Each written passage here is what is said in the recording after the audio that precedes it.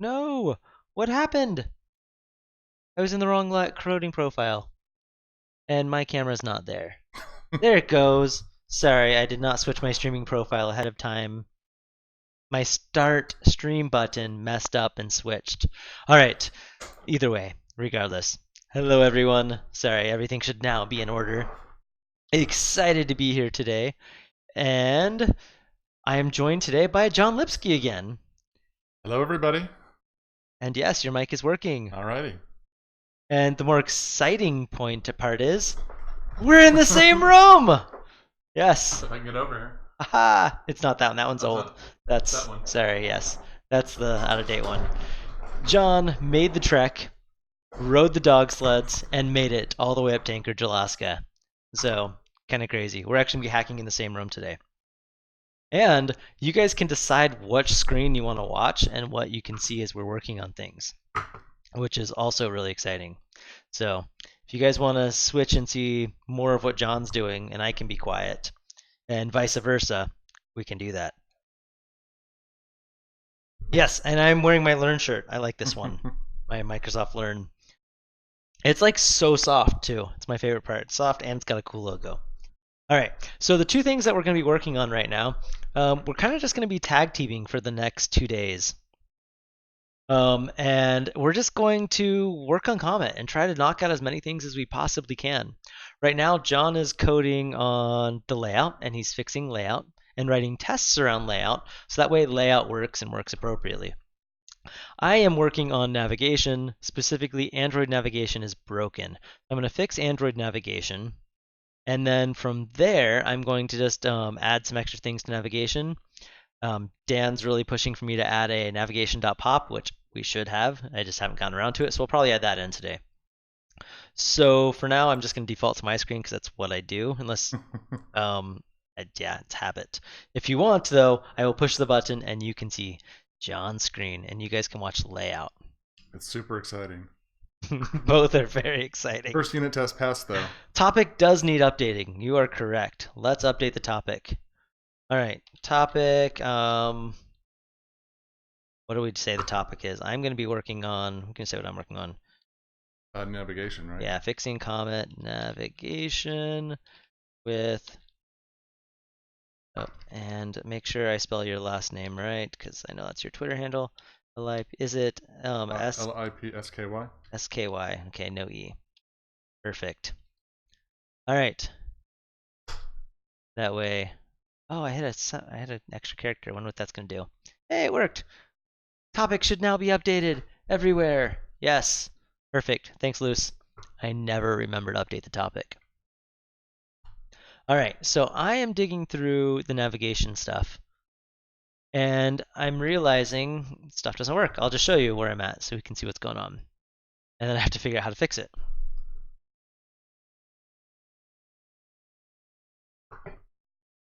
So it's something with the fragment switching. I thought it used to work. All right, so let's look at the Comet fragment.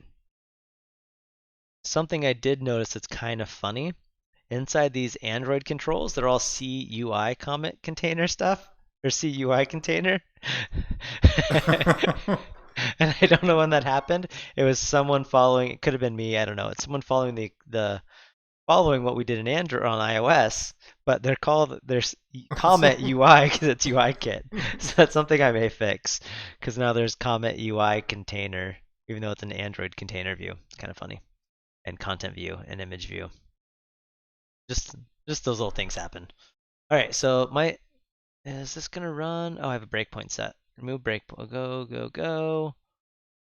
I had breakpoints in because I was trying to fix it. So definitely have some layout issues to fix here.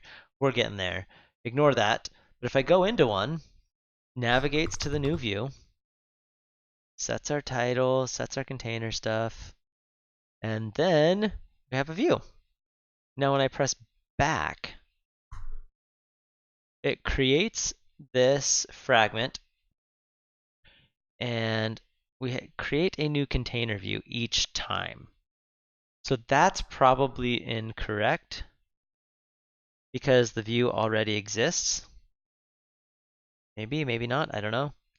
And then the starting view is null.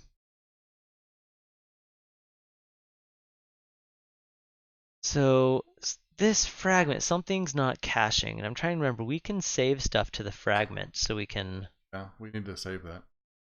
yeah, Yeah. whether we're just saving the view ID so we can look it back up or Yeah. what. So we're probably gonna do something like that to where we save this data in and out, so that way we can pull the data to the bundle. So I think that's what we need to do to fix this navigation. And then I think it'll be nice and good to go.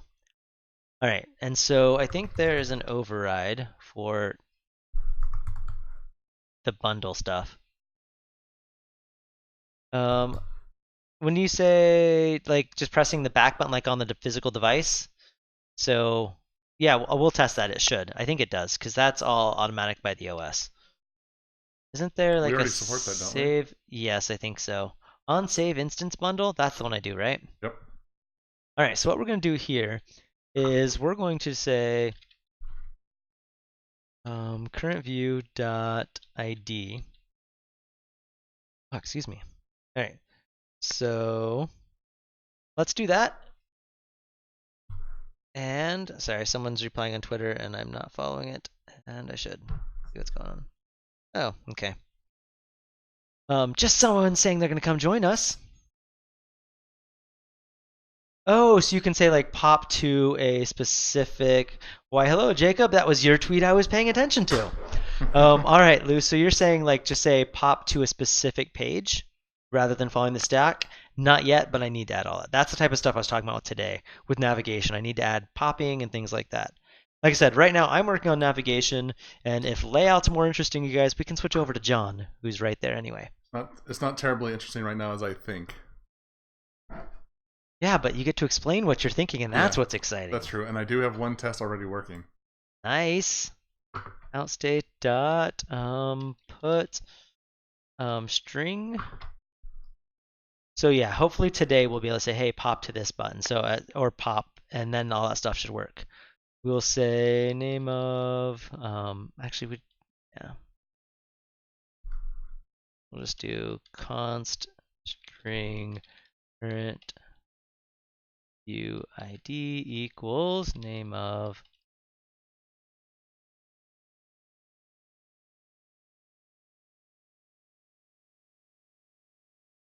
I like doing that. I know that's kind of silly looking, but it gives me this thing as a string as well. I don't know. I like doing that. And so that is the ID, and the value is going to be view ID.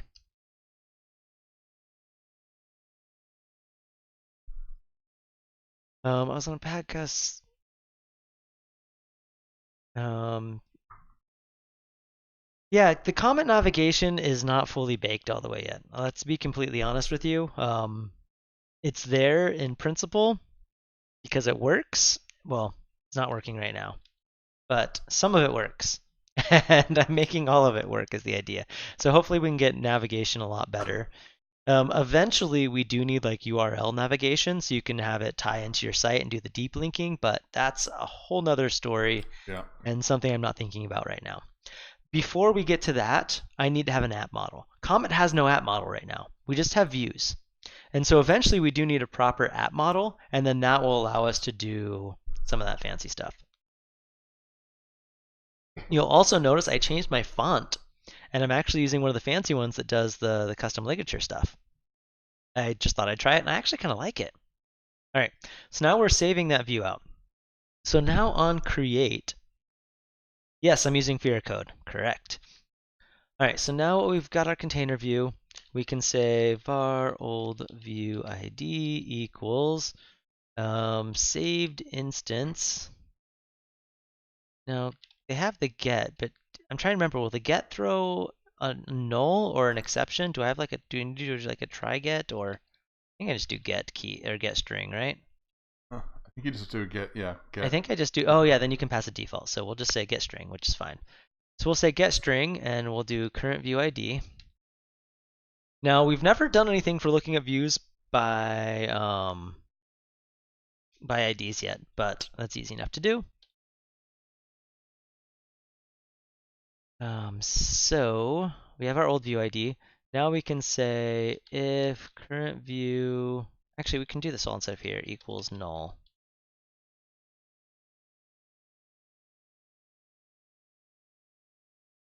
Look at that. Why is it? Okay.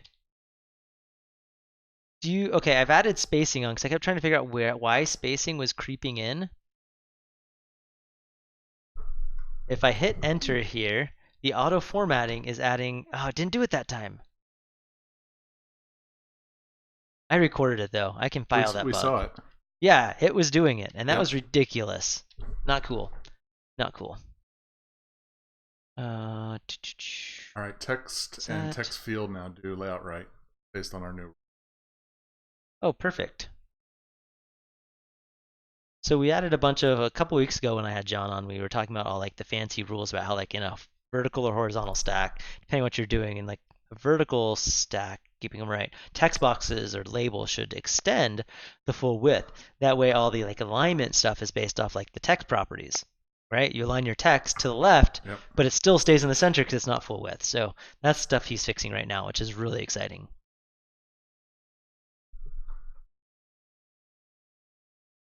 And I can cheat and listen to music because I have headphones on. I have extra headphones if you want some. Give them Bluetooth in probably. It's all right. Not that you really want to hear my music. I'll listen in silence. I love the sound of silence. All right, so now what I need to do is I need to say var, or I'm just going to try this out. View dot get. We don't have anything for that. So let's do. There is. I don't think I have that public. Oops, sorry. Did not mean to breathe in my mic. Let's adjust this. Hopefully, yeah, that sounds good. Comet. Let's go to views. So one thing that we're doing in Comet, which is good, bad. For now, it's nice because it makes me track memory leaks automatically, and I want to make sure that we are very diligent about cleaning up after ourselves. So what I've done is I've intentionally caused a massive memory leak. And the controls, the base view, whenever one is created, we have a giant weak list. It doesn't actually hold on to stuff, but we have this active views that's internal that we can access and get a list of everything. So this isn't going to be the most efficient way of doing it, but I can say public static view find view by ID.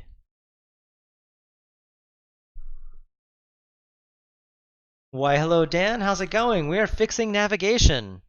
You're welcome. All right, find view by ID, string ID. Active views dot. I'd really prefer to put this inside of something not on the main view class so people don't find it. I don't want everyone just using this. It might not always stay there, so let's see what we have in internals. So we have extensions, but we don't want to do this as an extension because the view doesn't exist. We could do a function. Okay, this will work. Public static.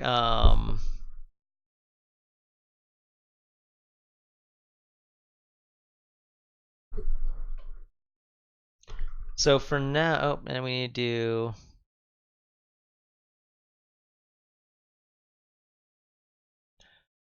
So we'll do if view equals null.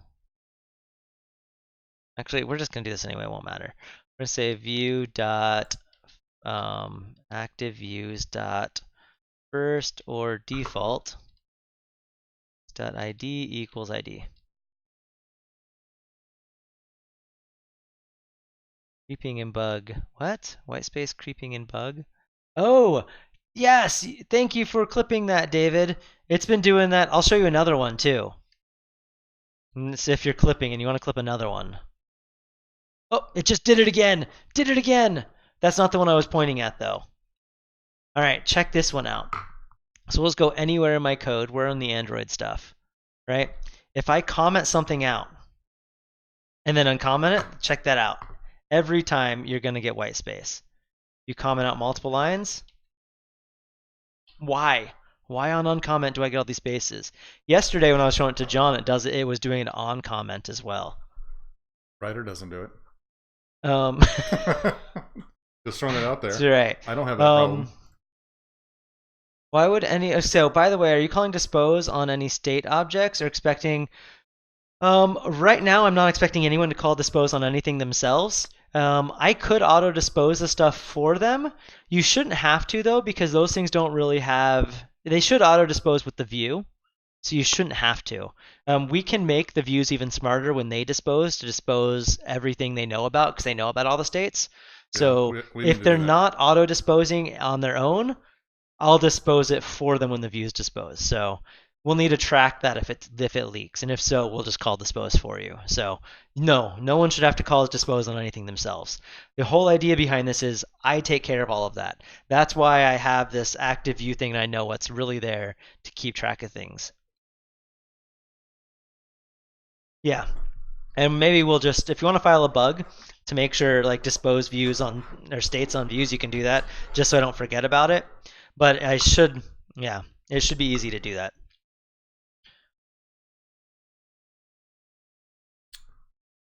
And I'm not going to dispose the object inside of the state because that could have come from somewhere else. And I'm not just going to dispose your random crap for you.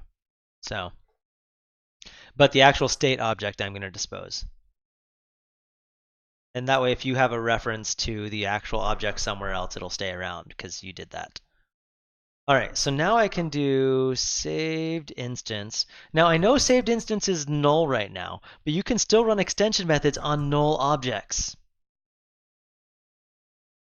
Oh, and what did I call that thing? I called this find view by ID, and I need to add comment internal to this.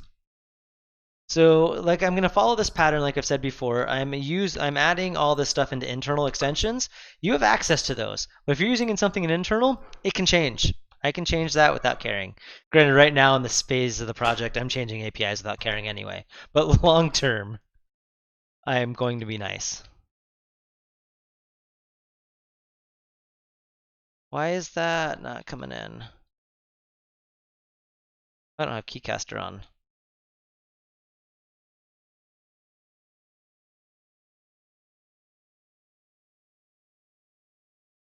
Let's make this Windows tiny. No one needs an Android emulator that big. All right. Didn't I just add that? Public static view.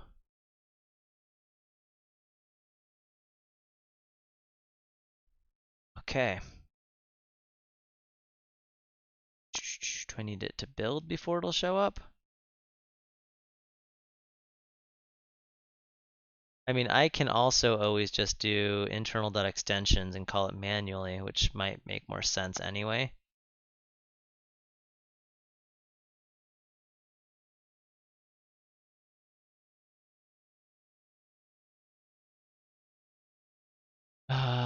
Null, comma, old view ID. All right, so now we can say starting view, and I'm just separating this out because I want to see it all happen. All right, so now let's run this. Put a breakpoint there.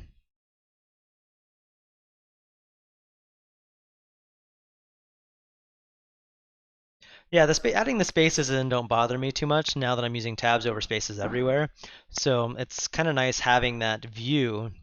If anyone wants to know how to do that so they don't have the same white space creeping, or they can pay attention to it, inside of Visual Studio Preferences, in the text editor, isn't that where it's at?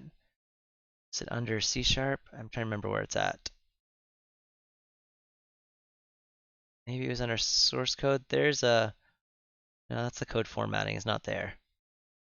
General, that was somewhere just easy right in here. Behavior C#, no. There's something right here to see hidden. Um, We forgot to I was just looking for that setting on how I showed people how I show my white space stuff. What was that? we forgot to add secure field in the default list. Oh, will it? Oh, it won't go down. Okay, Yeah, nice. but I'm doing it. I forgot about that one. Yeah, I couldn't even. I think we need to rethink our naming. I couldn't even figure out what it was. Yeah, let's call it I password. wanted to call it password field. Let's rename it to password. I agree. That needs to be renamed password. Man, I found it to turn it on, and it was hard to figure out how to turn it on. And editor markers. Is that where it is? Okay. Text editor. I'm in there. Markers and rules. All right, right here. So I changed this to always show invisible and checked white spaces. I had tabs on, but that's just too much. I don't want to see that. And I did have line endings for a while, but that also is too much. And every time you change that, it's going to reset all of your other settings. So my code, I have to zoom back out. Hey, it went back. That's kind of funny. All right, so let's remove some of these breakpoints. We don't need all these. And I just want to see that one changing. So now let's go fix this. We're going to go to here. Backstack changed, updates the title. That looks good. So now let's press back.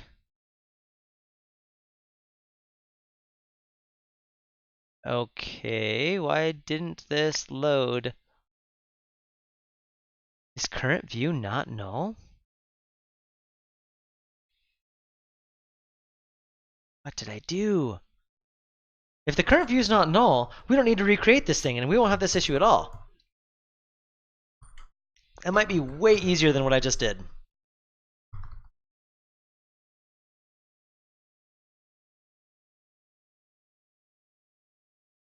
Current view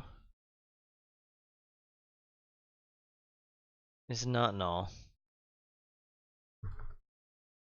Okay, I'm gonna change the way this thing sets things. So containers view is null. That's very interesting. On set has that starting container.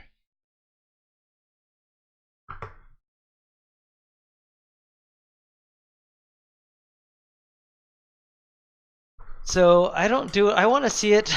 You missed it though, Steven. I was having issues to where it was like adding white space as I'm typing and stuff, and you'll miss that on selection. So that's why I have it there so I can quickly fix it when it messes up. All right, so now let's press back, and this is where it always freaked out on me.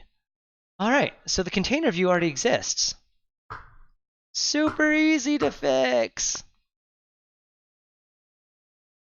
All right, if container view, and why is the starting view getting set to null? Okay, this is super easy to fix. And actually, we'll just leave this here just to be safe. Okay, so we now added the bundle loading anyway, even though I didn't actually get to use it. That wasn't the bug. The view was still in memory, so we didn't even need that anyway. We were just aggressively overriding it. Yes, I have an editor config that says use tabs, not spaces.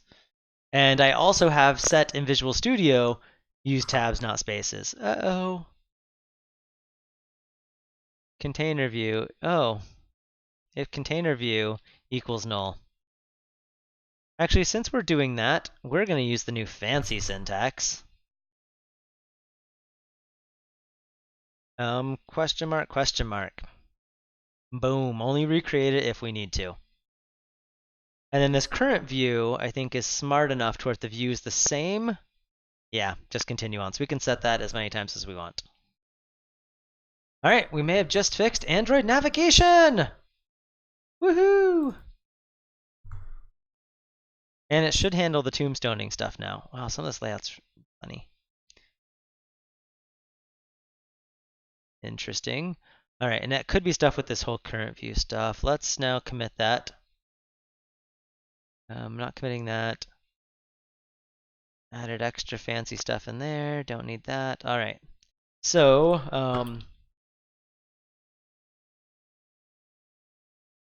Android layout, not layout, Android now properly navigates and can load a view from tombstoning. Oh, it can load a view. Let's leave it at that. All right, so we'll push that up. Now let's go add some missing navigation stuff. Actually, was that the Skia stuff on Android? I'm just curious. Or is that native? Android, main activity. That was not the Skia controls.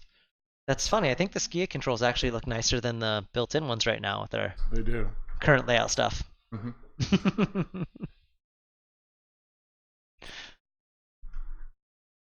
Okay, it's tiny.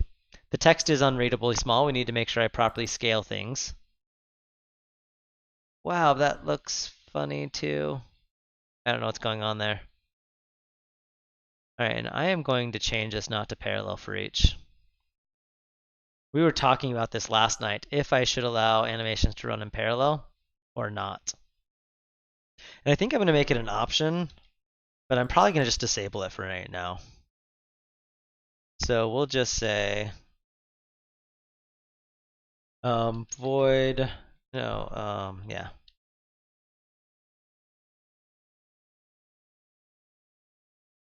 And we'll do, so I like having these little things in here. They're great. All right, so now what we'll do there is, oh no, I didn't do that. And that, whoa. Ah, more of those little spaces. Why, when I save, is it jumping to the top? Okay, it's not doing it now. That was really annoying. All right, so now what we'll do here is we're going to copy this all into here. Oops. So now we can just do this. So now what I can do is I can do like a bool up here. Public will allow.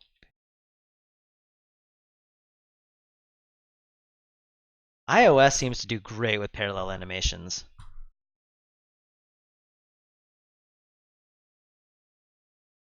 It did it again. Whoa, what? It like deleted all my code and wrote false. I didn't accidentally like select all, did I? I just had, I don't know. Luckily all my key binding things are popping up there, so I can go back and check that. Okay, let me close out of all these. This is, every time I save it jumps. Breathe. Can do this. I should clip that for you guys too. Can I just do, is there like a clip command? I should have a chat just like clip command.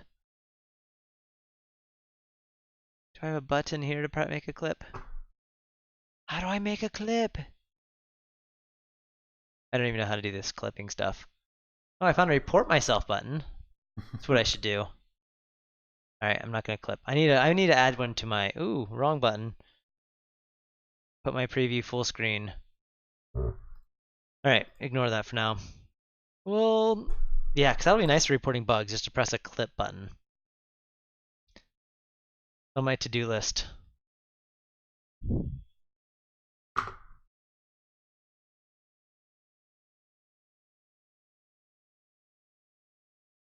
All right, so now that we have this allow parallel animation set to false, I really like this pattern though, because I can just say, this thing runs in a void, right? Doesn't it? Yeah. Do I need to await that? I wasn't awaiting it. That's interesting. Can you await that? Oh no, it's not an async method, huh? Okay, never mind. Don't have to deal with that. I think I did. All right, so now I can say if they allow parallel animations, we'll parallel it. Else,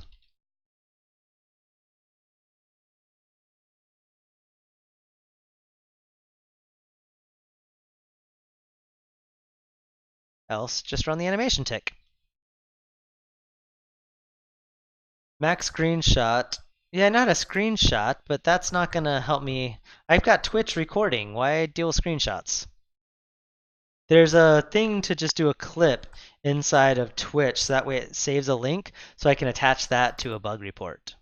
Like what David did earlier when my white space was being insane.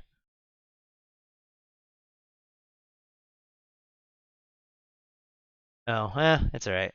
I can actually run my topic command, but if I do that, it's going to... Why did that jump? What is the editor doing today?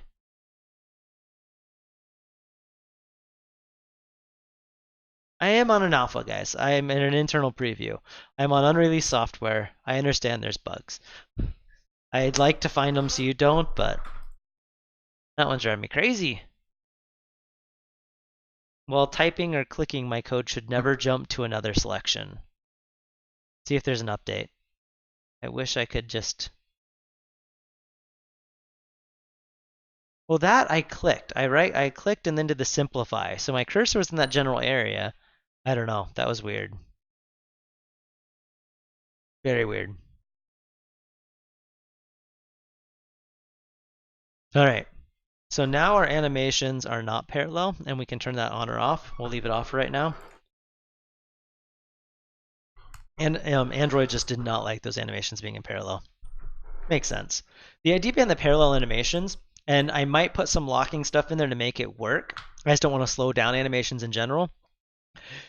I hate trying to figure out what's causing your UI to be slow, especially around animations. So if I do parallel animations, and one of your animations is doing something ridiculous and slow, everything else will animate in full speed except that one animation will be really slow. It was kind of cool doing that. So, but it allows you to easily debug and see what's going on because you only see one of them being slow and you're like, oh, it's that one. And it could be whatever you're animating, that certain view is horrible at relaying things out or whatever. So, why hello, Sweeky. Hello, Sweeky. You missed the intro. Do you see where John is right now?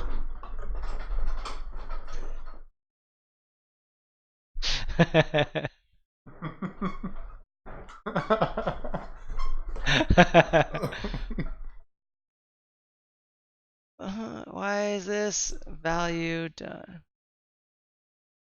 Yes. Comet party. What was that null reference crash I just got? I just broke something. I thought I fixed all the thread helper stuff last night. Let's go see where that null Android is. Android ticker.stop. Interesting.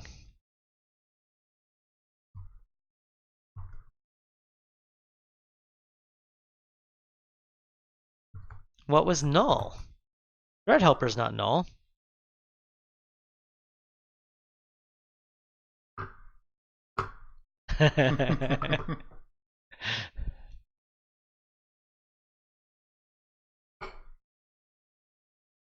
Life is null. No. That's gonna be a good T-shirt. That would be a good T-shirt.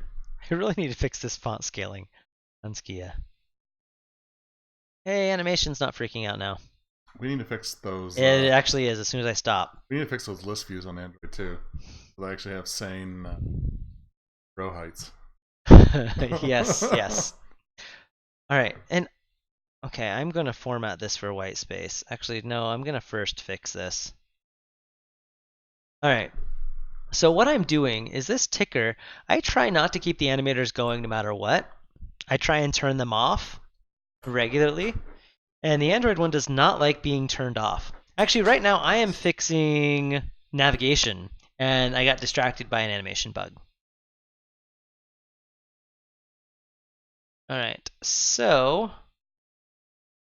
val, how is that thing ever null?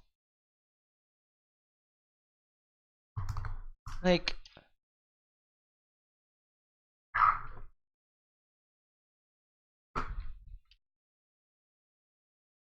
I'm curious, is it the thread helper that's crashing, or... Oh, wait, no, the thread helper should not be able to crash. Let's just see if that fixes it. Yeah, so John's working on layout. You can talk too, you know. Yeah, I'm typing it so that my updates are going in the text, Ah. so I don't interrupt you. Oh, it's all right. I need to be interrupted. So is it the thread helper that's crashing? Because that worked. See, that time when I commented out, it had the spaces in. All right. Like how? Oh, does Android UI not set itself up? I think I know what it is. Comment.android UI. No, it does.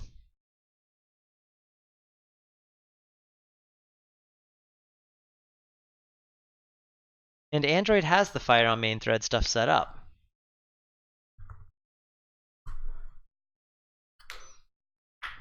And my command key is stuck on my wonderful Mac keyboard. Do you want my little one? No, I'm banging on it and it's working, but I may switch to a lot of dust I just space. set it in the closet, so yeah, you can move this under, and then we have mice. Lots of mice. I may do. All right, so let's click on something that animates. Let it stop. Thread helper is static. It can't not be null. Oh, I bet I know. No? Like,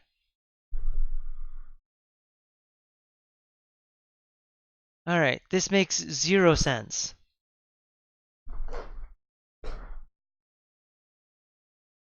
Red helpers null? No, it's a static. It can't be null.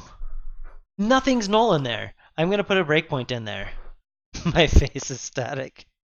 I still want to do your mom joke, but I'm sure your mom is very sweet and nice, and that'd be rude of me. Okay, that's not null. This is not null. Let's step in. Fire. Nothing's null! Nothing is null!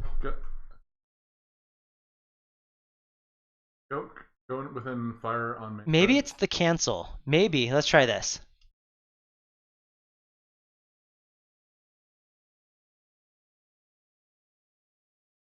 Oh, I need to put these in curly braces to do that. All right, we're gonna have big white space changes. I don't care. Okay. We need NX. To do a try catch on something. Yeah. Run an action and try catch. Yeah. That kind of makes sense.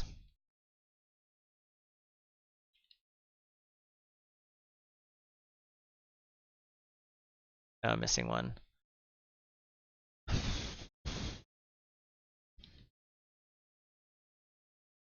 All right. I added a breakpoint and it jumped to the top and put my breakpoint in the wrong place.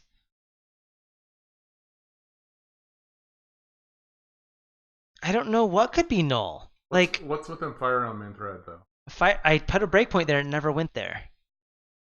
Is main thread is a boolean, which has been firing. This thing gets fired a bunch. Like it's firing, right? Nothing in there is null. It's working. Well, in other cases that's working. All right, so now let's click on something.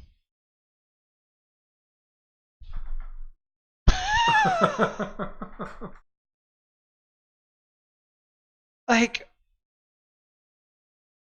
action is null? But we're not even getting... Oh, no, I'm calling the wrong one. That should be called run on main thread. That's me. I was calling the wrong method. Okay. Yes, that should not. It should have been calling run on main thread, not fire on main. Should fire on main thread even be visible? This is an internal visible one. So this. That's for us. I should hide. It's for us. So let's do something different. Public static action. I'll fix this. So that can never happen again.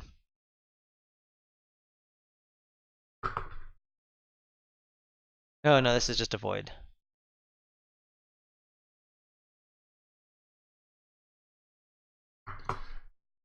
Yeah, Swicky, the fire on main thread is the one that we actually register when we initialize Comet. And this, it's not required. This is something that the different platforms can do. So if a platform wants to do its own fire on main thread, it can, instead of using our built-in stuff. It's not required or needed in any shape or form. It'll work with or without it.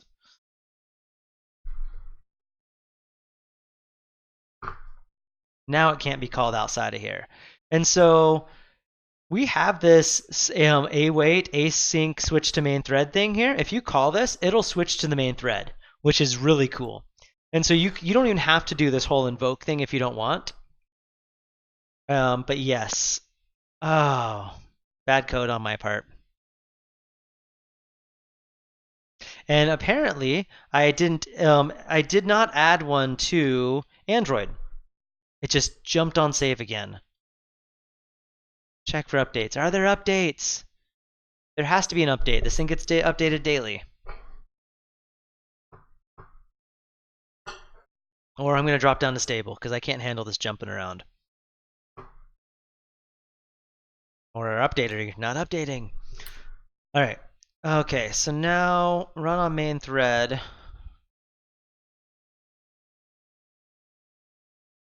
That's. I am a patient person. I really am. But I can't handle this.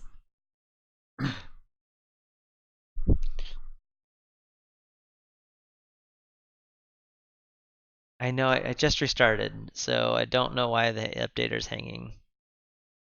The internal feeds might be slower because it's probably going out of Boston.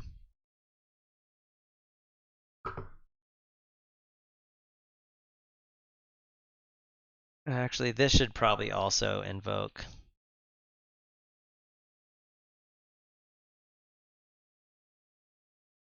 It did it again! It has nothing to do with where my cursor is. You didn't hear anything, Squeaky. Nope. No such thing. Doesn't exist.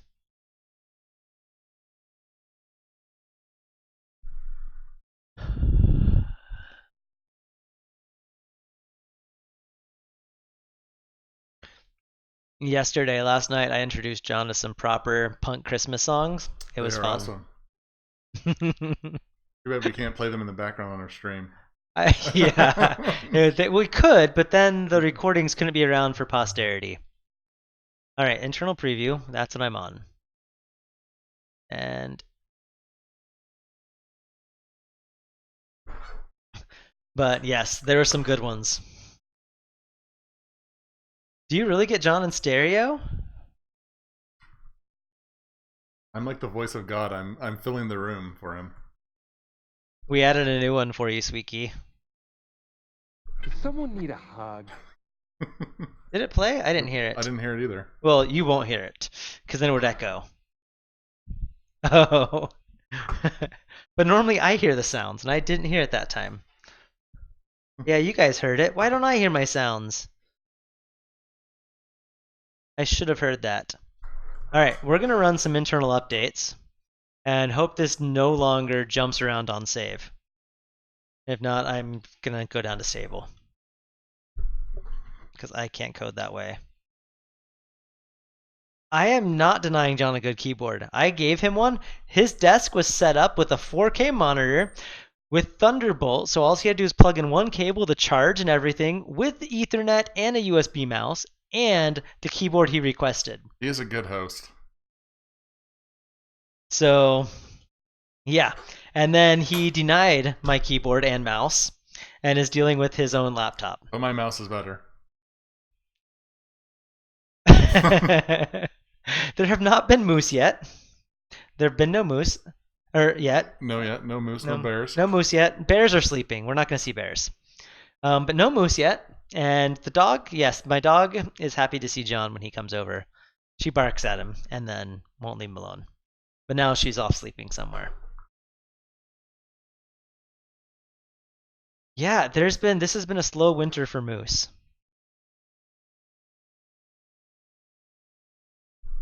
Is your mouse better though? These are nice Corsair gaming mice.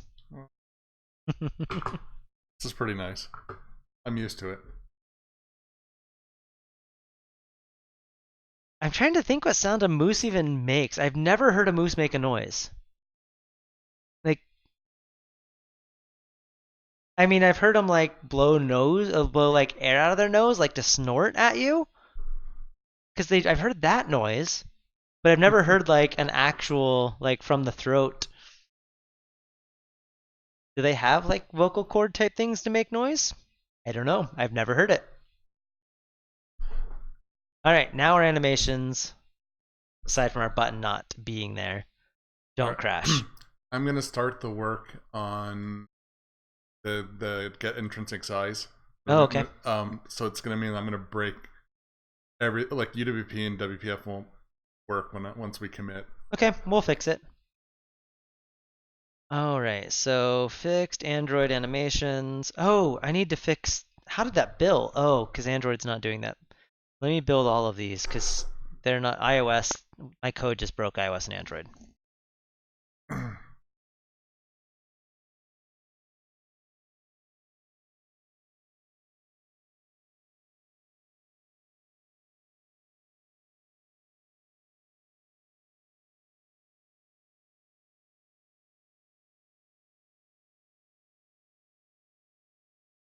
Is that right then? I think that's what I do. Or I might even be able just to go straight to there.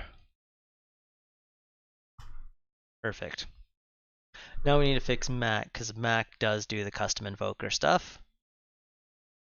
Like I said, it's just a way for you to use the native invoking on main thread if you want it. Set fire on main thread, same thing. There we go.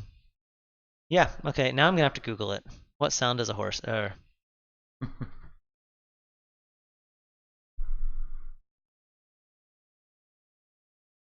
That's true. I have heard of a moose. No, I don't know if I even have heard of a moose mating call. You guys can't hear this. I just hear a moose walking. Oh, it's a grunting noise now. Yeah, I've heard that. Like, I've heard a mom do that grunting noise when there's a calf nearby. But they also like blow out there, like you hear them. I thought it was just breathing heavy. All right. If I played that sound, you guys would have no idea what that is. Good to know. Yeah, I've heard them grunting at me before. All right. What is this? I don't even know where I'm at. I'll close that. All right, so we just fixed the animation stuff and Thread Helper, and we did the Mac. I don't think UWP or WPF use the native invoker stuff. No need. Like, none of them really need to. But I had it there for good measure. Just like I let you override the animation thread loop with native bits, so that way you can do it with the native screen refresh, which is really exciting. Wow, we have 24 people watching us. I just noticed that. It's a lot. When did that count go up? All right, so let's commit these animation stuff. Back to that punk Christmas music. If you're looking for some good ones, what's the name of the one? There's Elf Creep is really funny. And that one's great. Merry Swiftmas isn't very punky, but it's also pretty good. Similar thing. Yeah, Merry Swiftmas. And This Christmas I'll Burn It to the Ground. That one's amazing. I haven't done like the whole public playlist where you can listen along with me yet. That'd be a fun one to do. If you ever actually wanted to listen to my stuff. Yeah, there's some good ones. There's actually an album called Punk Goes Christmas. You can find it on YouTube. That has lots of really good ones, but there's plenty of good ones outside of that. But all right. Yeah, Elf Creep and Merry Swiftmas aren't out there, and I really like those two. All right, I didn't finish committing that.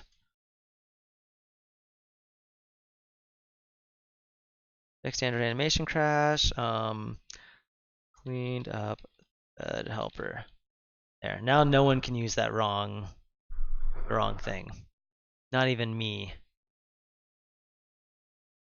Okay.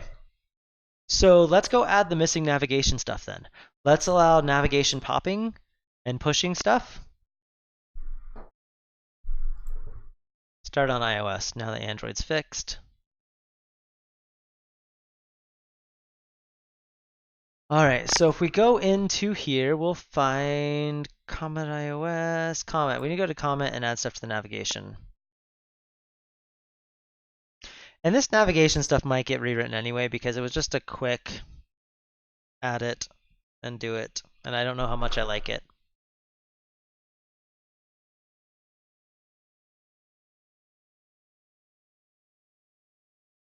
And I think this is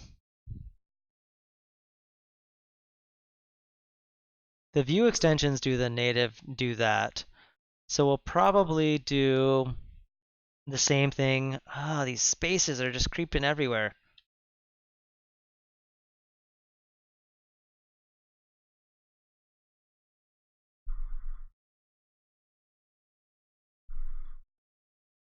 Did I finish the update? I don't remember. Yeah, I did. I remember typing in my password now. All right, so right now we have all this navigate, navigate. Let's throw in some in here for popping. And we'll go this navigation view.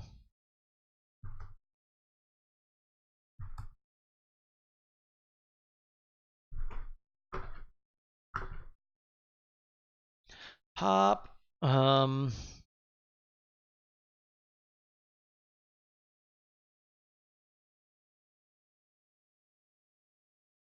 And then it added spaces while typing.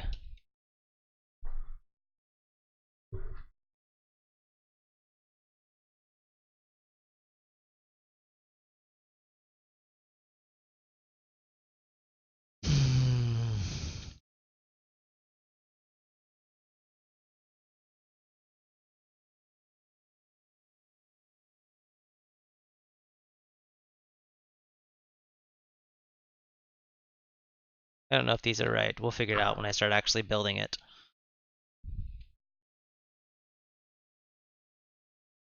These could all be totally wrong. Spaces are going to be the death of me. And it looks the same. That's the part that infuriates me.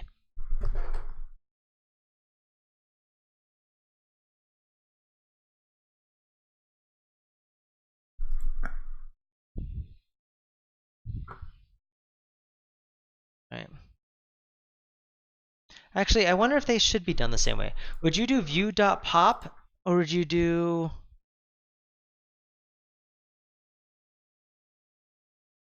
I'm just trying to think of how this thing works. Let's just say we press on a button.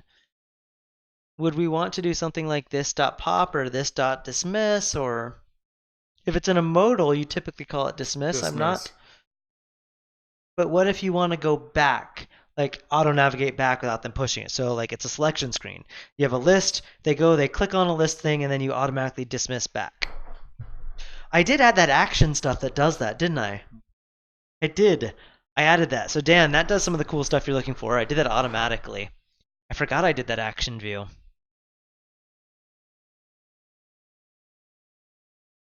See, I like the verb pop on a navigation view, but if I'm talking about a view, I want to dismiss it. Yeah, wait, sorry, say that one more time. When I'm in a context of view, I just want to say like I want to dismiss myself. Mm-hmm. But if I'm gonna go do a method on like a navigation object, that's where I think pop, because it has a concept of a navigation.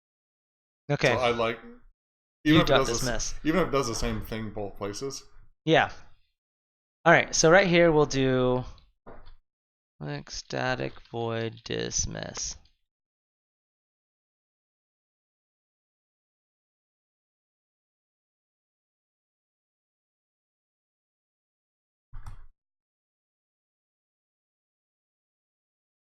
Yes, thanks for passing that on. I was just, oh nice, David's already added bugs. You guys are amazing. I just got 3 links to the bugs for all the issues that I've just been having in the editor. Thank you guys. In my screen, my camera might be wobbly because my monitor is too heavy for the arm it's on, and normally my monitor that stabilizes that, John's using. So it's like, at least it looks funny to me. My code's wiggling and dancing in front of me. Hopefully my camera's not doing too much of that.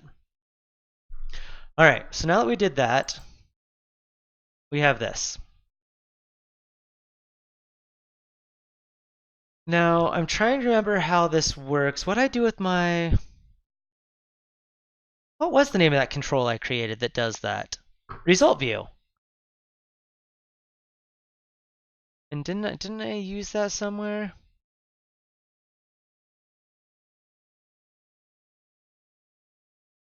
Did I really not do an example with the result view after I wrote it? I could have sworn I did, because how else did I write it? Well, that's awesome. You guys are amazing. This team never fails, ceases to amaze me. All right. So what we're going to do here now is we're going to do some of the similar thing like here, to where we say if it's a modal or navigation, but it's not the exact same thing. Because when you're navigating to something, if you're going to navigate to a view, you'll wrap it in a modal, and that'll do that pop-up. Then if we're going to navigate away, you're not going to do that on the modal. You're going to do it on view that's inside there. So I'm trying to remember how the modals work. It's been a while since modals were done so long ago. I don't think the modals get set as the navigation.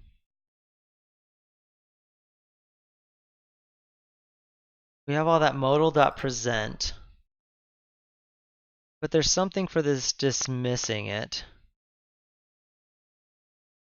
Where does that... This has to be called somewhere. Oops, nope. Search, find in files, because my search doesn't seem to be working right. What do you want to figure out what's used? How the modal dismissing stuff works somewhere. What's the method? Trying to find it. It's modal.dismiss. It's right. I'm gonna find it inside of. We have all the built-in dismissing.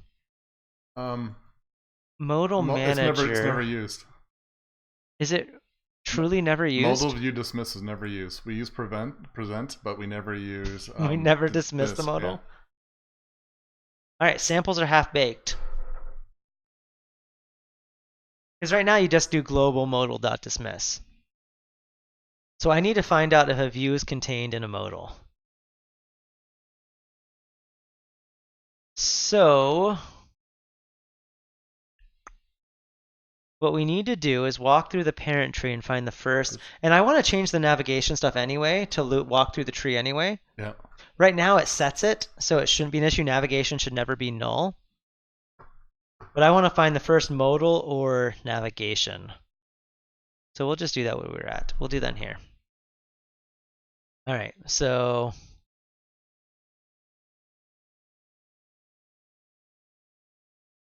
yeah, they'll be getting it in soon. Static void today, hopefully.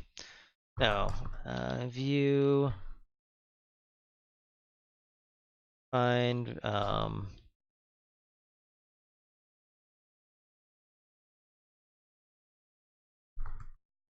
this is going to be internal, so it's fine. I'm calling it this navigation view.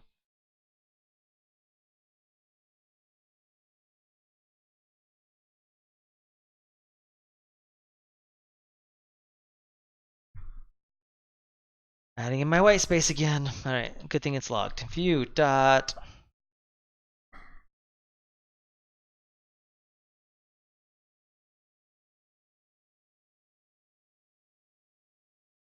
is navigation view, or view dot parent is modal.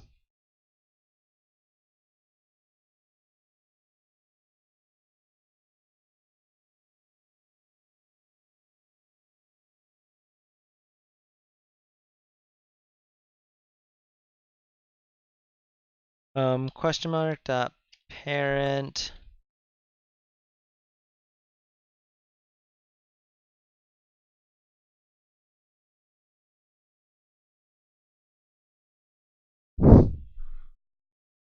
that should work, right? Because this class is static. Oh no, this isn't static. Okay, I can't do that as an extension method. That's right, we can recurse this thing.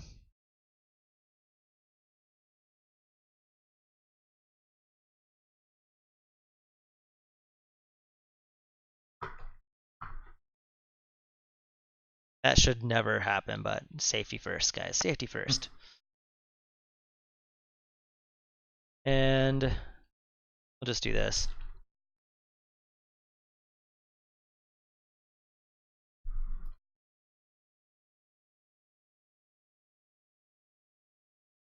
All right, so now when we're just saying pop, we can do this generic pop thing now, where we can do var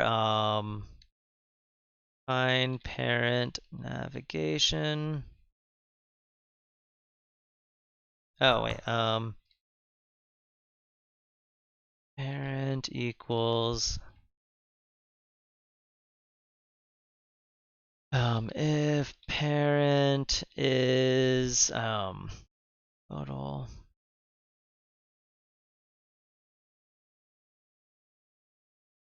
modal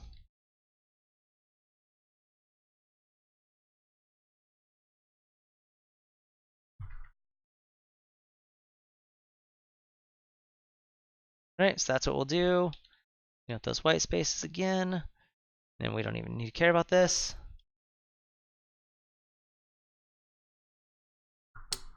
Else, if parent is navigation view, this one we need it.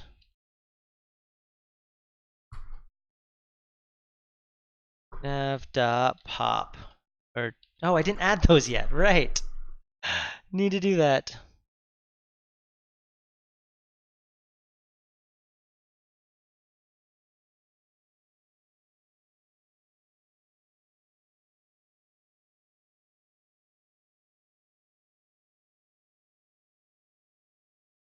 Okay, got that. Sorry, I just gotta respond to messages from work. Can't ignore work duty altogether. All Yes, you right, can. I can. Probably not good. I am. Well, technically, I'm on vacation, so. Yeah, technically, John is on vacation, guys. That's how much John cares about this project. He's on vacation, working here. All right, so we have the static ones, we have that, we have that. So now we need to have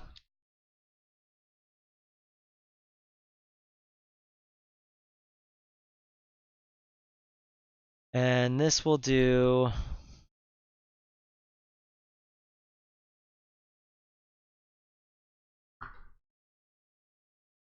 again, we should probably change that same pattern on these navigates. I'm going to do that. So that way we don't ever use the wrong one. This is going to break everything. All right, so pop. Perfect. And then now we'll do, let's move these up. And now we'll give each of them a set. We'll do public void set.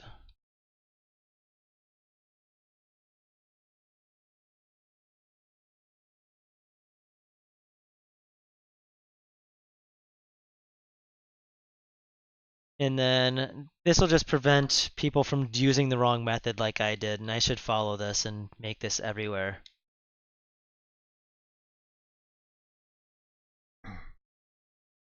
Why does AC go straight to an action violation exception?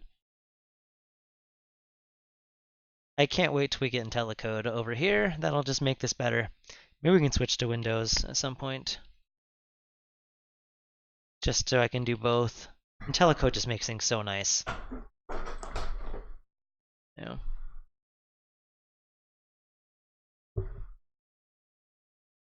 Okay, so now all the UI classes, we need to go fix that. And we're gonna have to do that on every platform.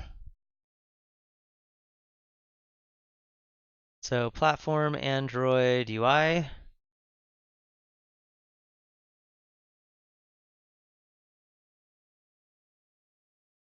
Oh, we should do that to the modal too. So there's the modal getting it. Oh, do we not do that?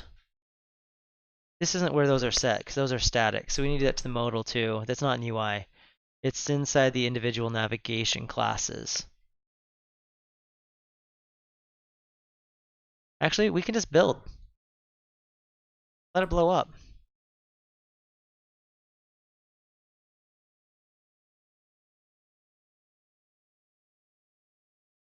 Okay, and that should be good. Let's go to all of our errors.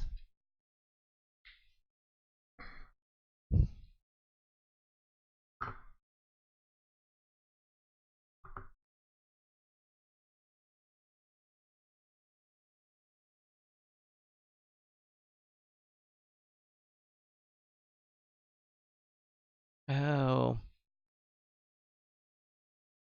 right, those chain those things. So these ones are going to need a... I don't like that. That's why I did it. I don't like all the internal visible to, which is another way to solve this.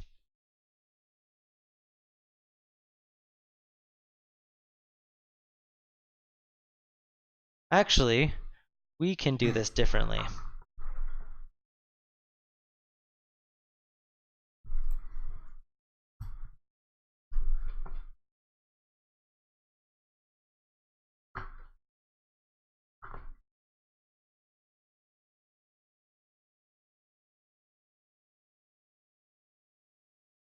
So this can just pass us along automatically.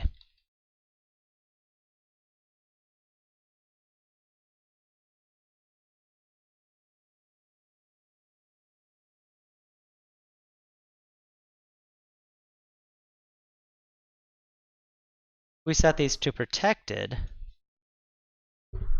We have access to them like that.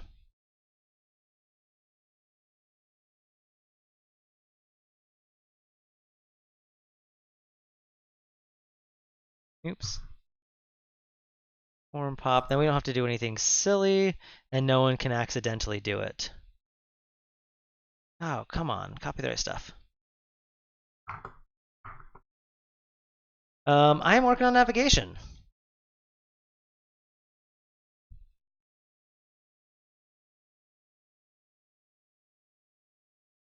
There we go. All right, so that fixes that one. And then we're also going to need to do the same thing.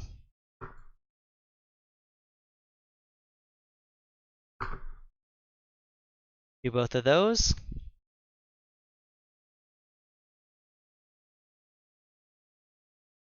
And that can't be the only places, because I had to set that up initially. All right, so here we go. So this is where I do...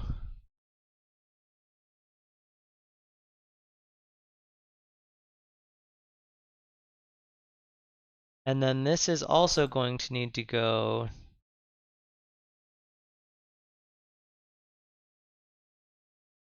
Just do this here.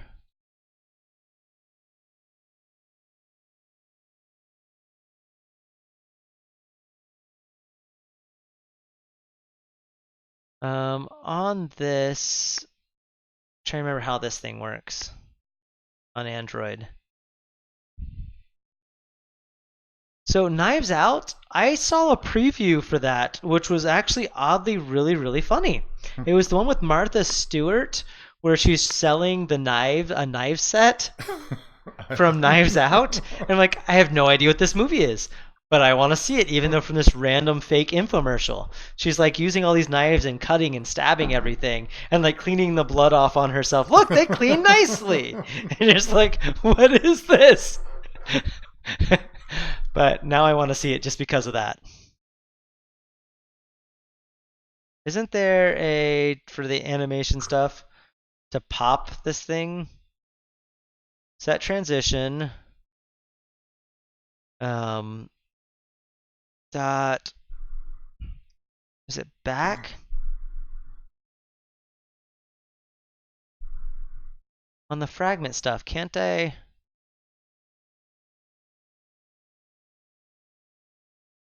I'm gonna have to Google it. Android.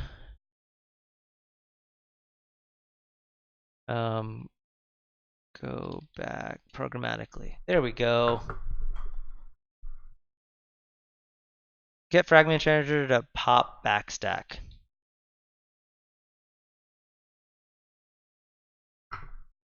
Just have access to the... Oh yeah, it's right here. So the pop's gonna be easier. You think I could do that inside of the thing anyway? Fragment manager dot pop backstack. because there's like the replace and add. Because I thought you can set the transition for pop. Although that's not. All right. Android fragment in transaction.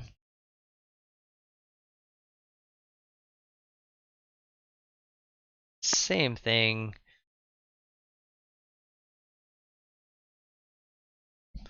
But I want to do the pop backstack.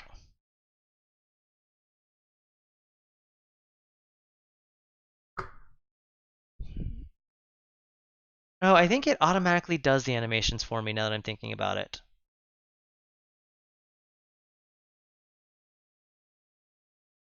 All right, I think that's all I have to do. Or can I inside one of these? That's right, we're just going with that. See how that works.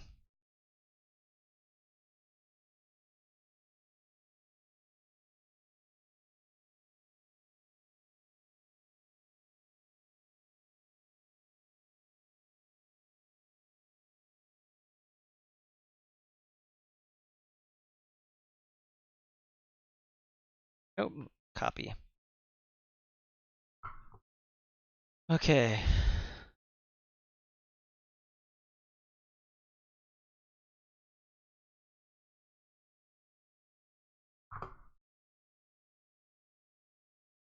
Oh, okay, so I need to do.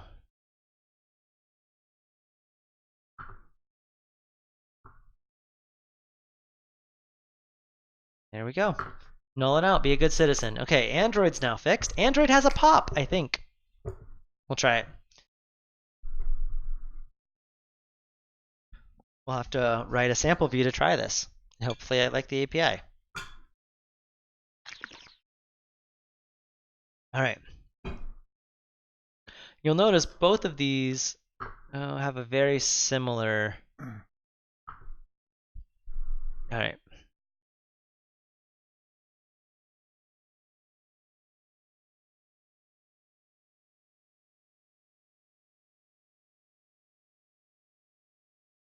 Um,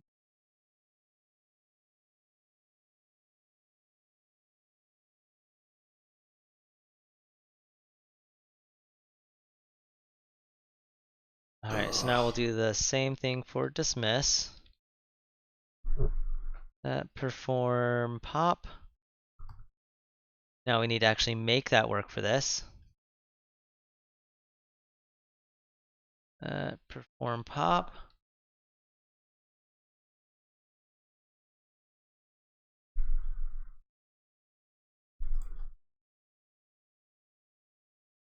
That was easy enough. All right, so now iOS and Android have that. That's pretty exciting.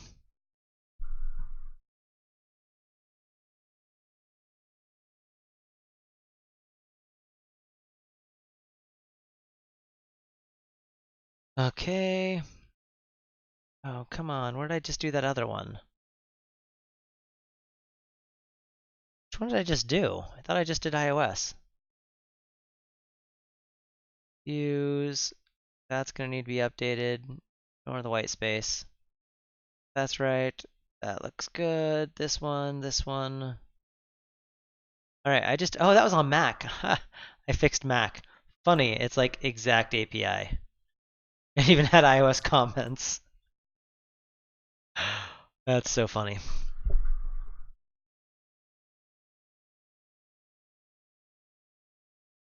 It is sad how much code you can copy and paste between Mac at times, and it's just not the same.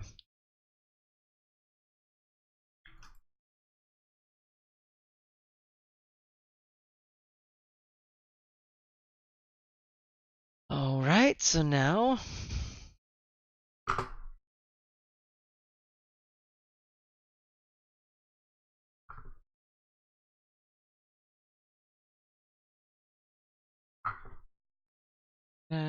controller.pop.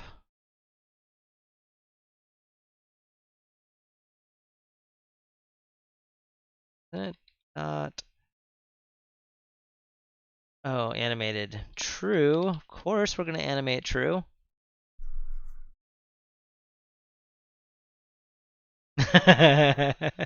Squeaky, we did break John. Yes, yes, we did. If you guys want to watch him do layouts instead of me doing navigation, we can switch to John at any time. Yeah, this is definitely not exciting.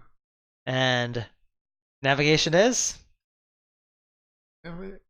Once I finish this navigation, though, I might jump into Skia stuff, which is fun. All right, so I did that one pop. That's there.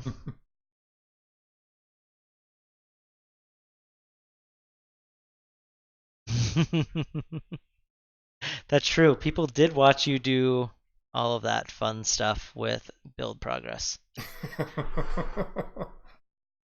Because DevOps is fun, right, Squeaky? Especially when you're watching the build go. It's like watching paint dry. That's exactly what she said.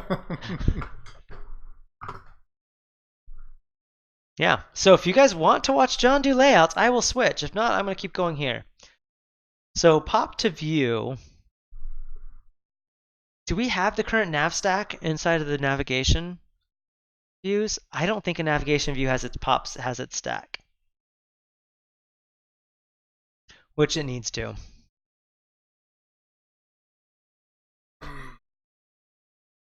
Isn't there...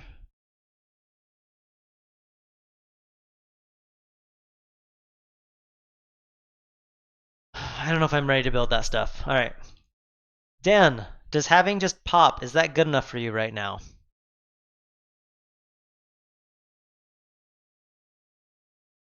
I don't know if I'm ready to build that stuff out. Dan, are you there? I'm going to take his silence as a yes. We need the Pink Floyd is out there. Of course it's smart enough to figure out no modal, non-modal. Hello? McFly? Are you paying attention?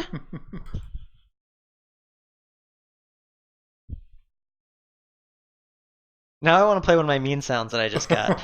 I'm not going to, though. I'm going to be nice. I need a Hello McFly one. I don't have my soundbite set up nicely right now for this one. All right, so Dan, just having pop, is that good enough to you? There's an extension method, dismiss. Actually, it's just dismiss. So you just do view.dismiss anywhere you want, and then it'll automatically figure it all out. Or you can do call into the navigation.pop if you want, but there's a way to pop. So, yes. Fun stuff. Oh, did I even get the Yoda ones? We talked about it. I don't have access to them easily because I'm not in my usual one because I just created a brand new one for John and I. Where's my taskbar doing fun stuff? Yeah, I don't think I built out my sound one yet, Squeaky. I'm lame and haven't done that yet. Don't have it. I can go to it. Go to that one. Okay, now I'm on sounds. We didn't do Baby Yoda. We talked about, or there's no Baby Yoda one. But I didn't do any of the Yoda ones. We talked about it, but we never picked them out. The Yoda roar is the best. It's true. Yoda roaring is the best. But oh well. No, back enough for the sound bites. We'll get going. Hey guys. Sad, I can't hear my own sounds. All right. This, I think I'm gonna need headsets see you here because I later. can't hear anything. I You couldn't start hear the playing. sounds either. Oh, you can't either? No, I can fix that. They can hear it. That's Yeah. all that matters. I should be able to hear it though. Like it's designed for me to hear it. So, all right. So we're gonna call that good with navigation pop. And then we're gonna move on to some other stuff. That all looks good for committing. Let's finish that stuff. Okay.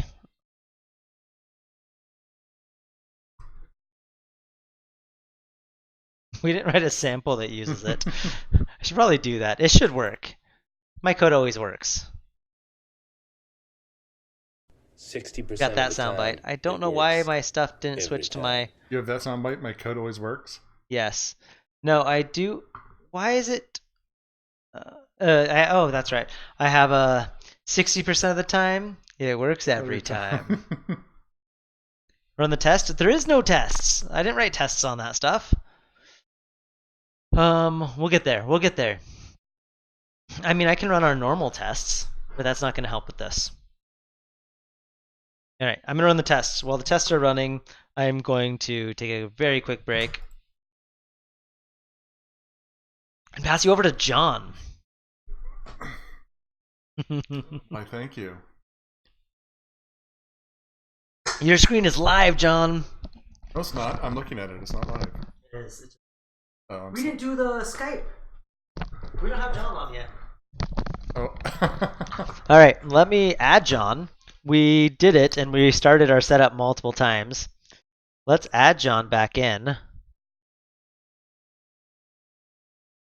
So what's funny, so what we're doing to do John locally is, since I only have one HDMI input into my machine, we're doing a Skype call, and he's sharing his screen via Skype locally.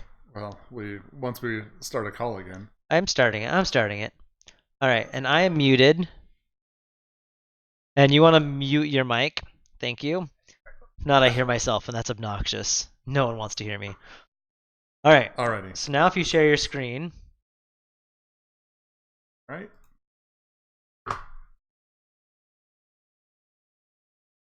All right, your screen is shared.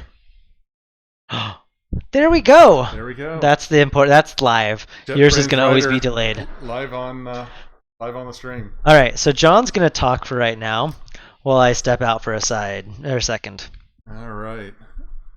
So I am in the process of changing how Layout does its sort of measure and calculate cycle. So right now, every view handler actually has a measure method, but it actually is a mix of some places actually doing some measurement calculations, and sometimes it's just returning the intrinsic size of the underlying native views, and so that's causing some issues. So I'm in the process of adding a get intrinsic size method, which I've already done while Clancy was working on navigation, and now I'm trying to find everywhere that I'm using the old measure method and actually trying to figure out if it should use that or if it should use my new and get intrinsic size. And then eventually I think we won't need this we can get rid of some of the old measurement code. And then the ideal end state is that I actually end up with the majority of the layout code actually in managed code as opposed to a mix of managed platform code. This hey, it's called Old Eyes Squeaky. Yeah, some of us have to get reading glasses, and you just wait. Someday you'll be over 42.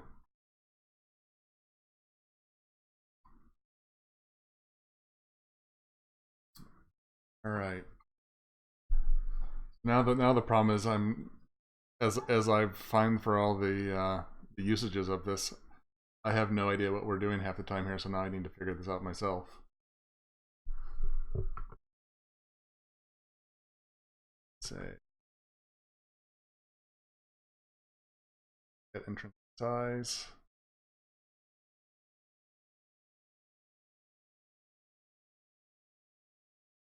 Intrinsic size.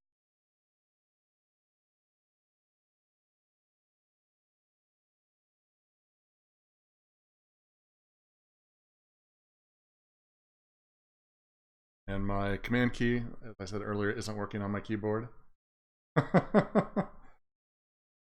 Yeah, I'm pretty sure I'm in the process of breaking the credit card sample. We'll try running that after this, but I'm pretty sure it's not gonna work. Done.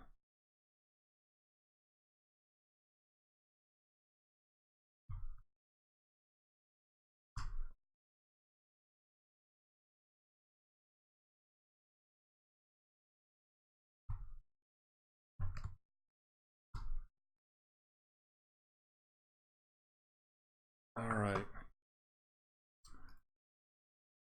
On scroll views, Mac, C.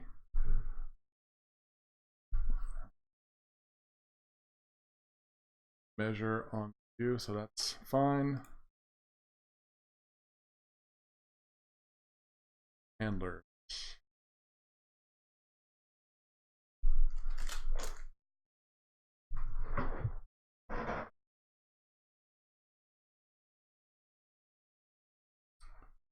The rider plug. You've already done the rider plug. I've done the writer plug. He does his rider plug a lot. I hear it plenty. Yeah, I'm sorry. But I will say there's some things where writer breaks and I do have to go to Visual VS for Mac. I go back and forth. VS for Mac, the team is awesome, and they're making it better. So that's why I like supporting them, because they keep doing better. Also, there's snacks and stuff if you ever want. I'm eating a fruit leather. Well, at some point I need to try this. What was the moose or the reindeer jerky? Caribou. Caribou. It is reindeer. Yeah, we have reindeer beef jerky in the fridge. Oh dear, huh? Nice one. Nice one. All right. Do you guys want to keep watching John? Yeah, this is super exciting. Look at me review every single use of our measure method and see if it's really a measure or a get intrinsic size.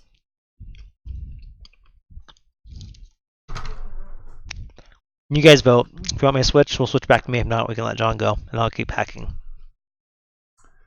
All right, before you start hacking, you got to go get me some of the jerky. All right. I'm off to go get jerky. When is the summit? If it's still good by then, yeah. It should be. Stuff lasts forever. Yeah. All right, Dan. I'll let you know how the jerky is. We'll have it here soon. We'll have the countdown.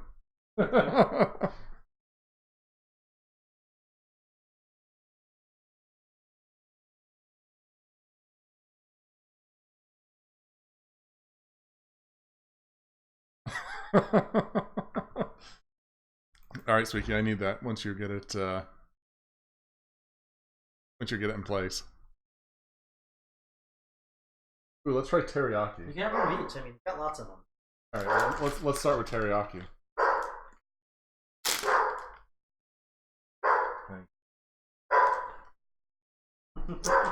Very good nose to it. This is very good vintage.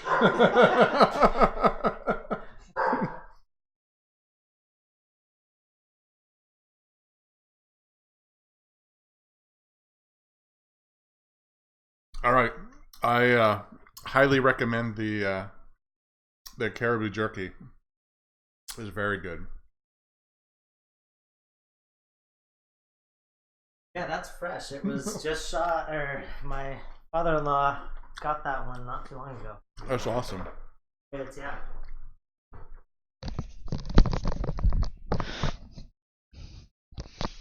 All right, you can have the control back. I'm literally just searching on every usage of a method. All right. Hey, yes, Layla followed me. She was barking at something, and then I said her name, and once you talked to her, she's like, all right, now you have to pet me. You said my name. Hi, Layla. She thinks she's a lapdog. She really does. I don't know if she's visible. She thinks she's a lapdog, and she's not. She is. We had a 225-pound St. Bernard who thought he was a lapdog. Yeah. All right, we can go back to my screen. What do I work on?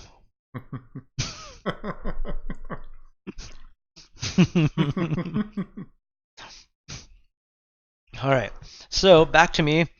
We did that. Should we work on controls? More Skia stuff, or what should we work on? What do you think I should work on, John? Now that Android navigates again, I'm really happy. That'd been bothering me.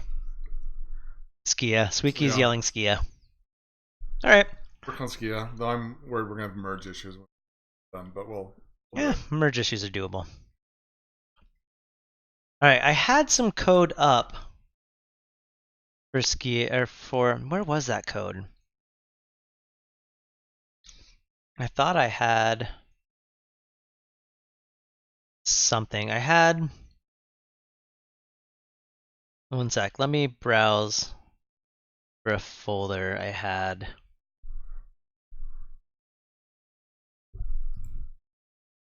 Is it this one? Yes, but I had one of these separated out. Let me boot up my Windows machine. And we'll remote into that. John stole my Windows monitor. Sorry.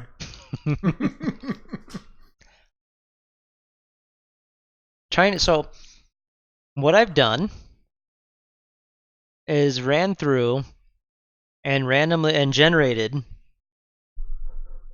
Wait, when the embedded fonts, I thought it was good. It's getting to the point to where someone's complaining about behavior change, which understandably should be complained about.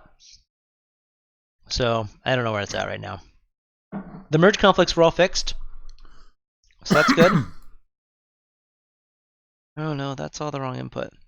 I'm just going through my... I lost my mouse! My Windows machine must be turning on.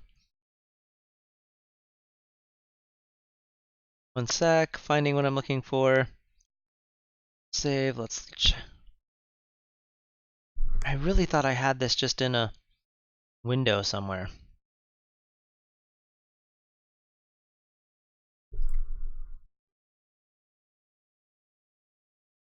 I'm just expanding out my code window because I thought maybe I had it in there. In an untitled, unclaimed VS Code. I do that. I'm horrible at leaving files. Untitled file, not saved.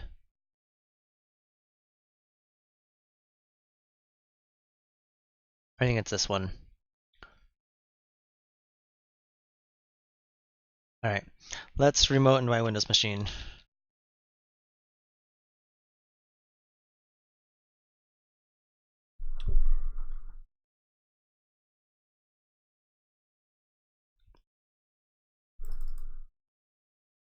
And chat is gone when I'm in full screen mode because I can't see it. This is the one I'm looking for. Alright, we're just going to copy. Oh wow, my control, Command A. Is that going to work?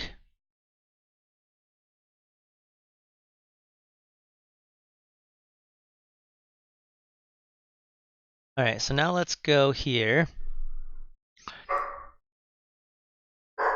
Get a new VS Code window.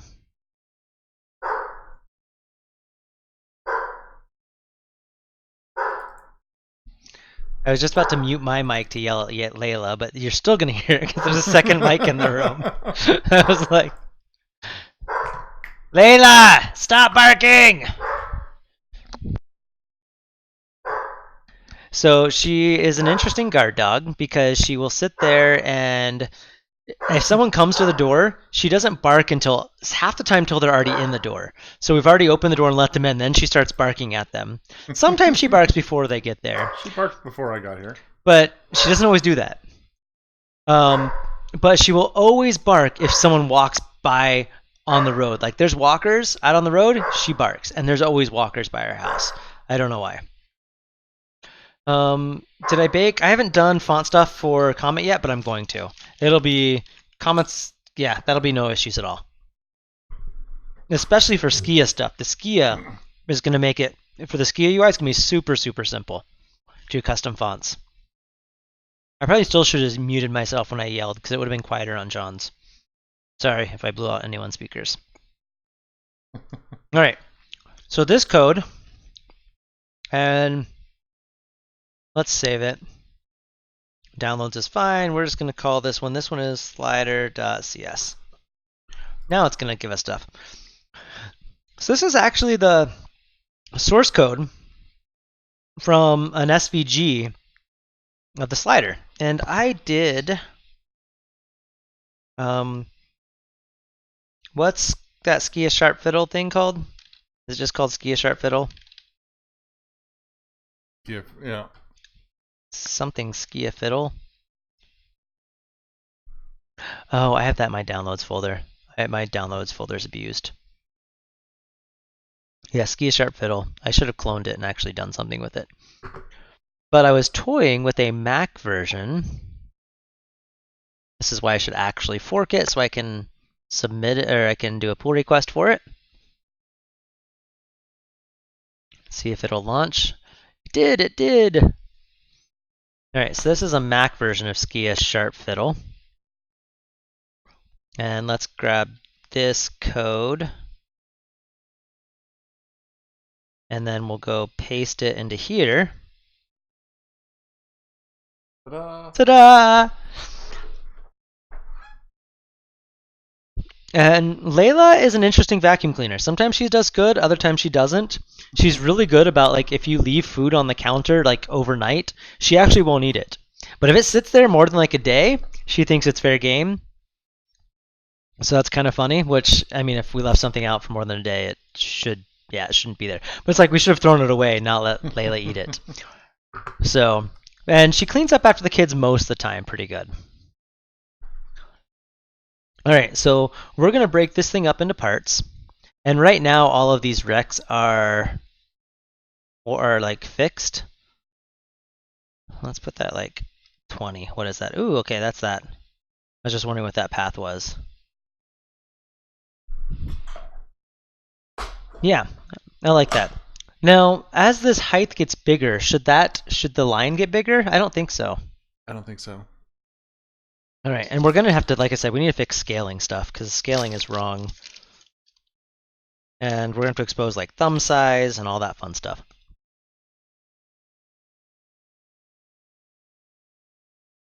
Well, and really in the end, all of those, the thumb should be a drawable, the background should be a drawable, so you can pick and choose and replace each part of it that you want to. It will be. Remember we have that mapping thing? Yep. Yeah, so that shouldn't be an issue.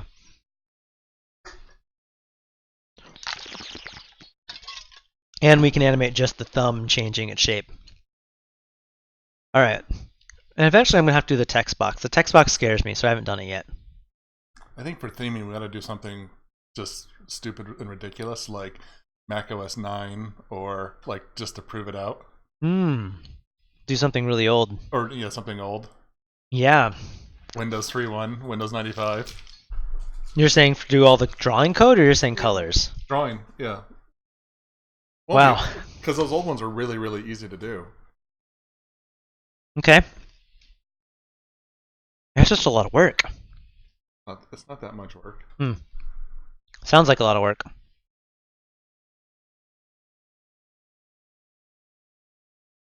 All right, so we're going to call this one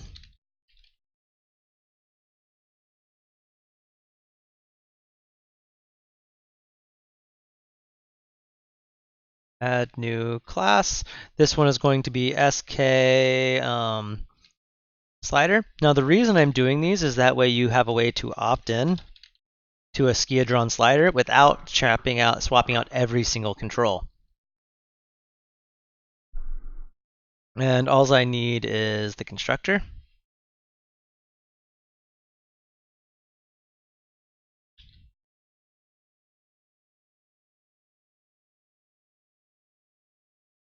And then here we'll just do base value from through by.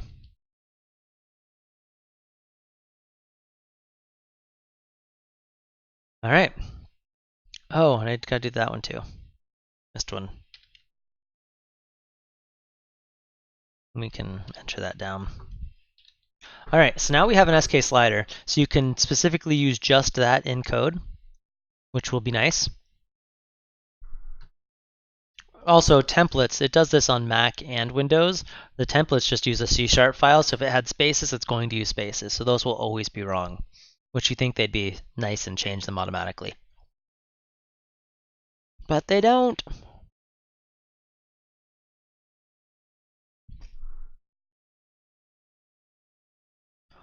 Now we have, that's not where it's at. There's a control registration. So now we're going to register SK slider is a slider and Skia handler. Oh no, sorry, it's just called scroll view handler. Not scroll view, slider handler. All right. So doing that is how we tell Skia controls, if it is this one, it's going to use this. And if they do the controls.override, like tell everything, it'll replace slider with this one. So it's nice and easy to add in these new default Skia stuff.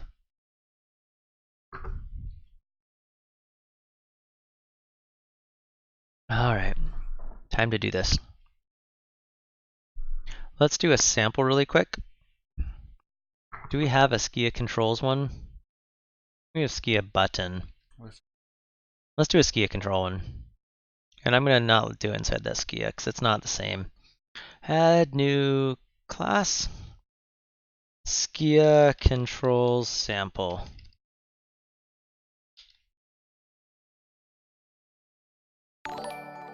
Hey, thanks for the follow, Meister. Hey, see, I heard that sound. I don't know what sounds are working when and why. All right, so we're gonna add in this.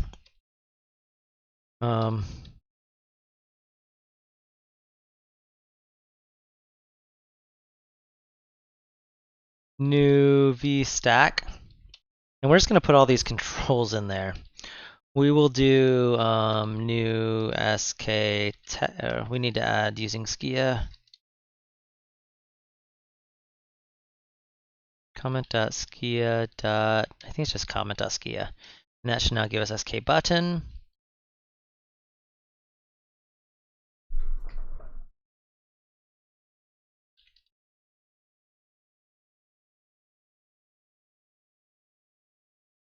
And actually for kicks,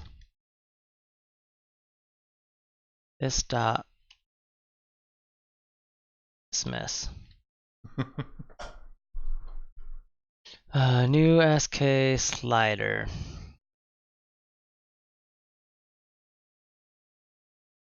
Which will have nothing on it. Okay. Now let's go add this into, close all that.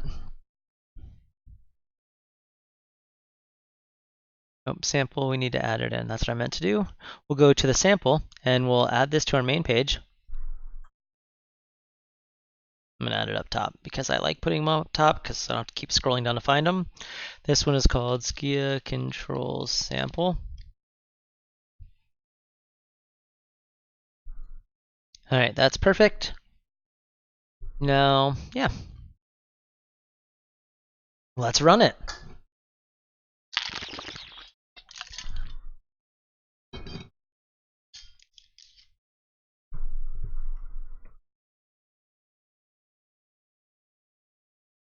And it should be empty because I haven't done anything yet. Uh-oh. What?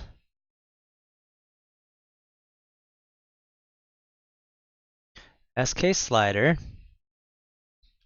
Why did that not register right? Oh, I know why. Because I didn't finish the work yet. What I didn't do yet is I made the SK, the Skia control, right? Not and the the Skia, handler. I made the handler, but it doesn't subclass anything. All right, so that's good. Now our Skia handler, like you said, John, it's like, that's not a handler. You can't register that. So what we do here, I'm just going to start with this.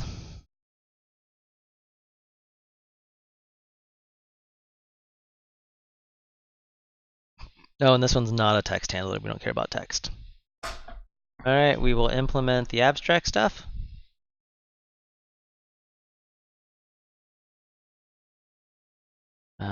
This, I don't know. This slider is going to be one of those ones where the first time I have to really work out accessibility a bit better. Right now, for accessibility, I do tell you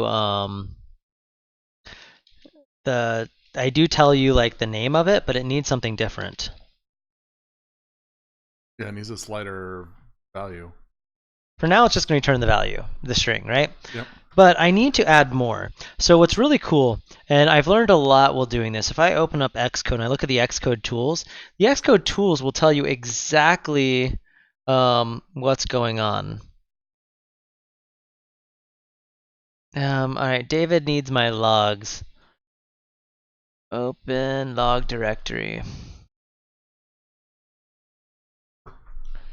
The question is, let's go to this, sort by date modified.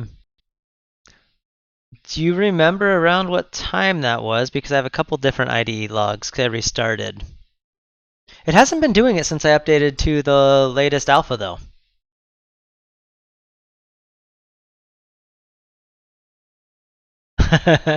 No, I'm not using the blindfold test right now. I'm not quite there yet.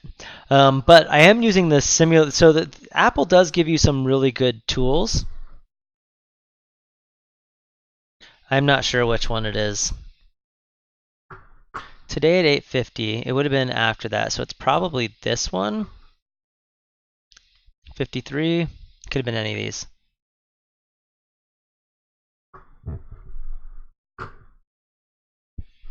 All right. And actually, if Steven, if you can add some logs, because I'm not sure which one it was. I'm often in my own world. All right, so let's go to Xcode.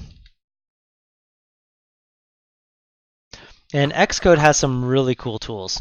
So if I go to Xcode, go to Developer Tools, there's the Accessibility Inspector. This thing is great. So it even asks, like, what are you doing it on? Oh, I want to go to my simulator. And there's nothing on it. Oh, there is. So right now I can press play. And you can't hear it, but it's going to start talking to me and telling me what's on there. Do I need to press the... I think I have to push that first. So you'll see it's reading out the different things. So now if I go into a slider one, and it even tells you like the actions that can be done, so you can actually perform those. So I can do like perform scroll up, perform scroll down, which is pretty cool. I haven't done a way to implement those things yet. So inside the slider sample, I'm going to say next until it finds this one. So this one has an activate, and then it has perform increment. Why isn't performing working? Oh, so it says 50% on that. So I should do that same thing. Right? The value is the percent. All right. And so I'm going to need to expose these actions as well, so that way I can do that. And I don't know what activate would do, but increment and decrement makes sense. All right, so on this, I can do current value. There's the percent.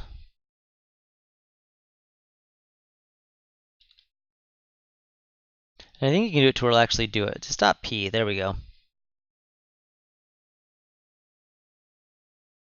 All right. So that should do that. Now we also, let's just start working on this thing then. All right, so our slider handler, we're going to just have a constant for right now. Min height, and we're gonna put it at like, I don't know, 44. Just because our touch target for the slider should be at least that. All right, so now what we can do is override request. There's something about size.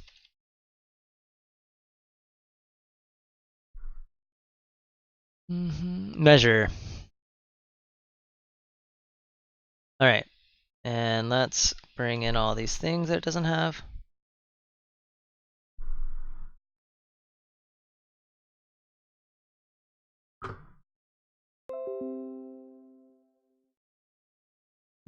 All right, so what we'll do for the size, added all my funny spaces. So it does it when I override too? Yeah, overriding does the space thing too, David. Just so you know. I'm gonna ping you in Slack in case you're not paying attention.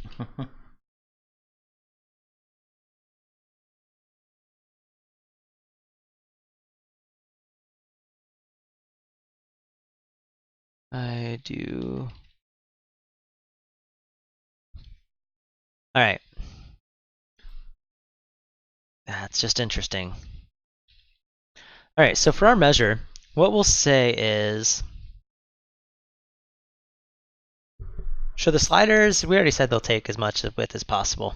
Yes, it's already implemented. Well, I'm going to do it in my measure as well. Just go big. Yep. All right. So what I'm going to do here is I'm going to redo... We're going to have... That doesn't exist anymore. Measure doesn't? Well,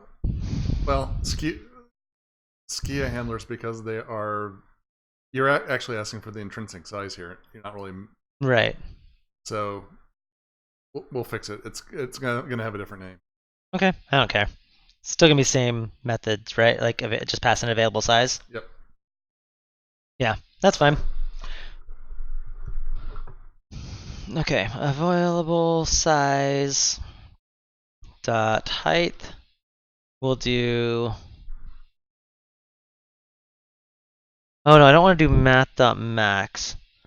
I want to do. I'm just gonna watch you for a while because my maxed out. Is it the Skype? So we That's can not pause Skype, this. It's streaming because I'm watching as well on. So, But you can pause the Skype stuff because that is horrible. So Yeah. pause your screen sharing until we want to share yours. yeah. That will free up a lot for you. And then we'll just have you enable first. That'll definitely free up some CPU. Yeah, it was so you What? use it like the CPU monitor couldn't even monitor it. Yeah. Pause Skype. Yeah, that bought me a little bit. All right. So what we'll do here is math.max. Oh, also my Skype is also sharing my screen with you automatically too, I think. I thought oh no, I turned off my No, it's camera. not. We've just got We it. disabled that. Okay. I always get these mins and maxes messed up. So I want to say I kind of want to. We don't have a clamp, do we? Nope. Because what I want to do is say don't go any bigger than the maximum. Oh no, the min height is the max height. It's a min and max. I kind of want to always be that size. So I'm just going to return that. This will be easy. Yeah, well, 44 works good for mobile, but it doesn't necessarily work good for desktop. No? Too big on Mac Well, and Windows. how big? I mean, we can do per platform and do something else to set this. We can grab that from the style. Yeah. Okay. Well, and the minimum should be settable anyway. Yeah. That's always debatable. That's always an interesting one, is how. It was a per platform. Yeah. All right, so we'll say, because this still should be a fixed height, regardless. So what we'll do is do we have anything in there for a height request or a height something or other? No. Because that's in the frame constraint. Yeah, but that's different. We don't want to set a default frame constraint on it. I know. Because technically someone should, even if they set the frame, the height shouldn't change. We should center within that frame. Correct. And since this is intrinsic size, you'd still be able to take care of that. Maybe, I don't know.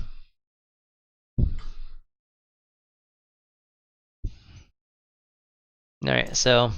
And this is a Skia control. I mean, I already have. Well, and the thing is as well, the min and max may depend on what drawable you're using. Like if you got a really big thumb drawable that you're using. But the overall control has to match. Exactly, but the thumb drawable will never pass them that size. It's going to pass them the rectangle, so it won't pass them anything bigger. You can't draw outside of your clipping shape. So if they want to do a big drawable, they'd have to change the size. Yes, that's what I'm trying to say. They go hand in hand. Yeah, that's right. We have a Skia environment keys.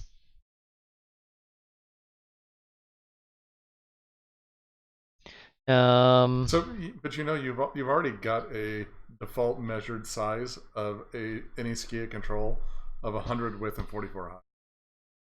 It's just going to do that by default. Yeah, but the controls should still be able to override this. I agree. Because I want this one to go full width.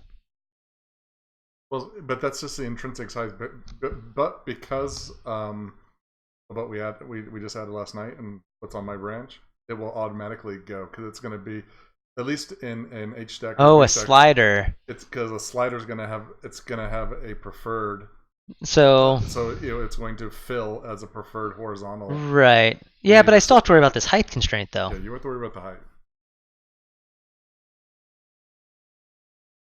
We'll just throw it into the environment keys. That's why we have it. Environment keys for the Skia. Um,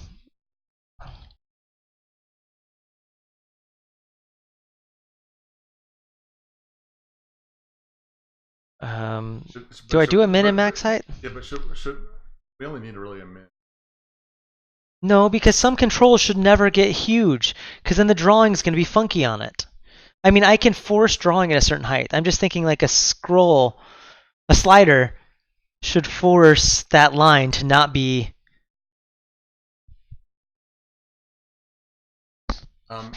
I disagree with you because you don't know what you're actually doing to render it. Okay. Because All right, I'll just do it all percent spaced. I just think that it should have a recommended size height. Yeah, min. Okay. And but so in, Okay. in the environment keys, should we do this per control? Should it be? Well, it would be by control because everything is typed. The keys don't have to be typed. We can set them and look them up based off type. It's already designed to do that. So the keys are never typed themselves. Keys, yeah. Just doing keys. Yeah, so the lookup's going to look up the same way and set the same way. All right.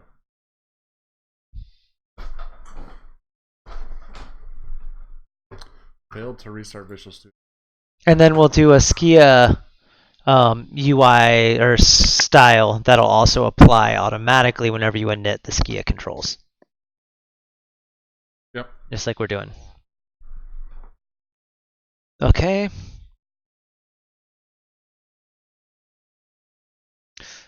So public static class sizing.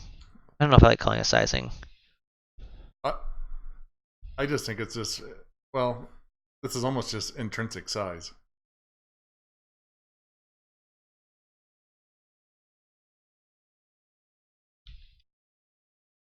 Okay. That's not how you spell intrinsic, is it? Intrinsic. There's an with an N. Yeah. Okay.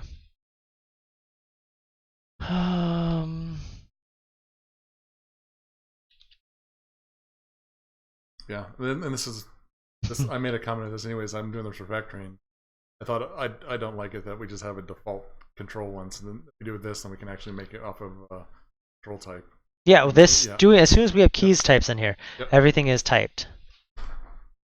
So you want to add this anyway to the? Do you want this stuff anyway to the normal style stuff? Are you planning on having intrinsic size on normal controls or just Skia? Just Skia because the intrinsics can come from the platform. Come from the platform. All right, Skia. You know, we could do that. No, that's all right. We'll just go with this right now. I mean, it would be interesting to have a way to override the platform defaults.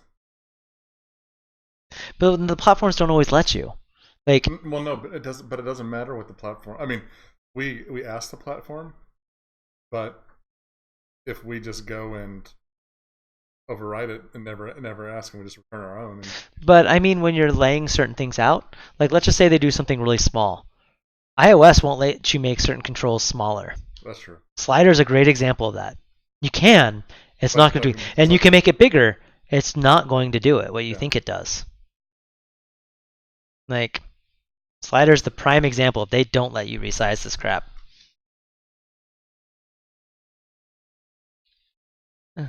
Though height's the only one we really care about, isn't it?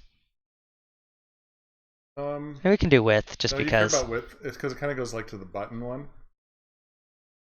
You don't want, by default, you don't want to really something that just goes so small that it doesn't go up. So on this size, right now for the measure, do I return available size with a min of these, or do I return the min size? And then you're going to do whatever. Yeah, it's sort of more the min size, or Where it gets interesting is in the one that have the text, where you need to measure the text. In the case of Right now, because that's what I'm doing, is I'm measuring the text and just sending you back the size. yeah, so like in the case of a slider, what you'd want is thumb size. You know, say for width, it'd be thumb size plus a little bit of to actually show the bar. Yeah, I'm not too okay. So on those, I'm just gonna set like 100. Like to be honest, those don't really matter because everything should draw inside of its size it's given. Yeah. So let's go with this. Let's do that. So what I'm gonna do here, Which is why your 44-100 was a good what default. I was worried about here was what do I do here?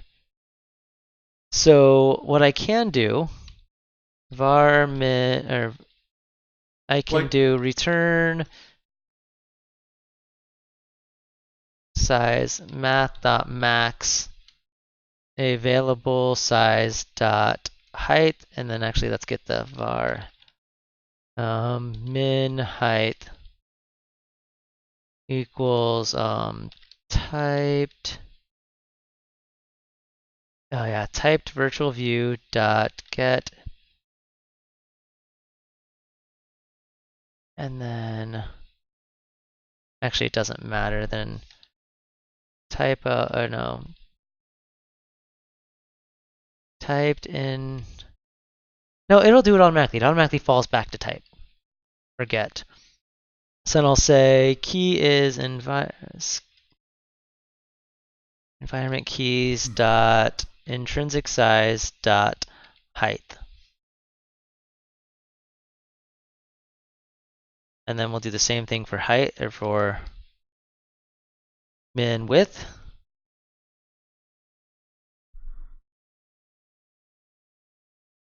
So now I can do available size dot width, comma, min width. You don't necessarily want to do this because say you put it in a stack, which by doing this you're essentially gonna make grow. Fit is gonna be like fill. Okay, so I don't want to do that. So I'll just return these two. Yeah, so you just, and they're not really they're not really, it's intrinsic height and intrinsic if you want to name those variables right. Fine. Nope, I have those backwards.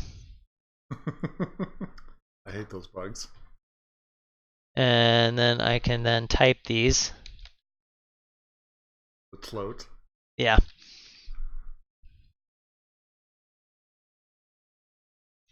And what I can also do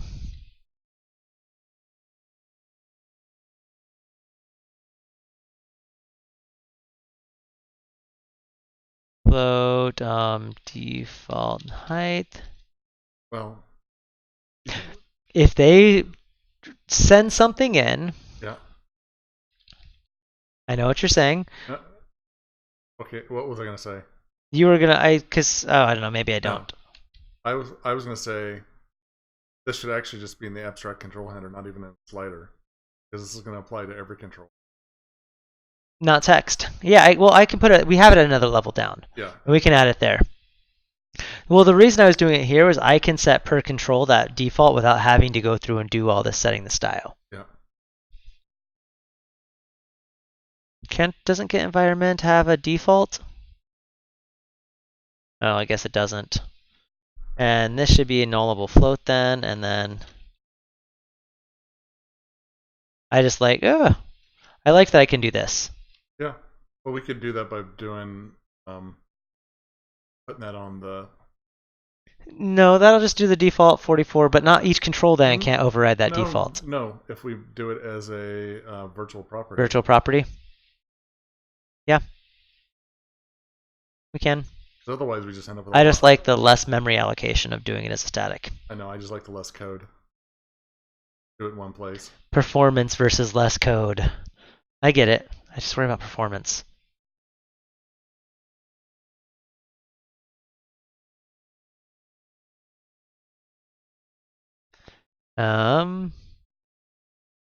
So what we can do, I got you.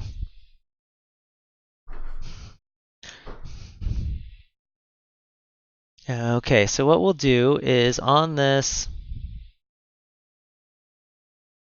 this goes down not to abstract control, but down to control. It doesn't even have to be virtual. We could just do a protected. Yeah, it doesn't need to, but it's still memory stuff. That's what I'm thinking about, right? So this thing's where all this stuff lives anyway. Yep. Abstract control handler subclass is that, doesn't it? Yes. Now we can just throw it on this level. So what if we do this?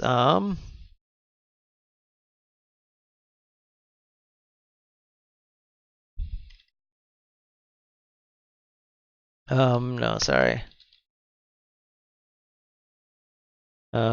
Get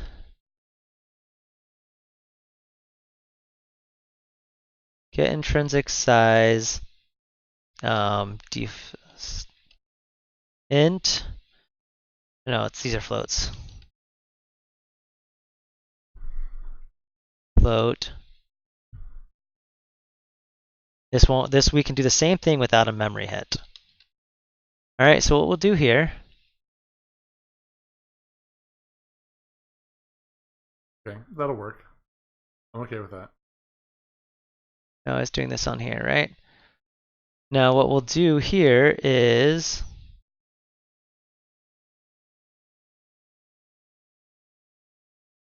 right. Backwards. Oh, no, right. Yep, I'm happy with that. Okay. Yep. And so then that'll call it. And then if anything wants to override them directly, it'll just do, because most things will be fine with this. Default height.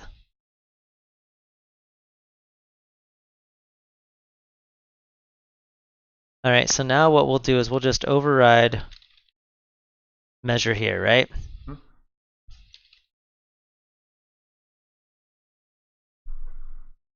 Okay, that's the default.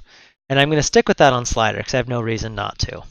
But if I wanted to, I then could just override this and then still call get intrinsic size with my own defaults. Yeah.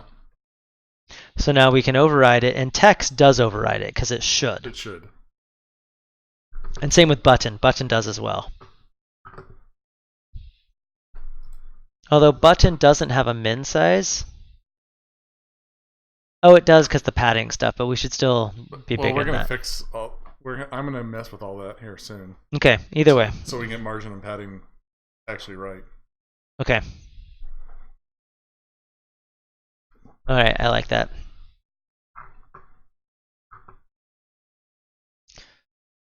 All right. So skia sample, added skia sample, done, done, done. Got that.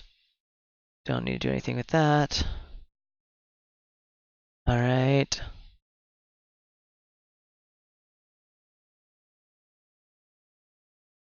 That looks good. That looks good. Added default sizing controls to, and we can also globally override them because we have the environment key. Yep. So this gives you lots of options. Add default sizing controls to, and I'm going to reset a lot of my other stuff. So we can discard all of this. Oh no, that's commenting it out. I want to keep that there. All right, and push that up. That way John will be able to have access to it when he gets to it. Let's keep going on skia controls. Let's change the topic. Push that because I Yep. should merge that into mine because it's gonna Mess with it. It's gonna have a compile. No, I won't play with that stuff any. I shouldn't be messing with measure until I switch to a new control. I'll add that again, but that'll be a while. Okay.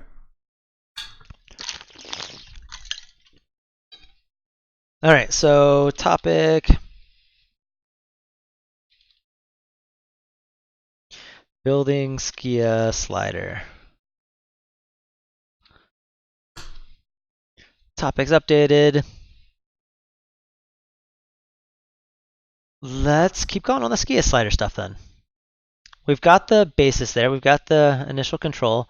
So now if I run this, it shouldn't crash, but we shouldn't see anything because we have nothing set for drawing yet. No drawing code.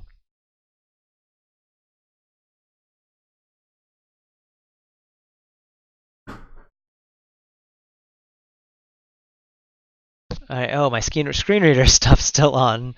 it does funny things because it remembers its last position. So if I just go forward and back, it fixes itself.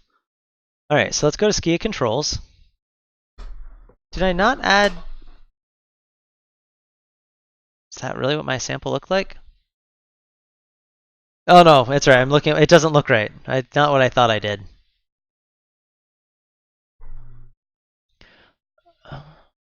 All right, Skia control sample. Let's minimize this for a bit. Yeah, maybe I did the wrong one in the main.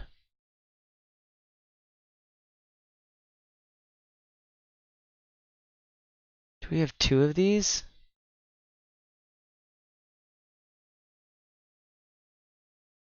I do. I have a Skia control sample here. We're going to delete that one.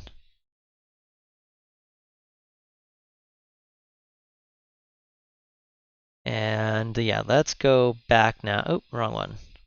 We go back and then navigate again if hot reload worked. Okay, it didn't. If it did, that should have worked. Oh, the main couldn't compile because I removed that thing. And why? Why spaces? Alright, so now I can click on the right thing. We can go to Skia sample.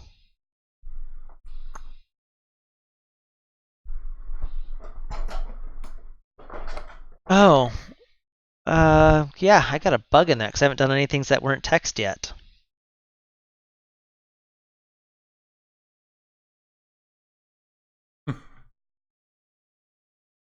Fix null.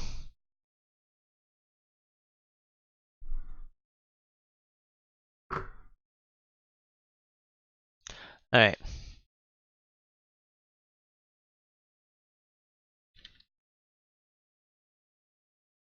Alright, push that up. I probably should have checked and fixed more things before I went. I'm waiting to see the sample too. Hot reload should have worked. It makes sense that it couldn't compile because I deleted class files. So if it can't compile it, it doesn't send it over. Alright, type virtual view. Oh, come on. Null exceptions everywhere!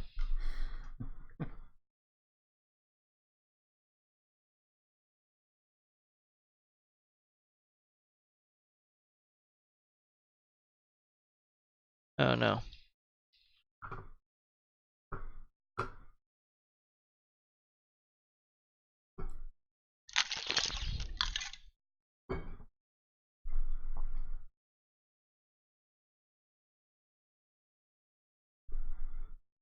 Alright, Skia controls. Hey, okay, so we have the text and we have the button. And the button popped! That's our first go back. And it does do the proper cancel when I slide out. Pretty good.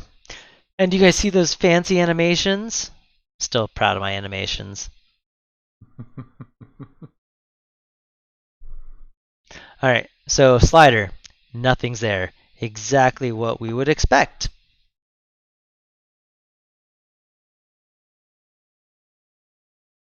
Alright, so we're going to get to throw in lots of stuff for the style. We haven't done anything style-wise. So here's something we haven't really thought of yet. Mm-hmm. Because I've been testing dark mode with touch draw. Yeah. Because all the default's black. Oh, yep. We don't handle that correctly. No, we're not. And we need to. There's only one style. Yep. Which, the colors, we don't set the color by default. Do I? Maybe when we just add the style, because that used to work. So inside a UI, let's go see what we have there. I'm just curious. So inside of style, on text style, we don't default the color, I didn't think. Yeah, I don't default the color. Well, we don't default the color there, but do we do it in the handlers? In the handlers. I didn't think it did. I thought it grabbed the platform default. That's what we did on a lot of them, was go grab it.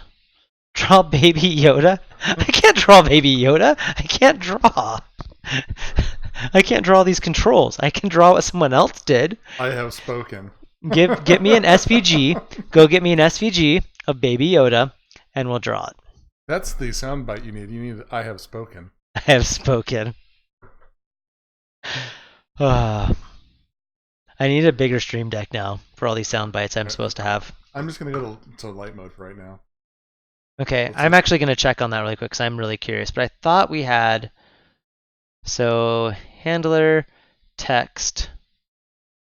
No, I know what we do. We do map color. Oh no, it does default color. And default color, put a breakpoint there. Hey, R2. Text handler? Yeah, in text handler, on line 39, we grab the text color.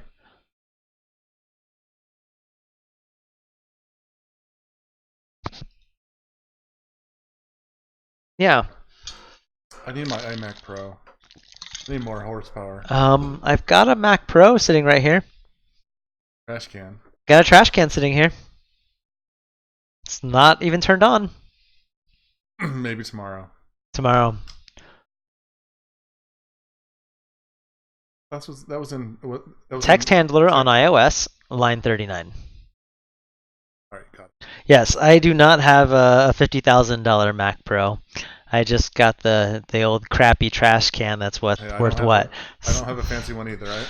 I only have the crappy iMac Pro. All right. So yeah, that should be fine because we're setting the default text there. Yeah, I'm.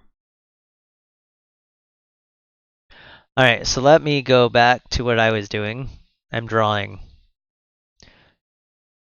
Close everything. Skia handler. Let's go to a Skia handler and actually draw some Skia code finally. All these distractions. I don't hit that breakpoint at all. So is it not null? So put one at 35. Because it should. Like, how does it not? But that's where the bug lies.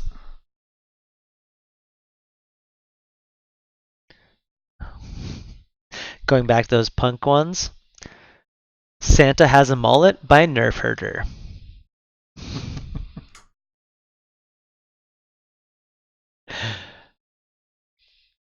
Just say, I have spoken.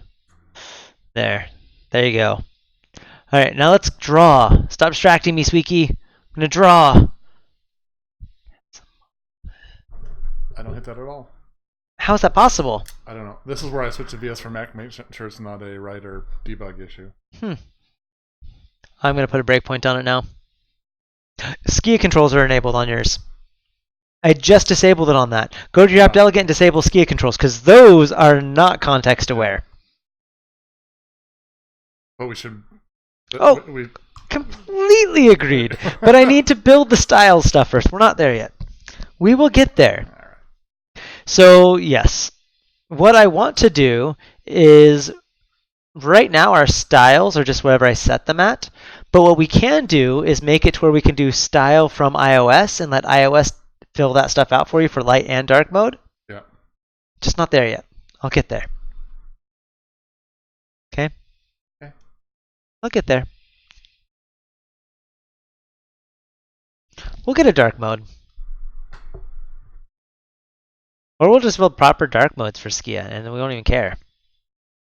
I haven't decided yet. Yeah, because we have to have proper dark mode for Mac too. Well, proper dark mode for Mac will just work because it's going to use the Mac defaults. Yeah. That's what I'm saying. The native handlers just handle it just fine. Yeah, but we're going to have cases where we're going to want to use Skia controls within a native iOS or native Mac app. Oh, sure. Switching between light and dark. Sure. Yeah, I'll get to Skia. Okay, now you don't need that breakpoint. It should work. Yeah, I hit the breakpoint. And it looks fine?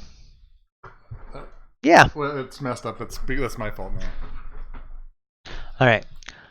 There we go, guys. There we go. It's not my fault. Okay, it is my fault. But Your hey, fault. no, I haven't gotten that far yet. I was gonna disable the Skia controls by default. I just hadn't done it yet. I have it disabled on mine. Now All right, disabled. slider handler. All right, so slider handle is multiple different parts. Now, by default, Skia controls have these different levels, right? Draw background, draw border, draw text, draw overlay, and the clip shape stuff. All right, so that stuff is going to be automatic. And this is the default thing. And there's also really cool inside of Abstract Handler, we have a default drawing layer order. This is the order in which it's going to draw everything. It's going to first do the clip shape, then it's going to draw the background, draw border, draw text, and the overlay. We have a way to inject in and override and add our own layer stuff, which is pretty cool. So we're going to do that. And we're going to add some new layers. So we need to add a new thing here. Public static class. We're going to add our slider. We haven't had to. With button and text, that stuff's all they need.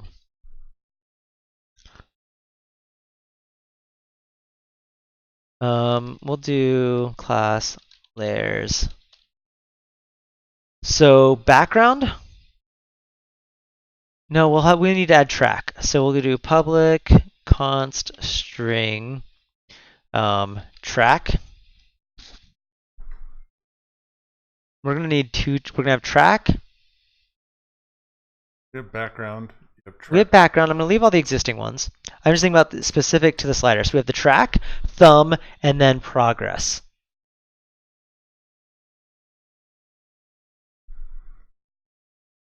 Well, I guess it comes down to, is the track progress aware or not? Because you could do both of those.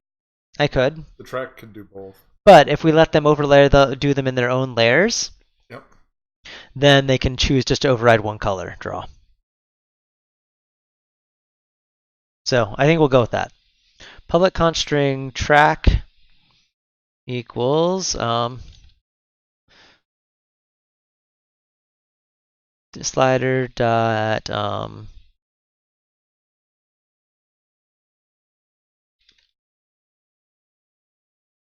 John's distracted. He gave in. I have a friend. Now that he's petting her, she will not let him stop. She's very persistent. Track. He's trying. She's getting that look though. And the tag is wagging. And then Whole body shake.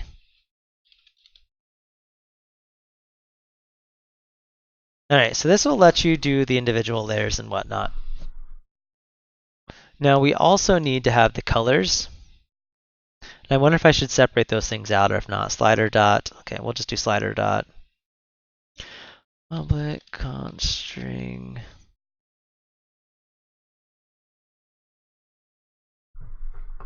Slider. What am I thinking? I am in my own world. Should I put my calendar over there? Yes, making sure I'm not missing something I'm supposed to. No, we're good. All right, so let's do the stuff so we're doing the colors right from the beginning.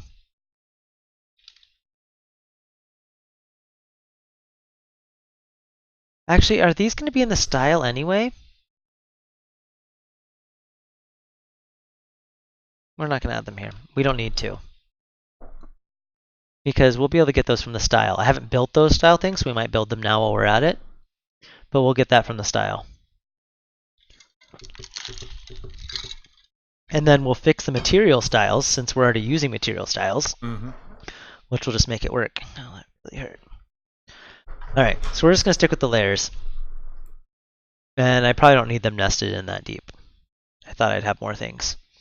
Alright, so on our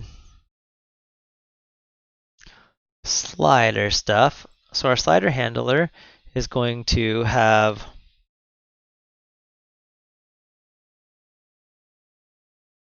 public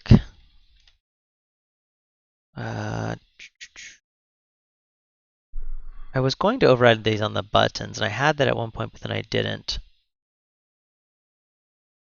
Alright, so we'll go to here. What is this thing called?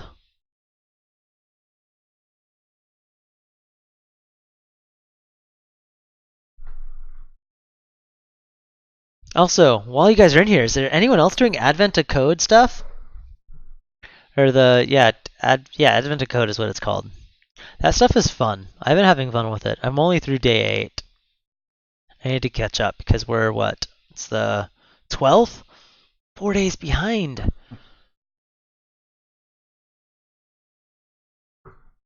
Since I didn't do school. Advent of Code? Really, Squeaky? Really? Advent of Code. So each day is a puzzle. And you have to solve the equations and type in the puzzle and the answer. So it's really fun. They get harder and harder and harder, and eventually you have to make your own int code computer, which was really fun. Because I didn't go to school, so there's a lot of things that I've never done before, which is kind of fun even this far in my career. And yes, I've been posting all my answers up there, which has been fun. And I've made sure I totally over-architected this thing. So inputs are all the input texts, and we get different input text. You can't just steal my answers, which is kind of funny. And then on days, well, you could just put your input into mine and it would work, but that'd be cheating. And then so I did a day class which deals with like reading all the stuff out and pretty printing everything for me. Like I said, totally over-architected. So then inside my days, I can just be like, hey, go get the input, which is kind of fun. So yeah, solve one, get the data, run the thing. Get the data, run the thing. Kind of cool. And yeah. But yeah, writing the encode computer has been pretty fun. And then I just throw in whatever day. I started with day 8 and then went back and did the other days. And you need to do some of them in order because like you have to build off of them. Like your int code computer, I'm on like the 3rd or 4th iteration of it, but you had to start with your existing one. So some stuff has to be done in order. Kind of fun though. Highly recommend trying it. All right. So we are going to go on this control stuff. Abstract control. We're going to add in our own default layer ordering, and we can inject stuff. I added some extensions. Slider, layer drawing.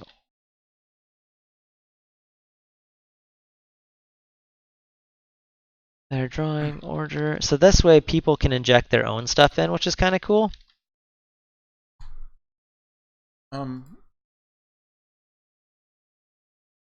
Progress bar uses doubles, whereas everywhere else we use floats. I think I should switch. I agree. Yeah, that's fine. Yeah, nav stuff's done and checked in, Dan. It's there. You can go play with it now. You can probably even get the builds off of... If you want to go play with it, it's there. And anybody who's watching, you can always go to like GitHub packages and add this URL. It tells you how to do it. Add the NuGet for it.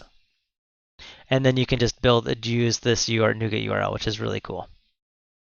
And they tell you where to get your stuff from, so yeah. Check it out, and you can install the latest bits always. And every commit, they're auto-pushed, so if you want to be on the latest master, latest dev, this is where you go. Oh, last commit failed. What did I break? Oh, UWP and Mac are broken and have been broken. And Blazor from when I did the navigation stuff. Let me go fix it. Oops, did not mean to bring Discord up. Why is my... Oh, I had the remote desktop on the other screen. Where's my remote desktop? There it goes. All right, so let's go connect to my Windows machine. I said I was breaking it and then didn't fix it or care to fix it, and I should have. Sorry, I did not close stuff on that screen first. Just logging in. Visual Studio.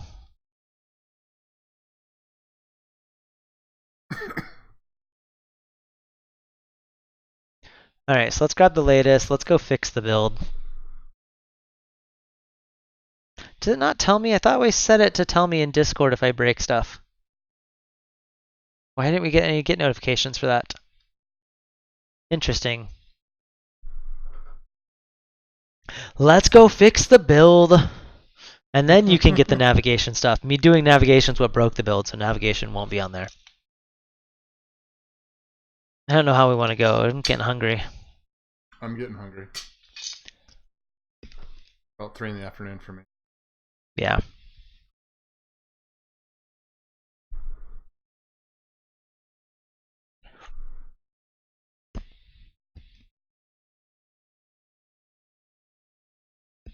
Unfortunately, I do not have chat right now.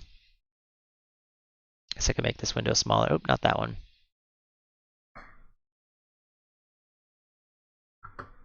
There. Now I still have chat. Why, hello. Is it Nana? I don't know how to say that. Nanum Souls? No name soul? Oh, no. No, there's no E. There is Nanam. no name soul. Oh, no name. Right. I see it. No name soul. I'm blind sometimes. Oh, I like setting this to resize. That looks perfect, actually. Because it resizes the resolution based on the window size. Thank you for hanging out with us. We are building a UI graphic, or a new UI layer, and all kinds of fun stuff with a whole toolkit. All right, we're going to build this, or fix this.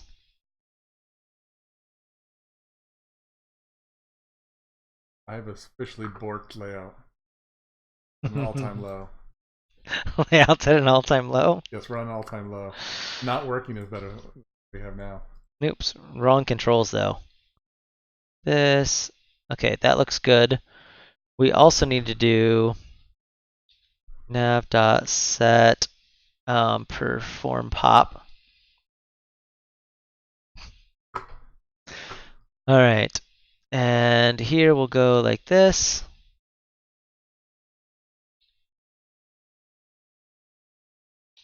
All right, so now we need to do system. I don't know this API, so I am figuring this out as I go. How does, oh no, that's setting that. Frame. Okay, so I just gotta do frame. What is frame? I don't even know what this API is. I did not write this code, someone else did. I didn't write it either. Oh, that's not even ours. Go back. All right. That's not our stuff. Go back. Perfect. That was easy. All right, so that one's fixed. Yes, well, technically this is my library. I did not write all the code. I have other people help. Like John, helping right now. We're at about, what, 60, 35 or something like that? Maybe. I've been doing a lot without you. Right. We can check. GitHub shows us. GitHub. Nope, wrong one. Now I want to know. Doesn't it tell you under this? Yeah, well, You're number 2. yeah. You're way ahead of me at one point. I was within 20,000 lines of code of you. Then I had a real job. Get in the way. All right. So let's finish this one. Nav.set perform pop. Frame.navigation service dot go back. This API is not too bad. All right, so that one's fixed. Thanks for the follow, No Name Soul. All right. Oh, and all the fire main thread stuff broke too with that.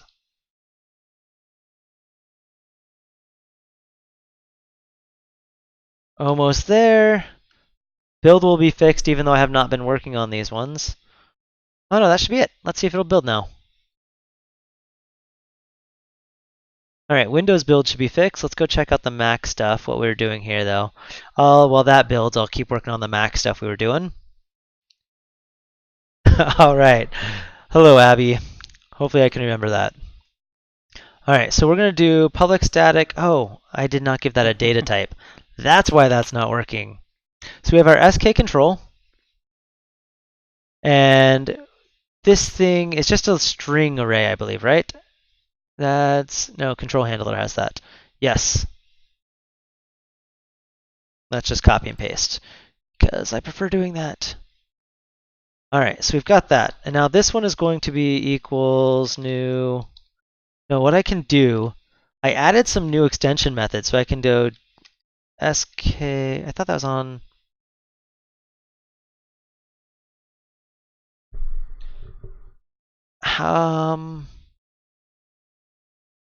I thought I could get a hold of this, but I can't do that from that abstract. Skia. How can I get that static? I'm trying to remember. Oh, I can just do that. Okay. No, it doesn't like that. And I know it doesn't because it's not typed. I might move that down a layer.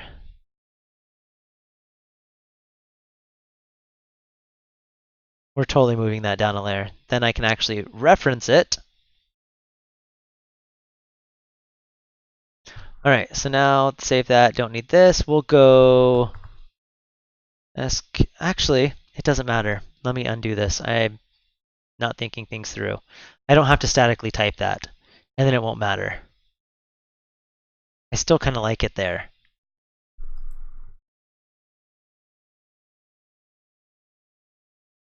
Yes, if I don't type it first, it'll work. Dot add. Yeah, too many choices. There's always too many choices. All right, so let's go look at the extension methods. I gotta remember where I put that. I think that you put that under internal. If I do using comet.internal, we'll get .insert after. So now we can say we're gonna insert our new layers, and we're gonna insert them. Insert after only lets you do one. So let's change it to where it lets you do, stupid spaces. What we'll do is we'll also make this let you add i enumerable t. So that way we can do this.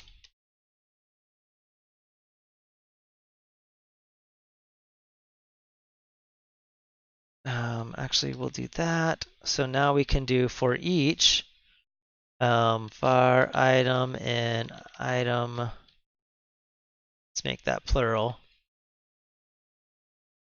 In items to add, we can do item. And if we do +1 here, we can just do ++ here, so it'll auto increment each time we use it. Now we can add an array of them, so we can say, and our new ones are in Skia environment keys dot. Let me drop this down a line, and we'll drop this down a line. Dot slider dot layers dot. We're gonna do our track first, then we'll do progress and then thumb, because the thumb should always draw over the top of it. Perfect. And insert after that. And then what's it insert after? It inserts after. Good question. What's the defaults? Let's go check this out. Default order, let's do it after text. There is no text on this one, but it's still a good place to put it. Insert after text. Now what's it complaining about? Cannot implicit. Oh, this should be a string or a list.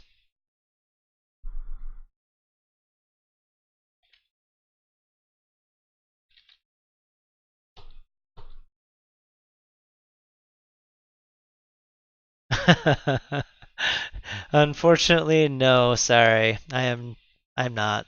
I don't think John is either. What? All I'm not right. what? I need to read.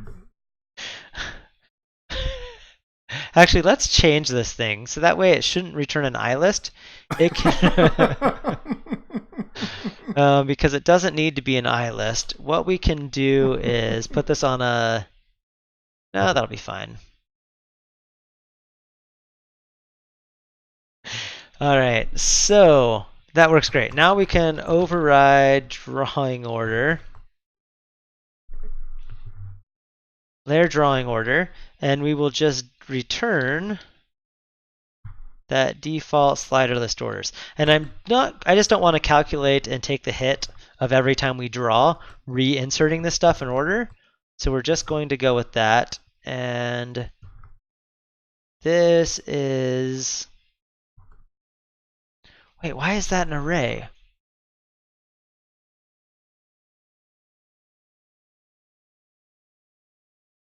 All right, so that should, I was right, that should have been an array.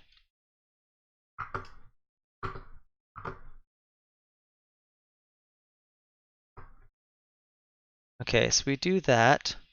Yes. To array.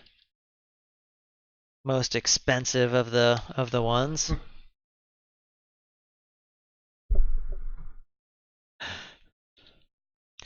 Hopefully, if you're actually on that quest and search, you find find him.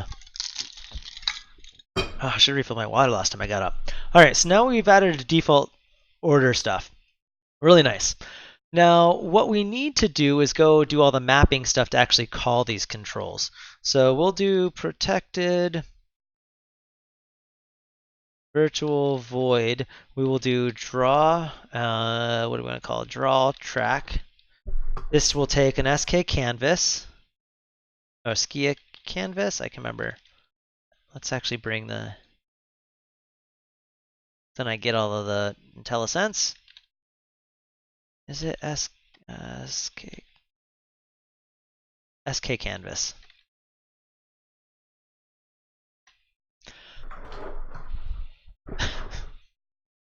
So, do you program or are you just hanging out making fun of us nerds? As you said earlier. Alright, so we're going to draw the. All we really need on this is canvas and then the track. I mean the rectangle, right?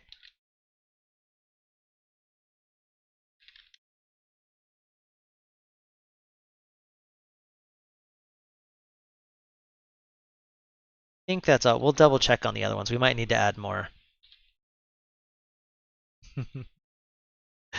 All right, so let's throw this in here. We've got the draw track, and then we'll also do draw progress.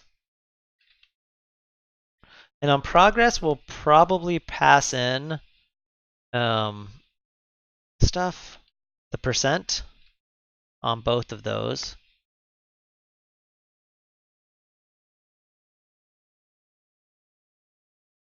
And we'll do the same thing on the thumb because it'll want that data. All right, perfect. I like that. I like that. That looks right. Python's not a bad one. It's not one I ever have really used much. I can read it, but it's used a lot in AI and machine learning stuff.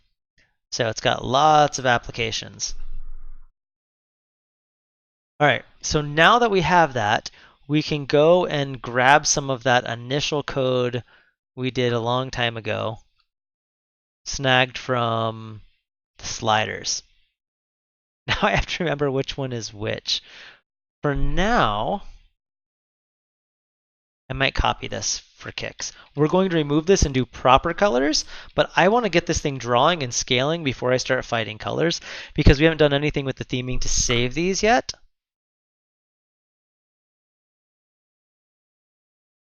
So let's just start with the track. Let's just see what's going to draw here. We don't need this whole helpers thing. All right, so paint one, highlight rect. Oh no, it does have track rectangle. That actually tells us that. Highlight rect is the progress, so we need this track rectangle. Oops, let's copy that. That's kind of nice. Now what's missing from it?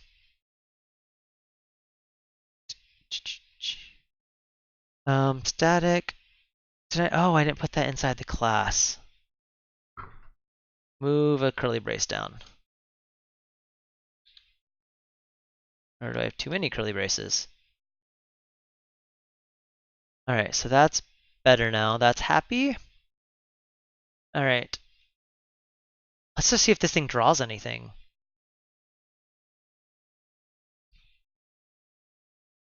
Yeah, definitely learn more language. It's useful to learn lots of them. I do C# 90% of the time because it's my favorite, so I use it a lot. Me too. But I mean, I know plenty of others, and I use them when I have to. But C#, it's my favorite. We all pick our favorites. Okay, so let's go to our Skia controls. What? Get renderer.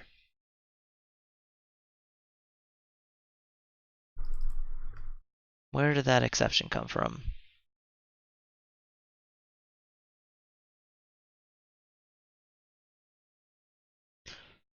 Okay, it did not like this.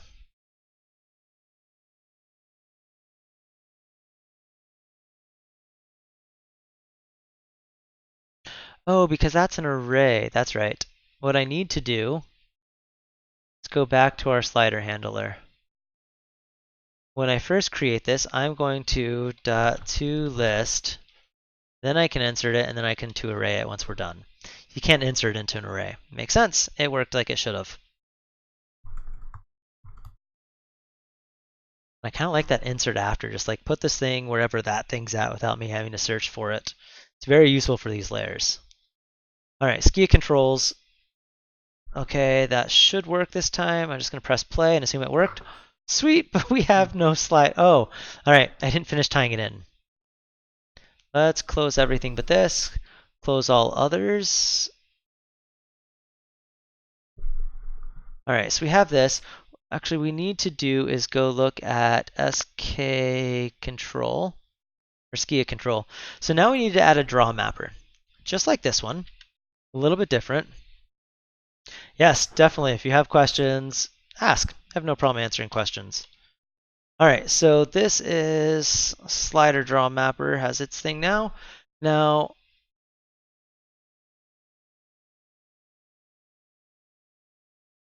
oh no, draw mapper. This is what I want to do. Call this one. Hey, thanks for hosting. Slider draw mapper. Now, I don't need any of these ones. We're going to leave them there for now just because they're not needed. But now inside of here, this is going to be slider because it's typed as the slider. This will give us all of our typing. And now when we create this, we can do skia control dot draw mapper. So that'll get us all of our base things. Now from here we can go skia environment keys dot slider dot layers dot, we can add all these things in here. So we're going to throw in track. We only need 3 of them because we've only added 3 new ones. So the first thing we did was when we injected in the layers, telling it what order to draw them in. Now we need to add the actual draw calls for those layers. If you don't add those, it doesn't do anything, as you noticed. So we'll add these, and then this one is going to be dot progress, and then dot thumb. And you'll notice these are called to the wrong things. We need to fix that. I'm just going to snag one of those so I have the right thing. Put this here because we're going to delete these bottom ones. Raw.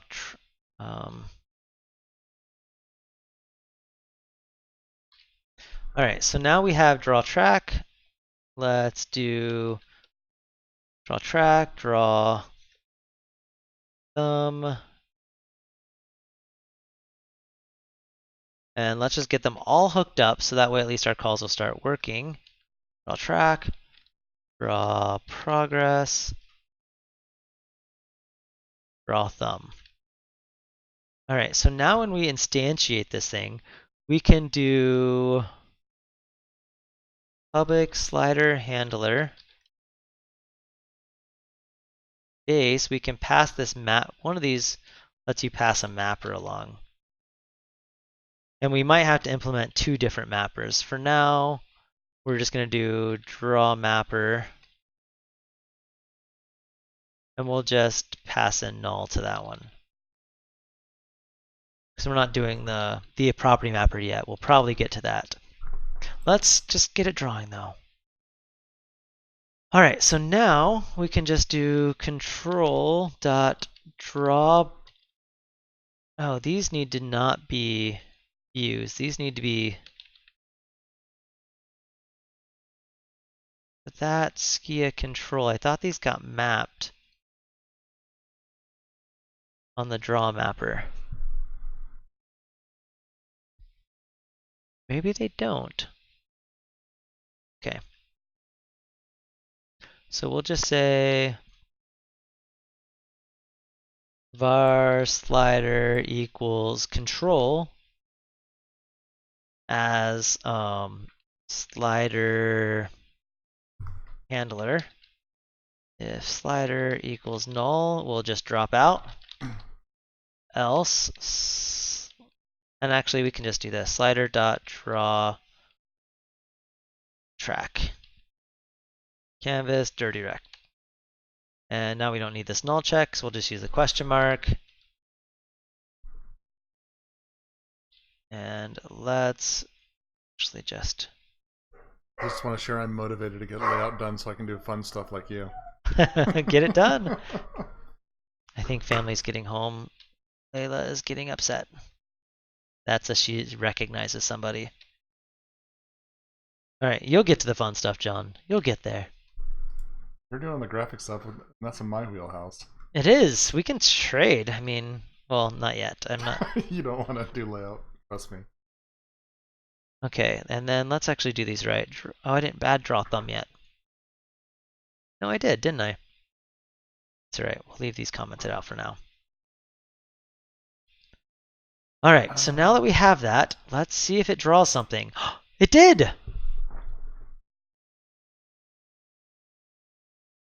Dun, dun, dun.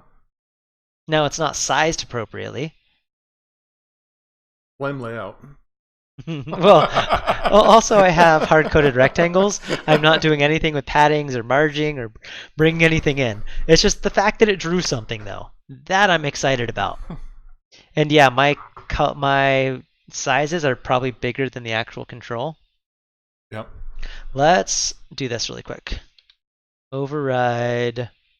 Yes, fist bump. We got this. Measure. We're going to override the measure for now. Every time you override measures. Temporary. I know. Temporary. I just want to make it big. You're making my merging life. I'm not leaving it there. All right. That code won't still live there. I'll have none of those in my code. All right. I just want to make it big so I can draw the whole control. And then we're going to make all the parts actually be appropriately scaled. It didn't make a difference. Now it's too big.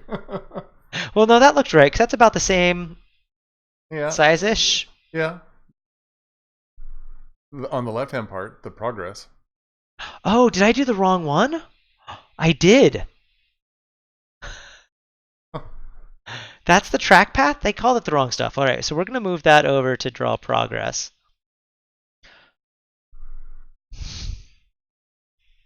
And let's jump back over to this part.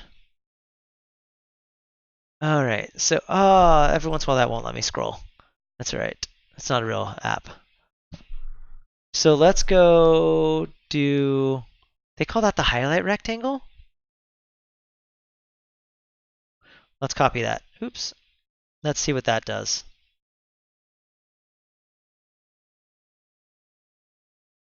Oh, don't need to deal with that. We'll grab that same paint. All right. Let's run that.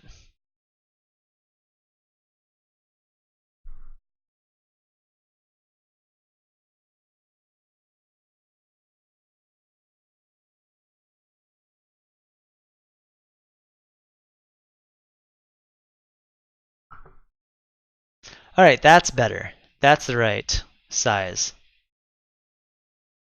Actually, yes, we are in the same room. Normally not, but John came up to visit.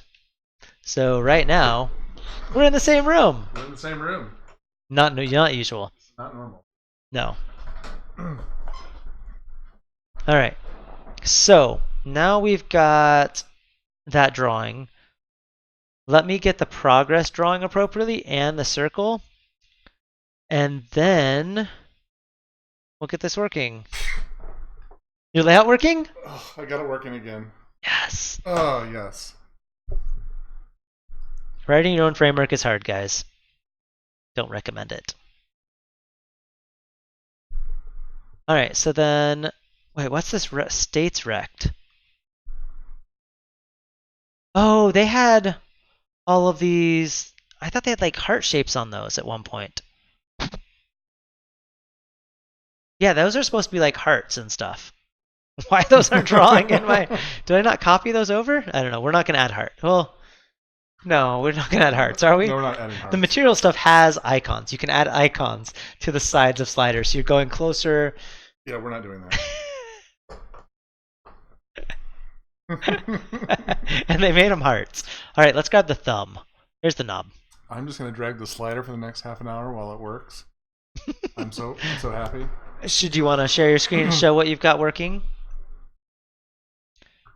Oh, we don't care about manly stuff. I use fuchsia and pink as like my debug colors all the time. Sweeky even made me got fuchsia stickers. Why, hello, Matt. Welcome, welcome. We are Doing Skia. doing Skia. I'm working on some cool stuff. All right, so now var, the value on a slider, is it percent based or no, it's not. It's a number. It's a number. It's a number, so we'll have to do that. Let's add an extension to that. Though personally, I like it better if it was a percentage.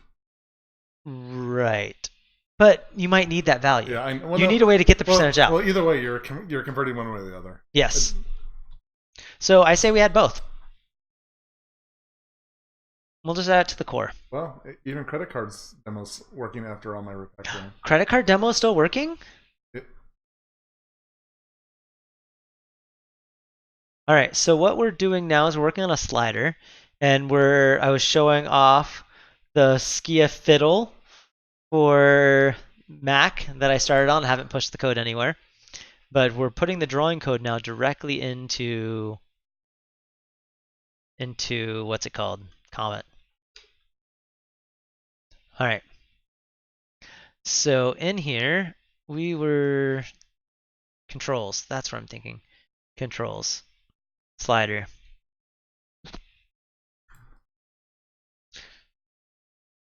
The question is, right now the value is the value, right? And we can set that. We could do all the stuff as far as the bindings go to where we automatically update. Now we're just going to do an extension method. I'm lazy. All right. Just convert. I'm just going to do an extension method. What do you mean, what is this? I'm working on the slider. Oh, you're the worst, Sweeky. Oh, yes, I am slow. I had to do all of the... We got sidetracked on something else, but I've got the framework all there. Look, code, lots of code. I am now doing the drawing stuff. My hands are cold. Ever since I moved my server out of my office isn't as warm. All right, so...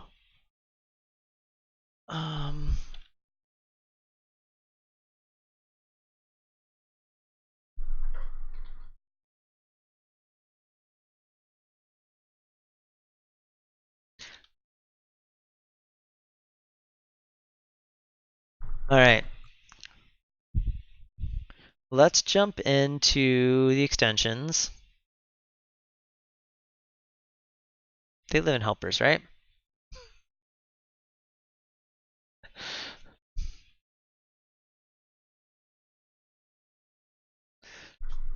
All right, so do we have a generic controls extensions? We should, just for random things, because I don't want to create a new extension class for each individual random control. Although most of the controls don't even have them. We're going to do it.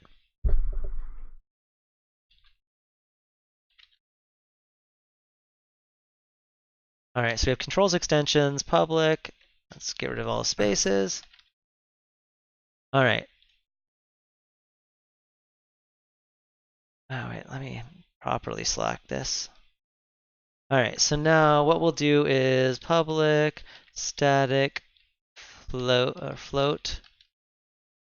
Wow, this font does funny things on float. Look at FL on my screen. Yeah, it puts them together. That's weird. Why? I think does the L just have, it's not that they put them together. They both have a little wing. All right, that's fine. I don't care. Get percent. This slider. All right. Now what we'll do is do some math. Var start equals slider dot low. What's the? No, I can't remember the properties. From. I don't like the names on those. I'm sorry. From. I don't care. All right. So from dot current value 0. Var end equals slider dot from. Do I have my safe division in here? I might add that. No, 2. Oh no, I don't need the start. I just need the current from the end. Hey, can I ask you, in your build, do the Skia samples, like the finger paint ones, still work? I thought so. Do I have it running right now? Here, let's check. I think they do. No, I didn't rub his head bald, but I did mention that my spotlights. He positioned the spotlight right on my head. Yeah, I moved the spotlights in the ceiling for his head. I'm channeling my Mr. Clean. It's awesome. Like, it does kind of make it shiny. So Skia, wait, it's called drawing sample, isn't it, or something? No, Skia sample. Skia sample. One, like finger paint. Which one? 1? Okay, it's a layout problem now. Yep, I've got layout working with almost everything. Skia stuff. I can draw. All right, so it's from and to. Oh, can't I remember these? Wait, from or through? What is what? These are the worst names. We got to change these names. From, through. I'm sorry if you made the names. Whoever made these names, I'm sorry, but I don't like them. I think they're from Swift UI. Is that what Swift UI does? Is through? We did copy Swift UI's names a lot. We need to fix that because from and through just don't make sense. I would do min and max. Yeah, exactly. Min and max. We're gonna rename those. From, through, it all. I just don't like it. All right. So we've got from, through, dot value, dot current, dot current. That's a binding binding. Oh, current value. There we go. That's what I was looking at. Yeah, they were from SwiftUI. We're gonna fix that because it's ugly. 0.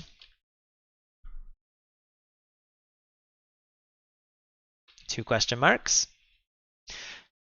Now, do I have my? I don't think I have my safe divide. Nope, I'm grabbing it. Gmusic is extensions incoming. All right, live stream this Gmusic has it, I think. Safe divide. Math extensions! Everyone needs good math extensions.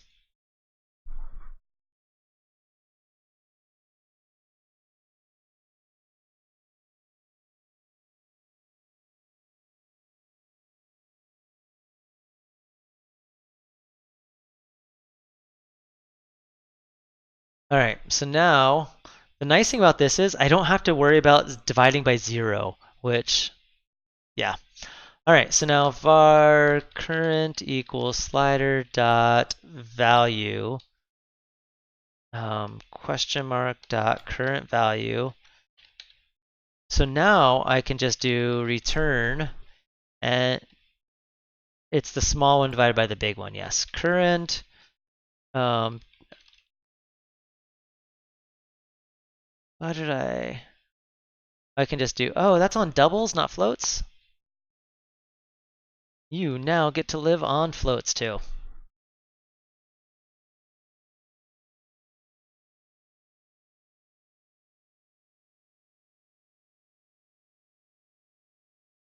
All right, perfect. Now we have it for floats too. So now I can do current dot safe. Oh, I need to bring that in using. All right, dot safe divide by 0 end. Now I don't have to do all those like is 0 is whatever. I can actually just get a percent out of those. Let's close all but our Skia slider handler again. Clean up my space. All right, now we can hook in these thumb things. So I can do var progress. I really thought these were supposed to be typed. That was the whole beauty of these.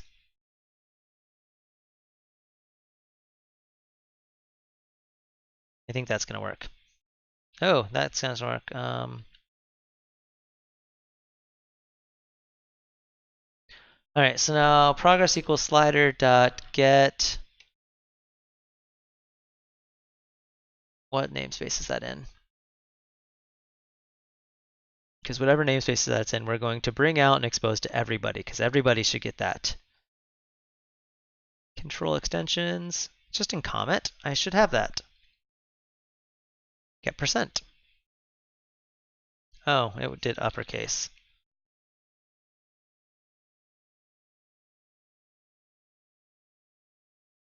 Oh, it's called view. Oh, I could have left it as slider. Helps to use the right typing. Like how organized I like to be on screen. Alright, so let's do slider question mark dot. Oh, yeah. It is just your camera anyway. Slider dot draw thumb.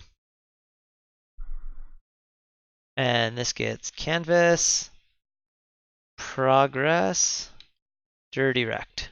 Perfect. Copy that, put it here.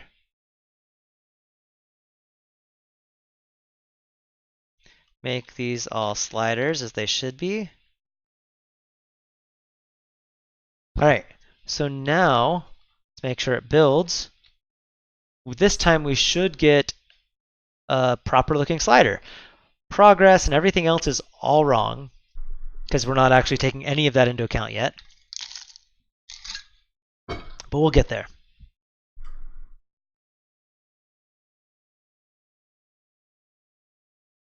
All right, so Skia control sample. Did you mess with layout? Now, how'd my layout change? Oh, never mind. I did my full size. No, remember I did my intrinsic size thing? I'm like, what just happened? Okay, that was me. Let's comment this back out so John's happy. Of course you didn't mess with it. I haven't pulled code. How could you have? I haven't pushed it yet. Yeah, you haven't put. One more thing. All right, but it was that measure size where I told it to take full screen. And now this will show up in the right spot, just small, which is fine. The other one looked good. Let's make this one work right. All right, and then we can also, let's go to, yeah, let's make this will be really easy. I think we're past all the hard part now. I think it's only easy stuff, yeah. Basic rectangle math.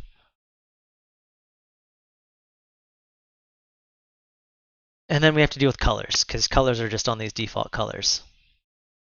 Yeah, it's really exciting to get to this point. All right, so highlight rectangle. We do need built-in padding.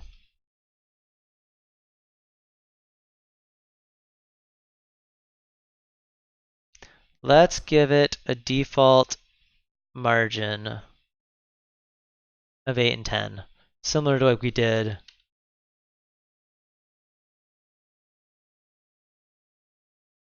I think that's what I did on button. I just want to.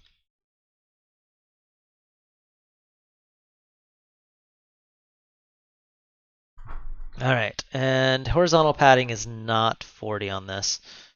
We're going to leave it at like 8 where it had it. Vertical padding is on 10. All right. So now we just need to create a rectangle. We can do this. The first one, in an SK rect, I'm trying to remember the overloads.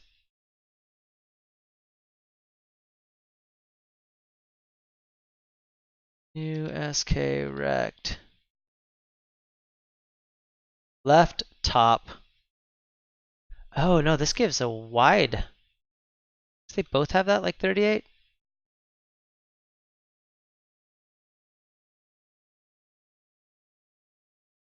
That's the progress. What's this one? The thumb.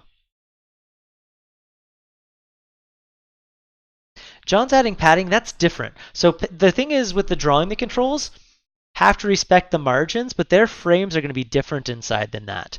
Because you might want to set, because I'm talking about right now doing the thumb margin, or not the thumb. The thumb's not going to use that. The thumb's going to go as big as it can. I'm talking about the margins for the tracks right now. Those aren't the same. And if anyone wants to override it, they can override this draw method super easy. We could even make the draw track packs in left and right margin. Let's do that.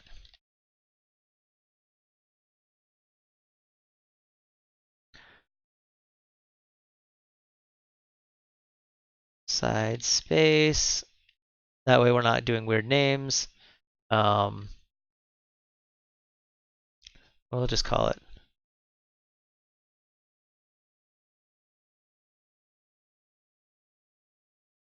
There we go. Now that's passed in. So that will, but that is separate from like the built-in padding stuff. All of that's going to happen with this anyway. Actually, should this use margin for drawing? I don't know. I'm not going to worry about it right now. I'm not worried about that right now. All right, so now you'll have access to this draw call though, which is nice. You'll just say, hey, draw this puppy. Done. And actually, we might make these things public. It doesn't matter. Yeah, we'll make them public. I'm going to be nice.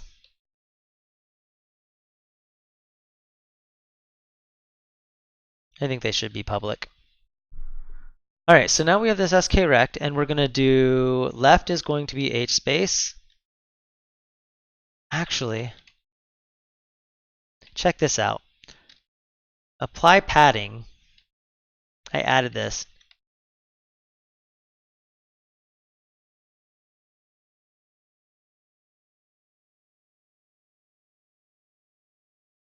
Okay, and now we can just do, yeah, adulting is fun. Have fun with the other stuff. Thanks for hanging out. Glad you enjoyed this. I tend to stream regularly, so I'm on random times. Most Wednesdays I'm on every afternoon, same time, but the rest of the time it's random. It's whenever I can make it work. And comment a lot. Working on comment a lot. 2SK rect. So let's do this.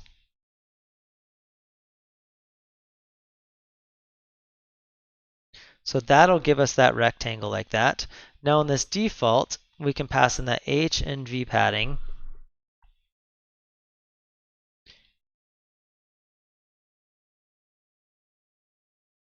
H padding, V padding, and off we go. Let's see how this looks. Yes, Alaska times. Joys of being in the frozen north. Get my own time zone. The sun's pretty consistent. It's either here or it's not. Just depends on the time of year. All right, that is fat. I don't like these fat ones, John.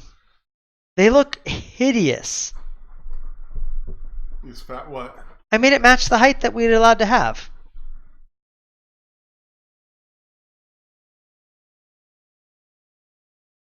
It doesn't. They should have a per platform should just have a set progress size. Progress bars should not get big. If they want to override that, let them. So the only reason I say progress bars could get big is because I did some apps in context where the one of them to be big because actually custom backgrounds. Sure, but as long as we let you then override it, by default, it should have a default small size. Yes, I'm okay with the default small. Okay. I don't want a max. People really want. Okay, you're saying not have a max size. I want defaults. So yes, Matt, the idea is though to have good defaults and then let you override them.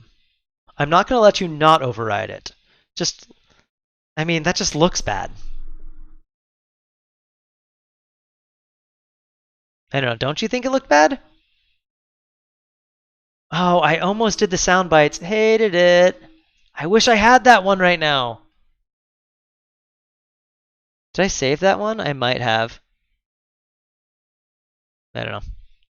Such a good soundbite. In Living Color, by the way. I hated it from In Living Color. The Men On series. So good. So not politically correct, and they couldn't do those ever again. But they were awesome. That was a slider. That's actually a good point, though. Slider and Progress are going to share the exact same draw stuff. Just one gets a thumb. I'm probably going to do Progress and then subclass for the handlers. I haven't gotten to the knob yet. We're getting there. We're getting there. So I did do it with the knob. What I just changed was the sizing. Let me bring this back. Yeah, we're getting there. That's true. I could just do it math sized, so that way the progress bar is half of the width. Right? I mean, half the height. We're doing that. See? Because there's the little dot. So bad. I'm just not there yet on it. I just haven't done it yet. Let's comment this back out. Get rid of all those horrible spaces that just appeared. Draw track.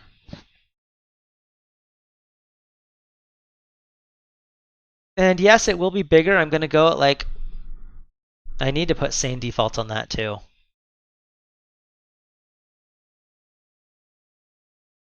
I could just do an oval.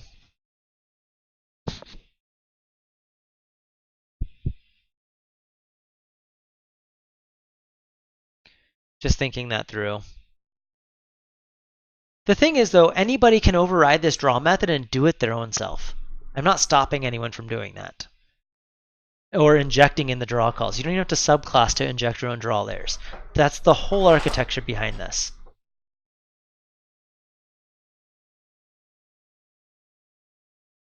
Excuse me. Just thinking.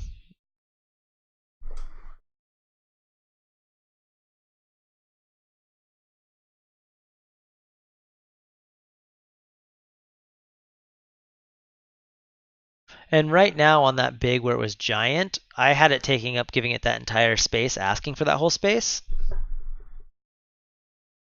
So that made it to where it should have centered everything, but it's not because the other stuff has not been typed in yet. Like I'm just not making them all size aware. All right, so we're going to do that. We're going to do bar height equals rect.height divided by 2.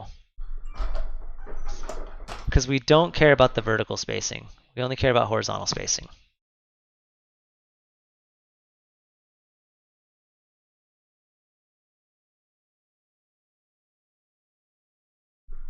And these will use the same math. So what we'll do is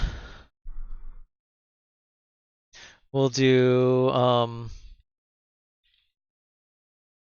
bar width equals rect.width divided by 2, or no, width minus h space times 2. And then we'll do var height equals rect.height divided by 2. Maybe we'll give it a quarter. We can tweak this. All right, so now var x equals, is that rectangle ever not going to be? That's right, we'll just do it. X equals rec dot x plus rec dot height divide, or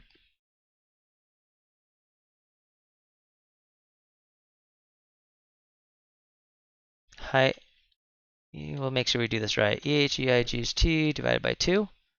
And now we'll do the same thing for the, oh no, that's the y.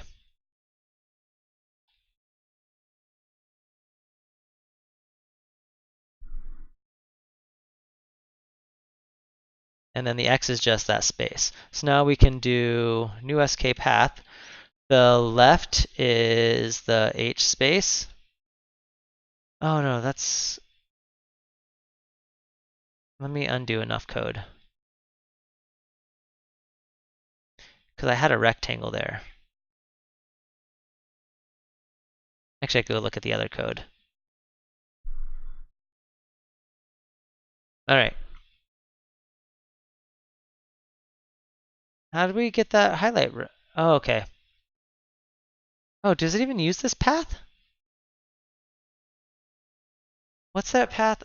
Dot reset. Oh, add rounded rectangles. Okay, that's how that works. All right, I see what I need. All right, so we'll put this back in here.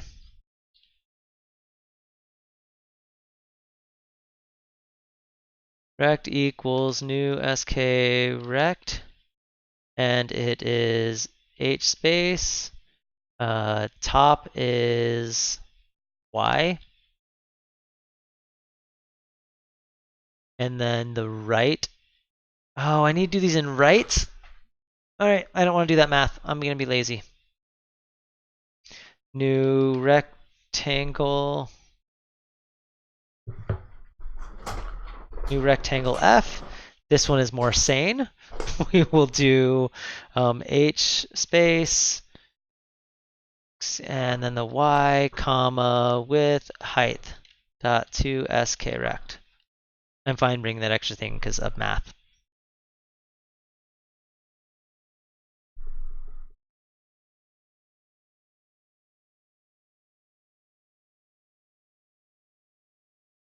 Oh wait, I didn't actually use.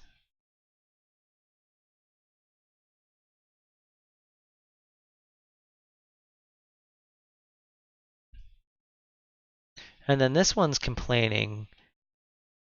Adds a closed. What's it saying to use now? Use add rounded rect. I am using use add rounded rect. Oh, rectangle. Float direction is obsolete. It'd be nice if it told me which one to use.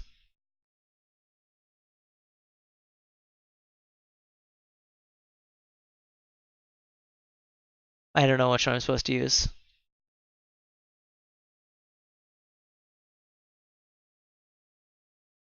No, I don't know. I'm gonna leave it. It's working, so I'm leaving it for right now. All right, so that should draw much better looking. And it still might be too thick. We might put a max height on it per platform. Nope, no, I want to go to ski samples. Yeah, it's still too thick. It's ugly.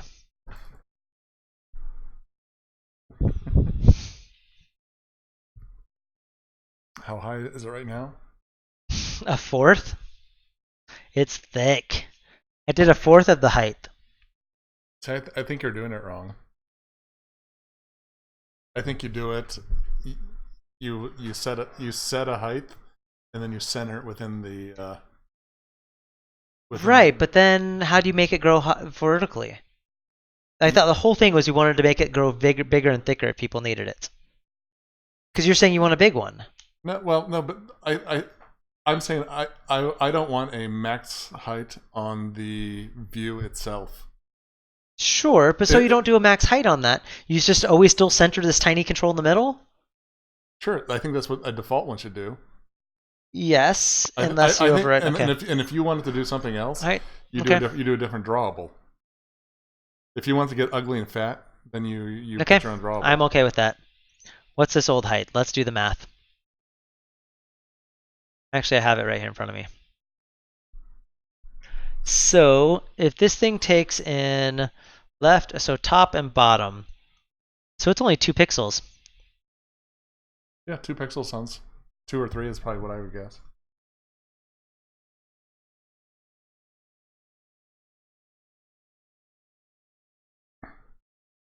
Now it's 2F is what the material does. All right, doing it.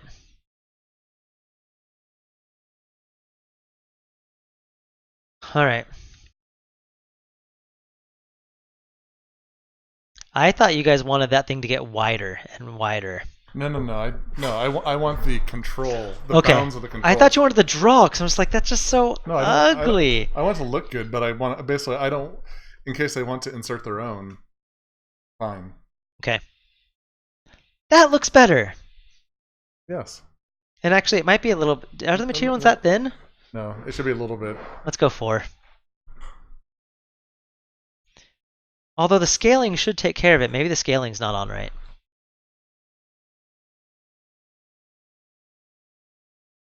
Yeah, that's the other thing we have to deal with too. Well, we should just handle that automatically. Like, it should just scale stuff. And I thought it does.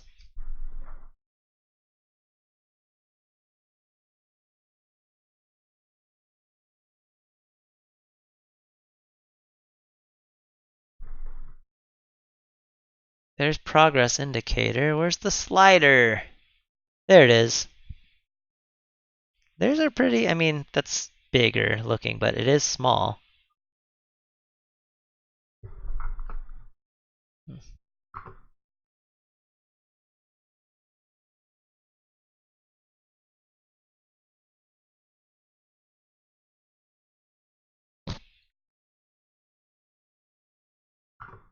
I think mine's fatter than theirs. No, it'll be about fine when they're about the right size. Command, what is it? No, I think Command numbers? I think that what we have right now is good. Okay, is it, isn't, oh, it's command, what's the one to change the sizes on this? There's a way to change the size by hotkeys, and I can't remember what that is. On the zoom on the. It's just the size of the emulator. Window. Oh, physical size is command 1. I thought there was, so. That's command, right?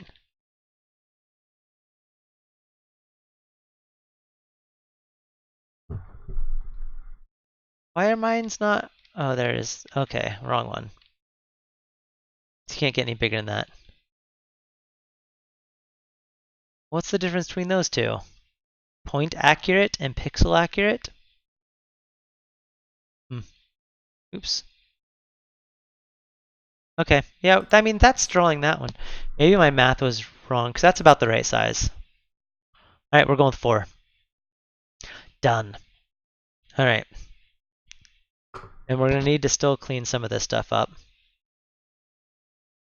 All right, I like that. Now we can do the same thing on the progress.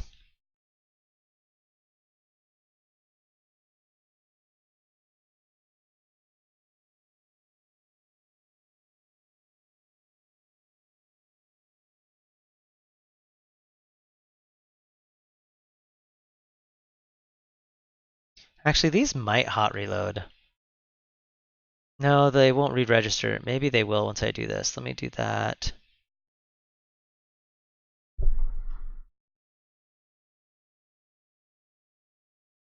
Oh, they.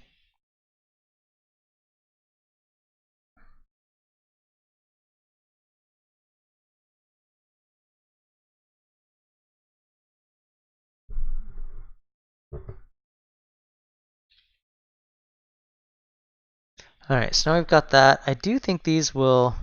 Eyes itching.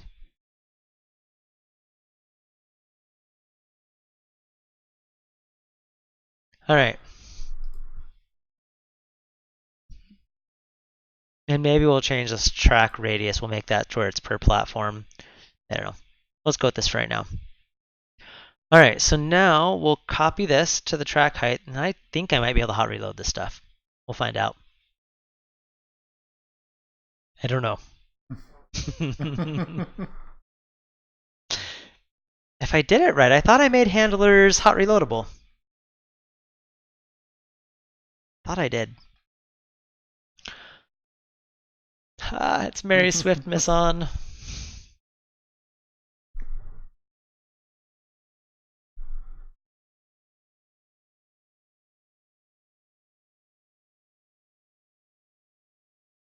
So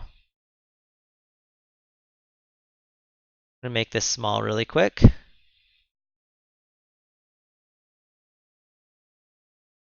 That didn't change anything. Maybe it is not reloading. It should have.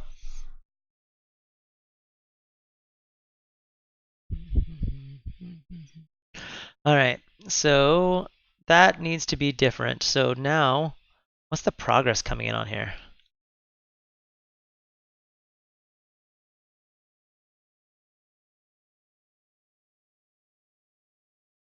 Throw a bunch of this in there so I can see that going.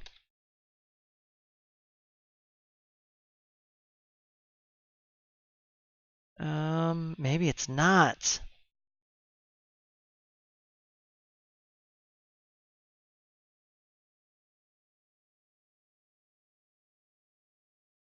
I don't think it's hot reloading. I totally thought I taught it how to hot reload. Let's go check that. Sidetracked. Hot reload.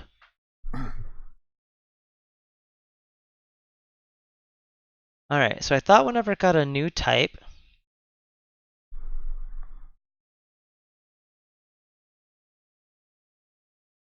Yeah, right here.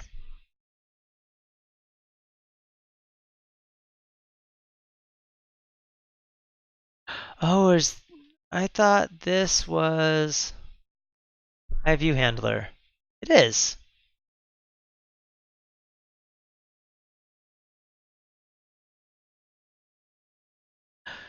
But this is a view and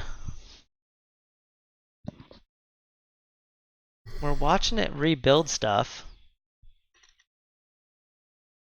Alright, that did it. So let's see what's coming in. Old view, Comet view slider, new view type is the new Comet view slider. Perfect. Replacing the view. Easy enough. Oh, it's not doing it as the handler. Because it is a type of a view. Since skias are weird.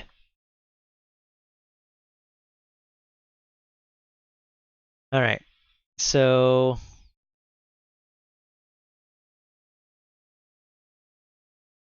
I wonder if this needs to not be an else. It's a tad bit slower doing it that way, but it should work. Skia views are weird. Silly Skia views. That'll be cool if we can hot reload this. That'll make this a lot faster. Those minor tweaks. Yeah. Hot reload. Alright, so now let's jump into Skia controls. And let's do, I just want to change some code really quick. Alright. Hey, it's assigning it to the view handlers.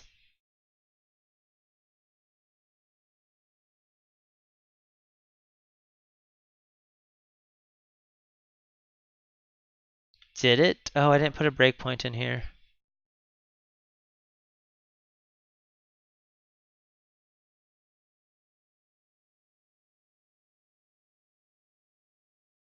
Oh, it's not actually.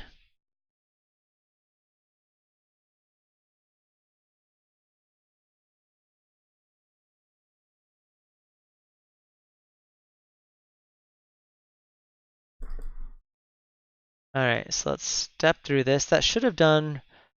Oh, replaced handlers. Oh, because there's not already one yet.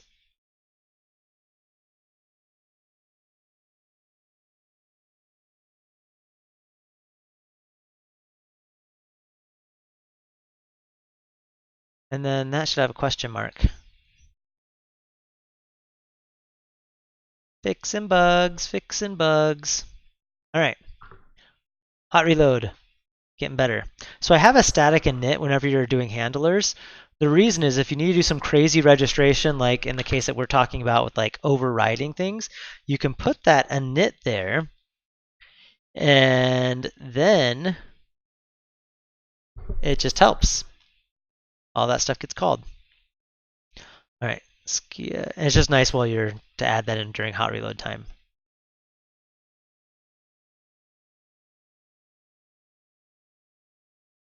All right, play.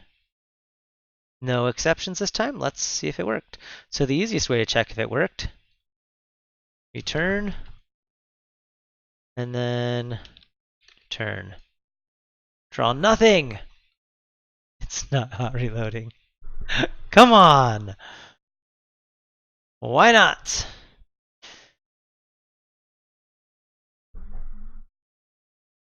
Let's see what's going on there.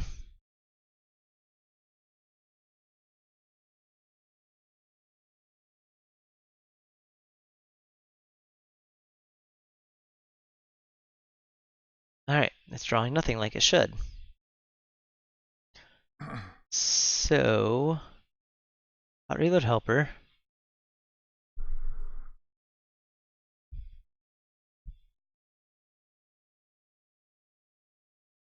Replaced handlers does that. It adds it.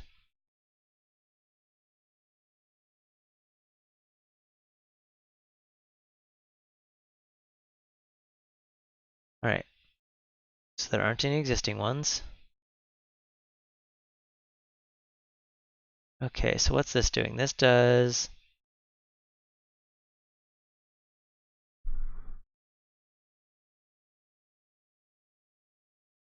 if view count equals 0, there were no views. Okay.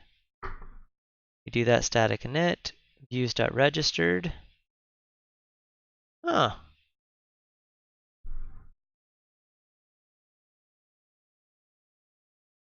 So it's not finding which views use this, which is silly. So the registrar handlers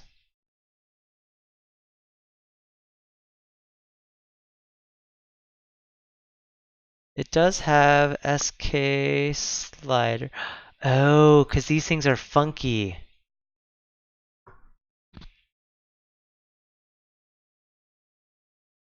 All right, I need to teach it how to do Skia.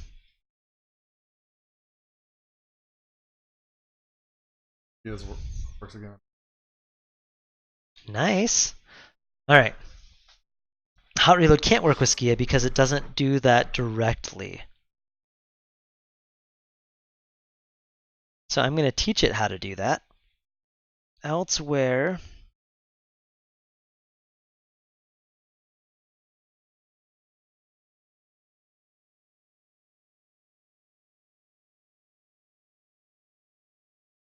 hmm.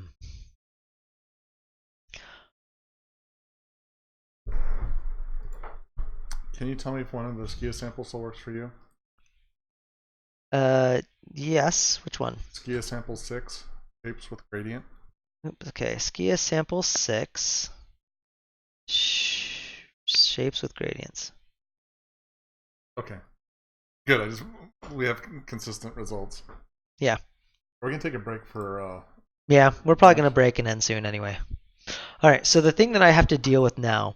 So the Skia handlers don't get registered directly. They get wrapped in a native type first. So you'll notice Skia iOS has this Skia view handler.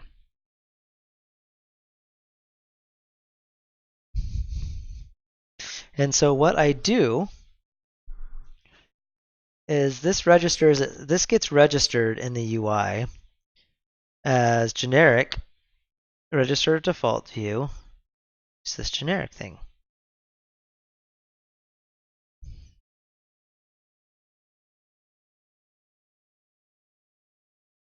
And then I have this generic type.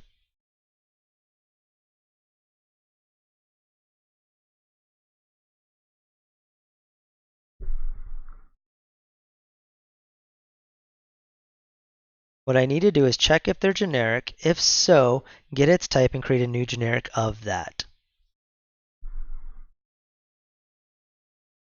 So I'm going to have to do... Actually, I can just do this right here. Or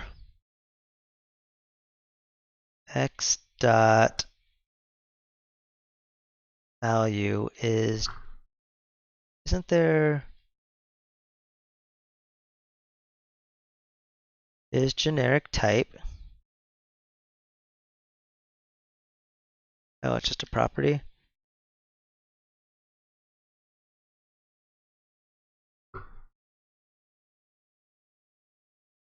And x dot value dot generic.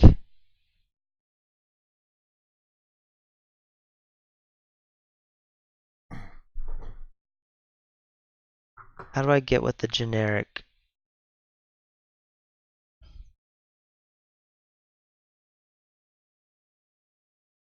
I want to know what the type T is. I'm trying to remember how to do that. We're at. So in reflection, I have a type, and I say, hey, it is a generic type.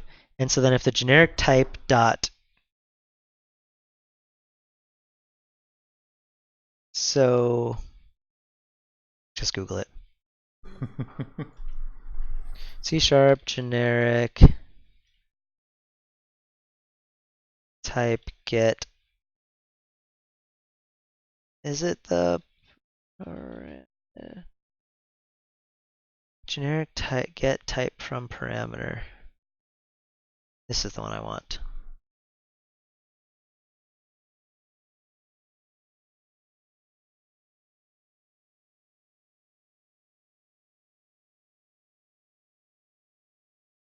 Okay, type T param in this. If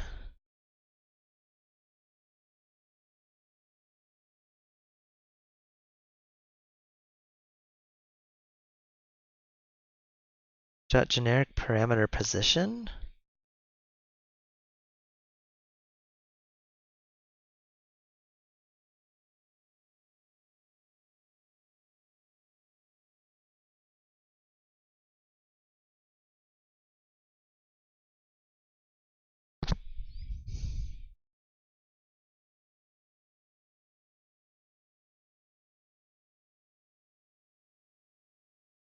We're just gonna have to debug in this thing because I don't know.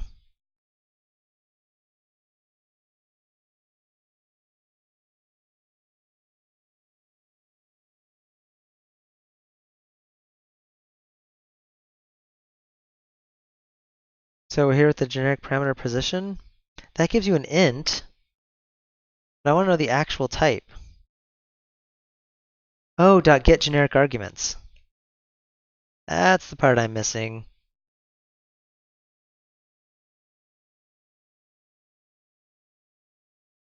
All right, we're just gonna do this in a method anyway. We'll type compared type. Just type 2.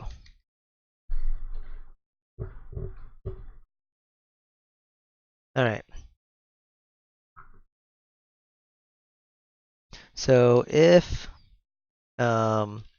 type equals type 2 return. If x dot, I don't know, type is not, no, type dot is generic type, return. Now, oh,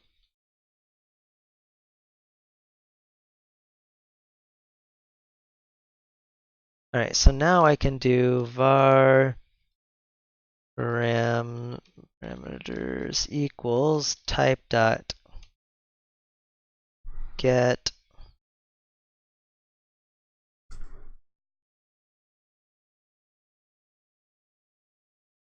I'm forgetting what that is. Get generic arguments.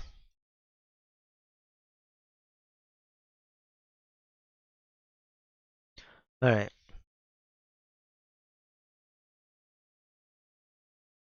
base is creeping in again.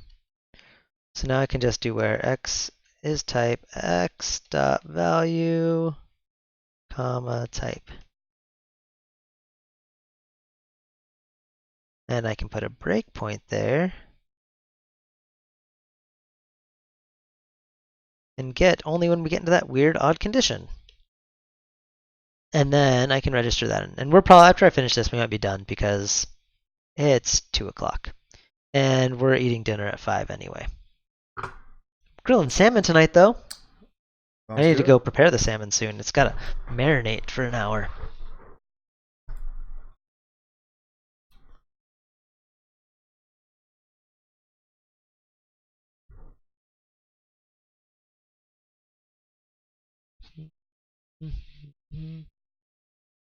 All right, now I just need to cause the retrigger. We must have had some merge issues past on this one. Could have been.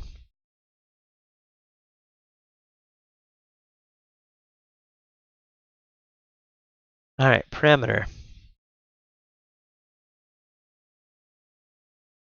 Skia button handler. All right, perfect. That's the one I want.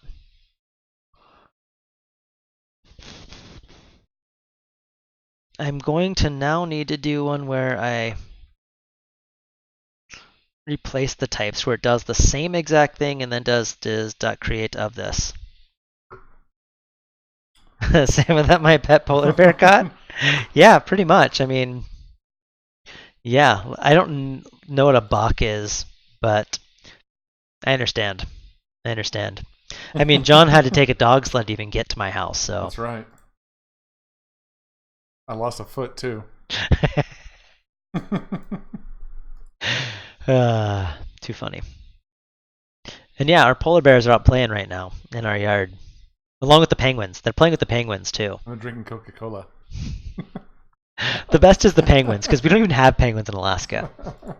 They're south only, guys. South Pole, not North Pole.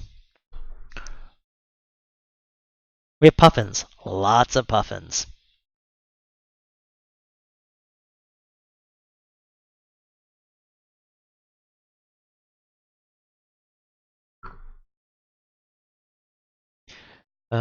Equals type 2. And actually, I can just make this nicer. I think I've got all the samples working again. All right, so I think I've got this stuff working. I just now need to do my registration slightly different. Where do I do that? That's in the handle of the hot reload. All right, so now here's where I do this replaced.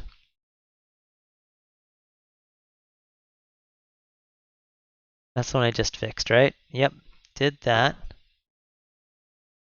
Oh, it does that types, and then it just does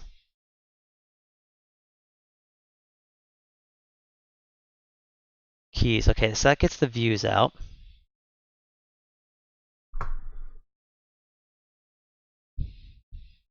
Where does it get old view type? Oh, all right. I'm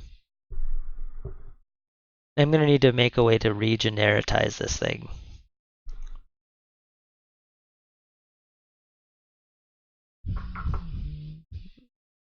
I'm just gonna return that key. And because X is key value pair type.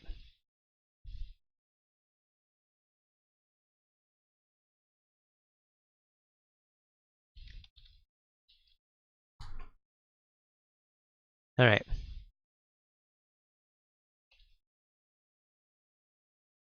So now that's going to break where we're using it at. All right.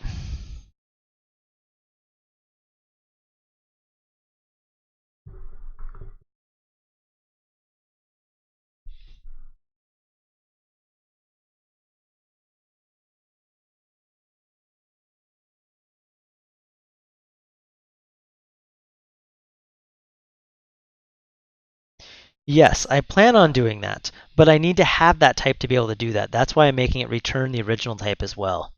Because you are correct, sir. I just got to get to that point.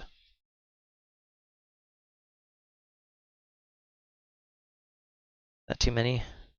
Not enough?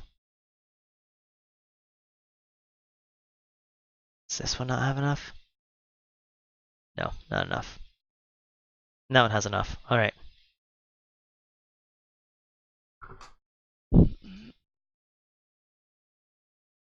Alright.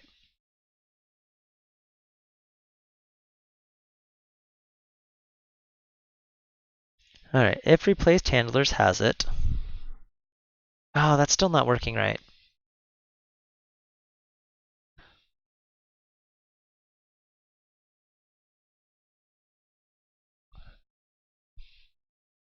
So what I can do is right here where I do this register thing, here and here.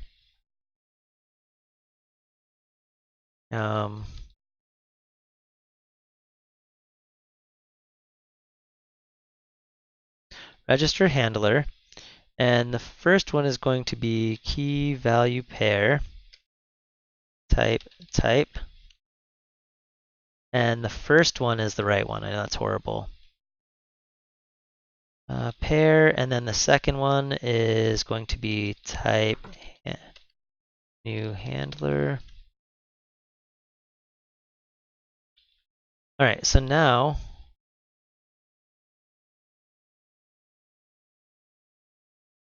we can just do this.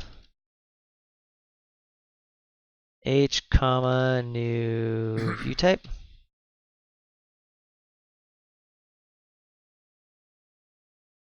And that's going to go in there, and then this will do the same thing.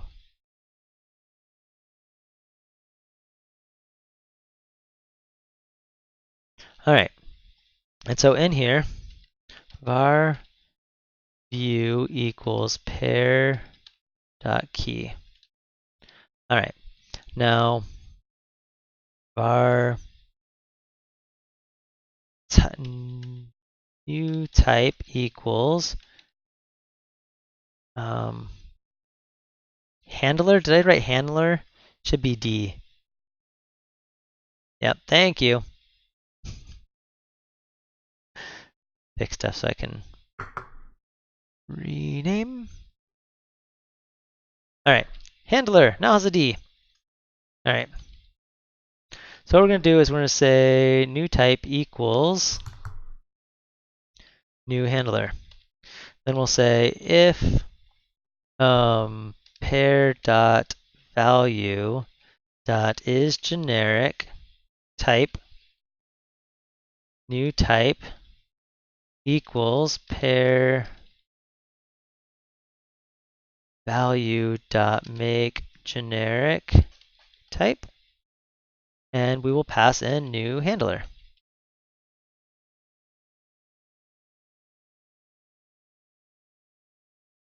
All right, now if I did not mess that up, Skia types will hot reload.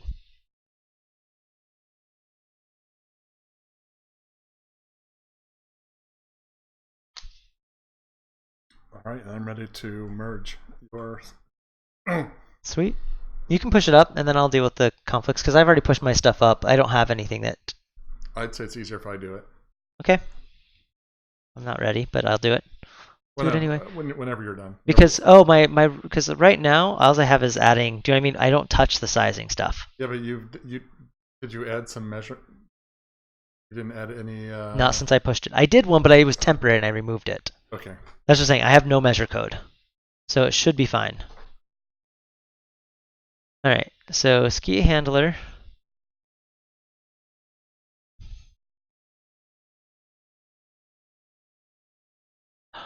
Replaced views. Does it have any? It does! It does! New type? New type? Oh, it blew up. Oh, because the problem with that is it's already a generic type. So I need to get the parent original type before I can do make generic.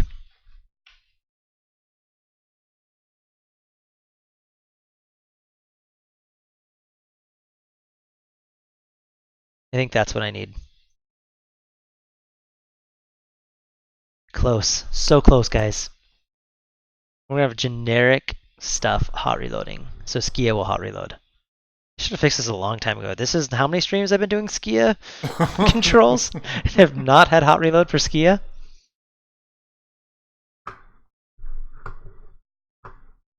All right, it's pushed. All right, so this time, if I comment that out, it worked. All right, let's see if it reloads. Curse it! The handlers are replaced. Why didn't it?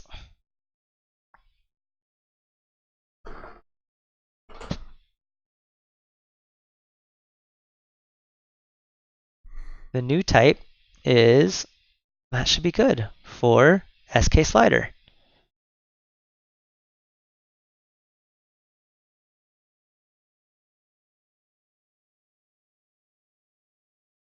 Well, that's just silly.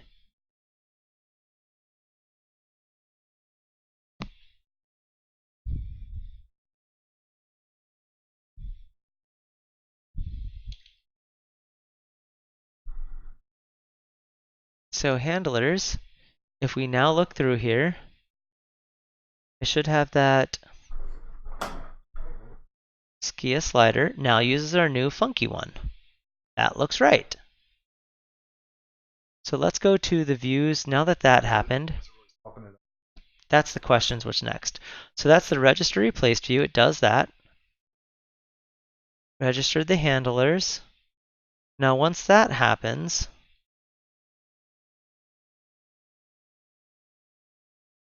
what calls the register this? Something calls trigger reload.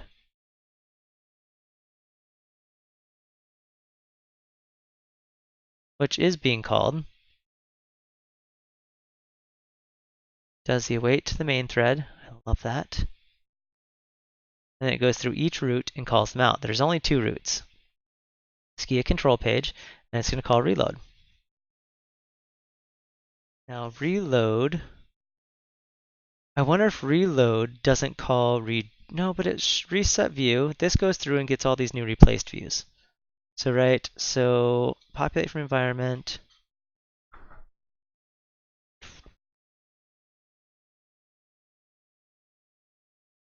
Built view equals null, handler remove, get view renderer. This right here should get a replaced view.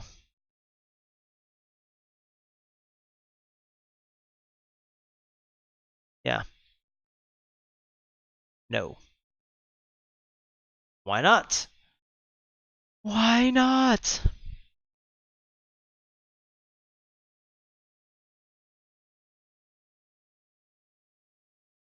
I mean, there's not too many controls on this page. Well, it's going to do multiples. So routes, 1, this one is the main page. Nothing should come out there. Wait, is the main page replaced?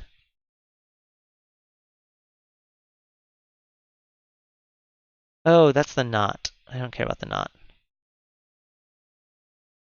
That's all the navigation view. It's going to run that for a while.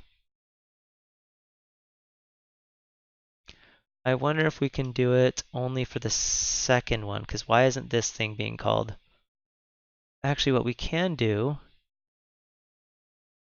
is it should rebuild everything. It should call build on the entire Skia correct. Now it doesn't build all the native stuff if it doesn't have to. It does the compare. But that should say this is a new handler. That doesn't work. This build should get called.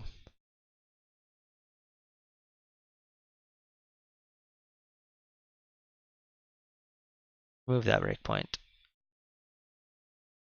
Okay, remove this one for now. Why is that body not being recalled?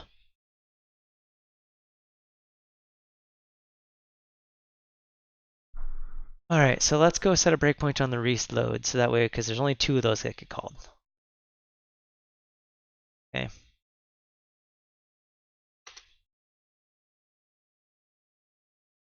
And this one is the first one, probably.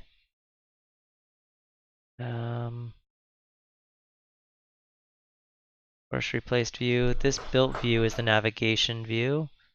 Press play. Sorry, digging through the bowels of this thing. What's this? Comment text. Oh, we're gonna get a lot of these. All right, now we're on to that one. All right, so now this Skia controls. All right, so let's step through this. It's not going to be replaced. Say the old built view is this vertical stack. Oh. I think because that body didn't change, it doesn't even check if it needs a new handler for the Skia text. Because we've never. Because the handler, although it should, since the SK type is the same, it's just going to reuse the handler. I wonder if we do in a replaced view, we destroy all handlers. Because hot reload is separate. Yeah. It only happens in a hot reload scenario. I think that's safe. Just blow away everything. Yes. In a hot reload, we will not diff.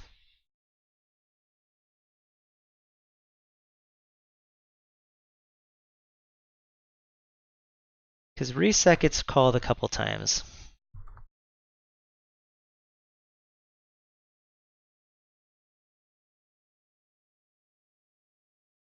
So now we will call this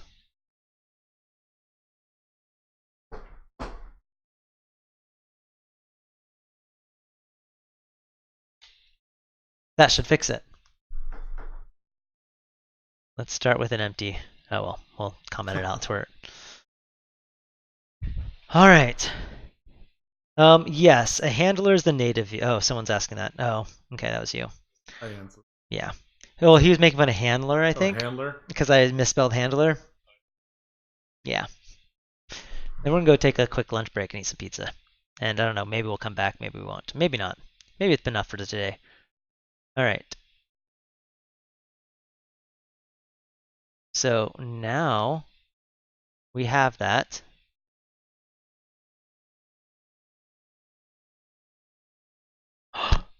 What? Okay. Why? Why? It's assuming the diff. Well, I don't know. did we destroy the handlers and so dispose of them? Others didn't go and replace them? It shouldn't matter. Now all of a sudden we've got those views that had some handlers we got disposed. Let me but go they didn't get back and replaced. see. Okay, I messed something up bad. All right, but I'm on the right track. That's the important part. I'm on the right track. That's where I need to do it. So that's close.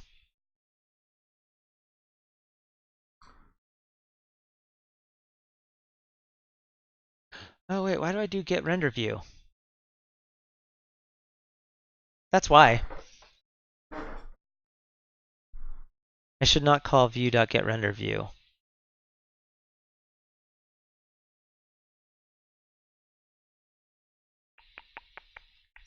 Maybe I do. I need to figure that through. Oh no, that's right. That's where it builds the body. Does all that. Check for body, builds it, does the state, does all that. No, it needs to do that. That's right. Go back. That's just funny though.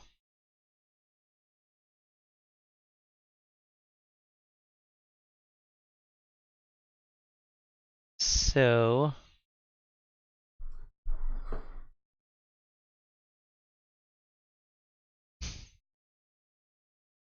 that just cracks me up. All right.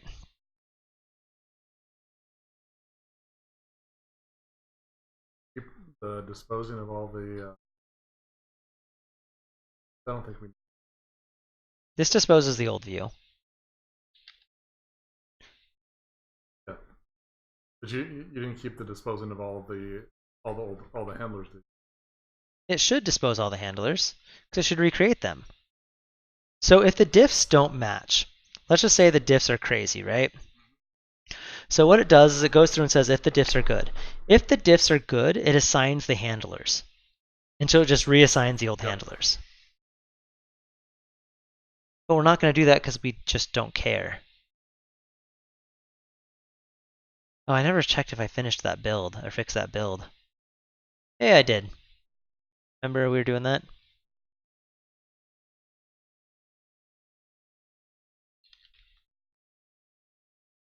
Oh, I didn't fix Blazor though. And I've broken WPF and WP.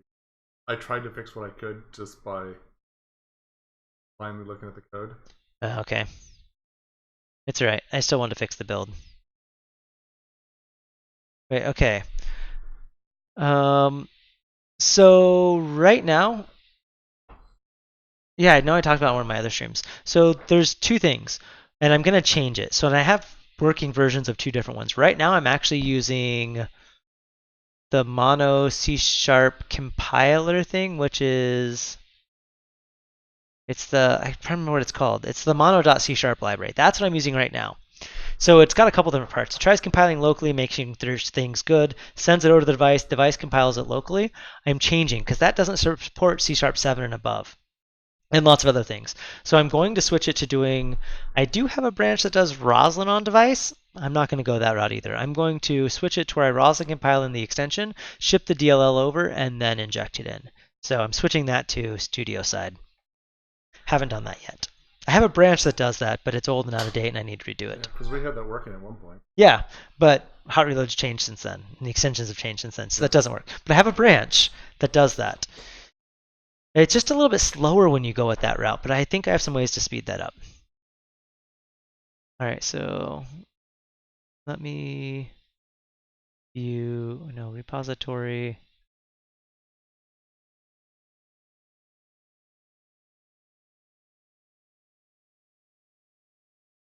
All right. Oh, now it all breaks as soon as I do that. What the crap is that? Oh, I pulled down stuff. No, it fixed. Did you push stuff into master then? No, just the dev. Oh, okay. Oh, into dev, that's what I meant. Sorry. All right, well, I just fixed the UWP builds just to break them again. All right, so If you let me on Windows on your machine, yeah, I can fix it. I can fix you to. Yeah, after we jump off, I'll help you remote into it. Okay. It's on my network. It should be fine. All right. Well, I think that is good for now. That should be fixed enough. Closing that. All right. I need to figure out what I'm doing with my view reloading. That should work. I just want to get this breakpoint. I know you can do conditional breakpoints, but that's just so much easier than finding the breakpoint window and writing things where I don't have IntelliSense.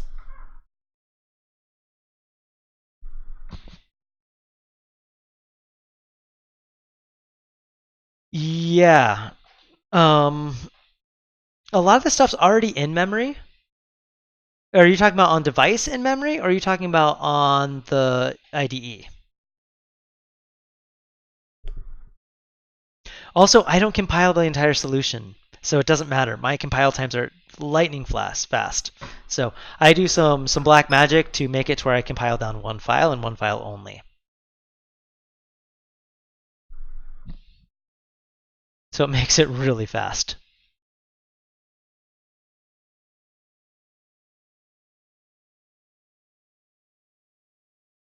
All right, so this one's a non-diff.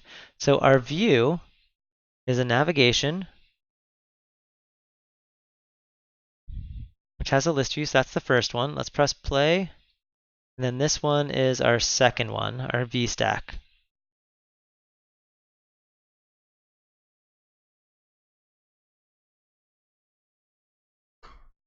Oh, view handler dot set view equals this. That view handler is if view handler equals null, return. All right, never mind. I put that in the wrong place. I shouldn't do any of this.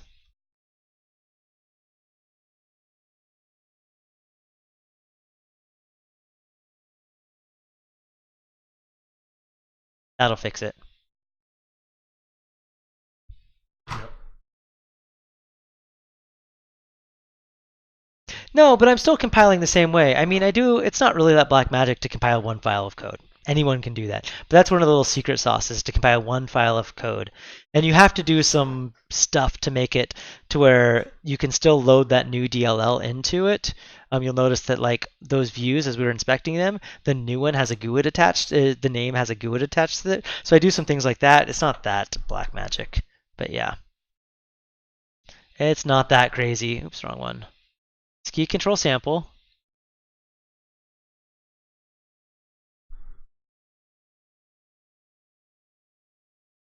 It did something. It triggered a reload. But why didn't we get...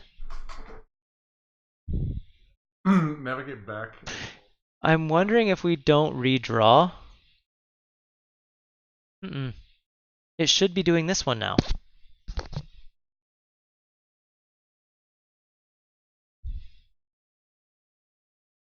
So now what I want to do is...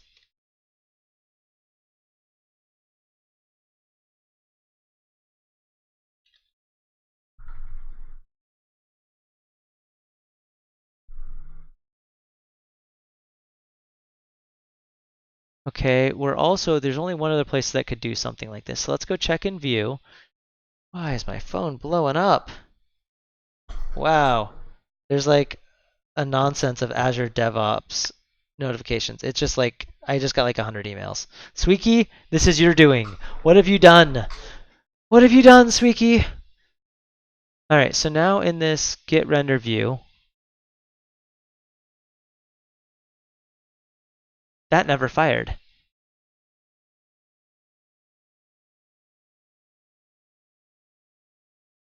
So what we'll do is we're going to do the conditional breakpoints because I don't want to stop. Breakpoints. This is binding. No, this is in hot reload. We can remove these binding ones.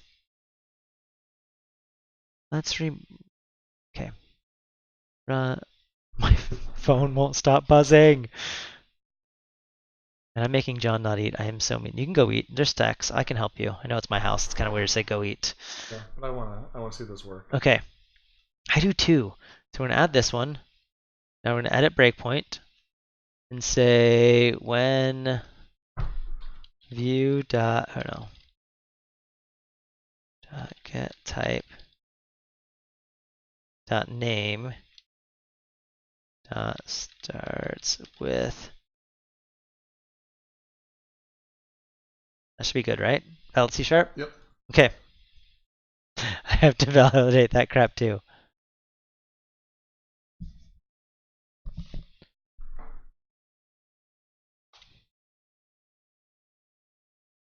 Why is that not ever going? Each view. Oh, I wonder if I'm doing this wrong.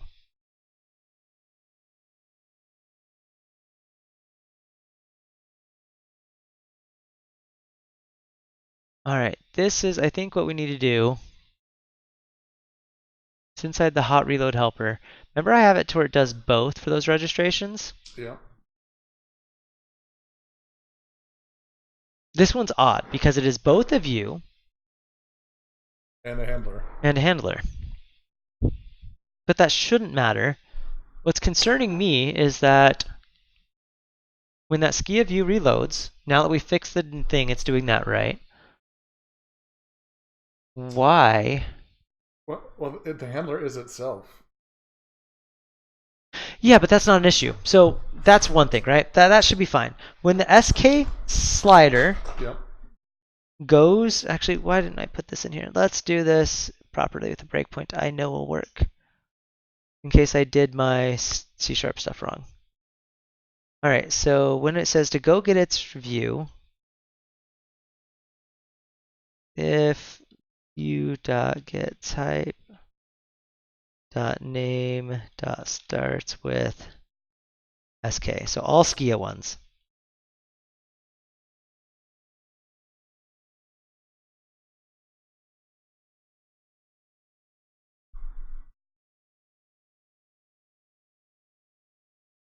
that breakpoint there. So let's run this. This should fire lots of times. Well, not lots of times, but on the first one, we should get it for all 3 of those, right? Mm-hmm. It's going to say nothing, right? It's got nothing. It'll just return that view. And then I want to step through on the second go round. Maybe I'm registering those views wrong. Let's also put a breakpoint on this. There's a chance I'm doing that one wrong?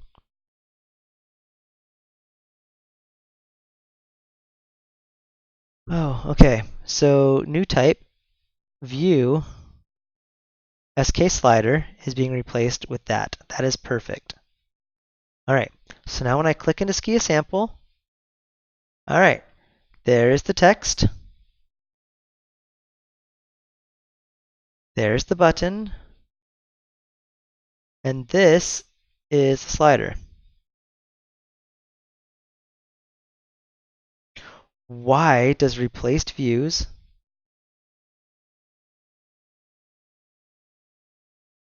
okay, that's right, it's doing the handler.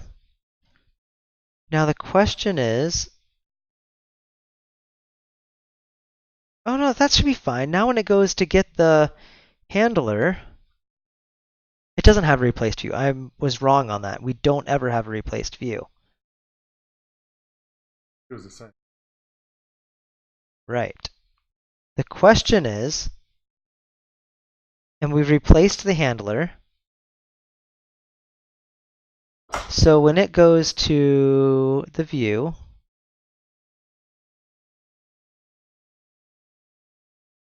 here, check for body, blah, blah, blah. Right here it does this, and then it does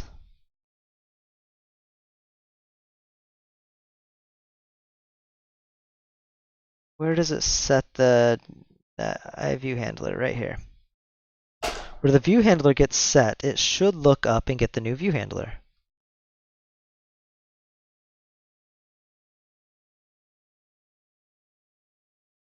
Where do we set this in here? Because it's not there. Did I just paste that as new type? Yes, I did. Somewhere in this file.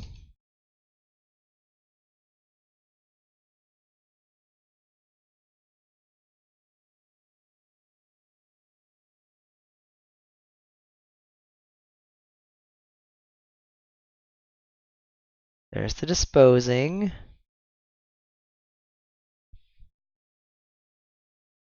I do someplace where I set this thing. Oh, it's in the iOS to view stuff. This is where it does it. So it should do register our get view handler of that type.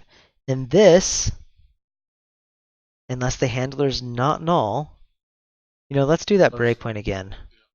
Maybe for some reason that handler is not null. Which would be weird because it just got rebuilt.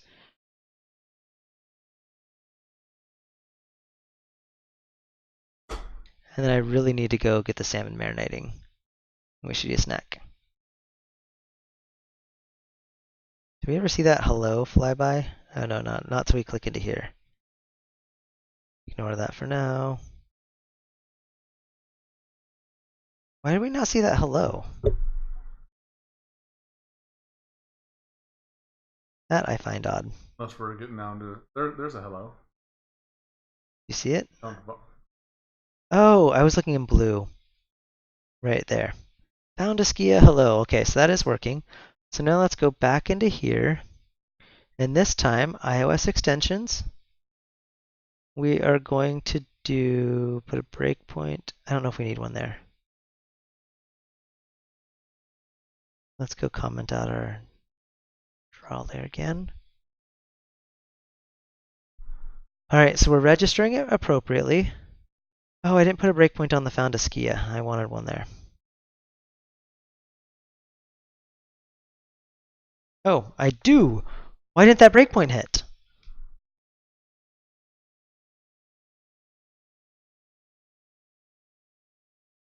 That is trippy. Unless we're somehow not invalidating the container and rebuilding things.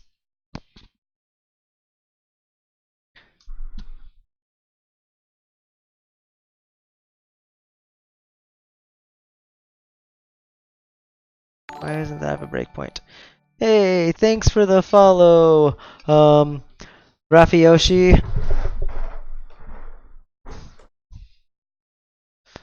Man, this is some deep debugging into some odd stuff.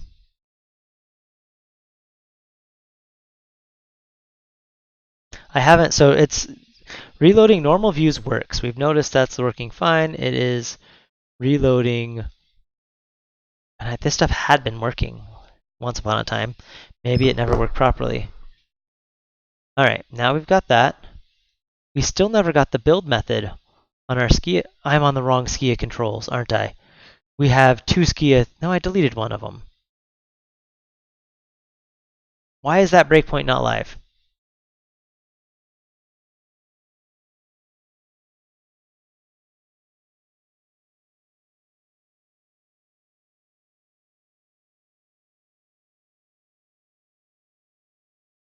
Disable all breakpoints. Run enable all breakpoints. Why? Alright, well that's kind of lame that I can't see that happening. Because that would make my life easier.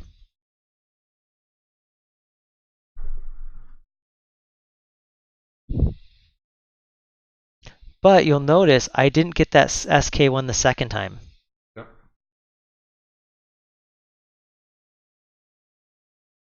That's the problem, is it's not actually. So let's. Is it not triggering the reload of that view because we didn't actually touch it? Maybe, but I told all roots to rebuild themselves. That's what that hot reload reset's supposed to do. So this reload, reset, it doesn't pass diff down through all of its children.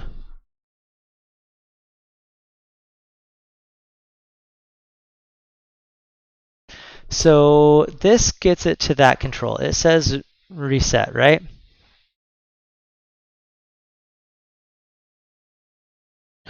Oh, actually. Not, but if, okay, if you call reset view, it's going to pass in false for diff, so it's going to be not right diff. Here.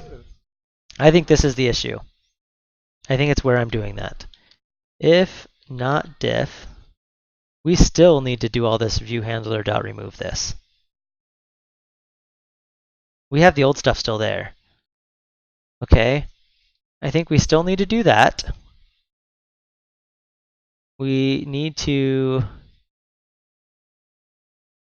dispose the old view still.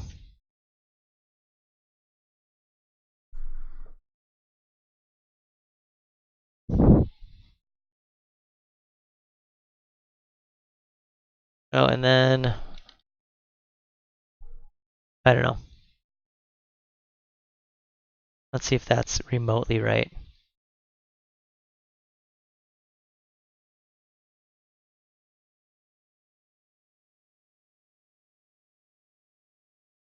I'm worrying that on the navigation view, no, this isn't on a navigation view. This is on that one. Resetting the built view. I'm going to put a breakpoint here anyway. Let's go back to the view that I just lost. We're going to put a breakpoint right here, because I want to know what that old view is first. Go into the Skia control. We got all those. We get 3 of those. Perfect. Found all of our Skia stuff. Did not mean to press play that many times. Let's go to our handler. Reload it. All right. Old view is navigation view, not this one. This old view is our VStack. It's not, why is this the VStack? VStack should not be the root. I know the issue. Because it is the root because this is the built view. But the root is the other control, not the VStack. All right, we'll fix this later. We know what it is. Thanks for hanging out, guys. We've got stuff to do, outside of this, but now I know what the problem is. I know right where to go. The problem is the wrong thing is the root. Whenever we set this built view,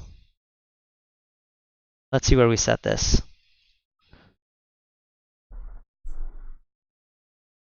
Okay. Where we set this built view,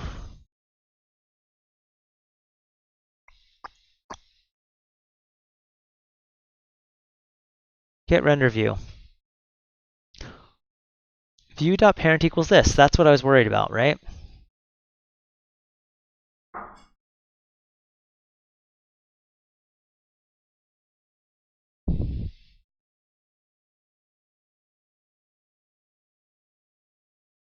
That's the only place we're setting that. Because when we build this view, we set its parent to be this. Root views should have a null parent. The question is, why isn't the Skia control sample why isn't that the root? It's well, I think it's because of we always there's a few weird edge cases like that where you are a root view like that and has a body. You end up getting back the built view, not the view. This reload kills that.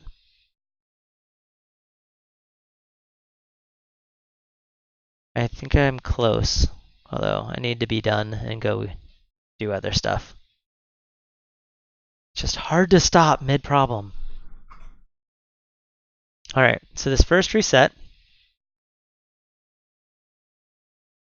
Actually, we can do this in a different place. Let's put this in the hot reload.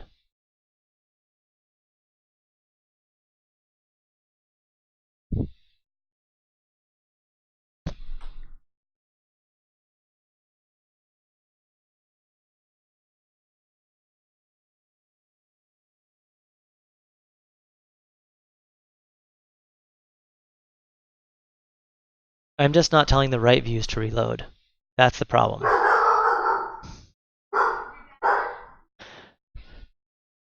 All right, so I'll reload that. Roots. No, look, Skia control sample. So my reload. Hi, Stu. This reset view. The built view is the VStack. Yes, correct. As well as it should be, right? Yep. So let's put a breakpoint right here. And this one is, see, told you there's stuff to do. This one is the main page, so we're going to press play. Dispose the old, dang it, that was the one I wanted done. See, the old stuff's not there. We never reloaded and did the new stuff. So we're still displaying the old view. Yep.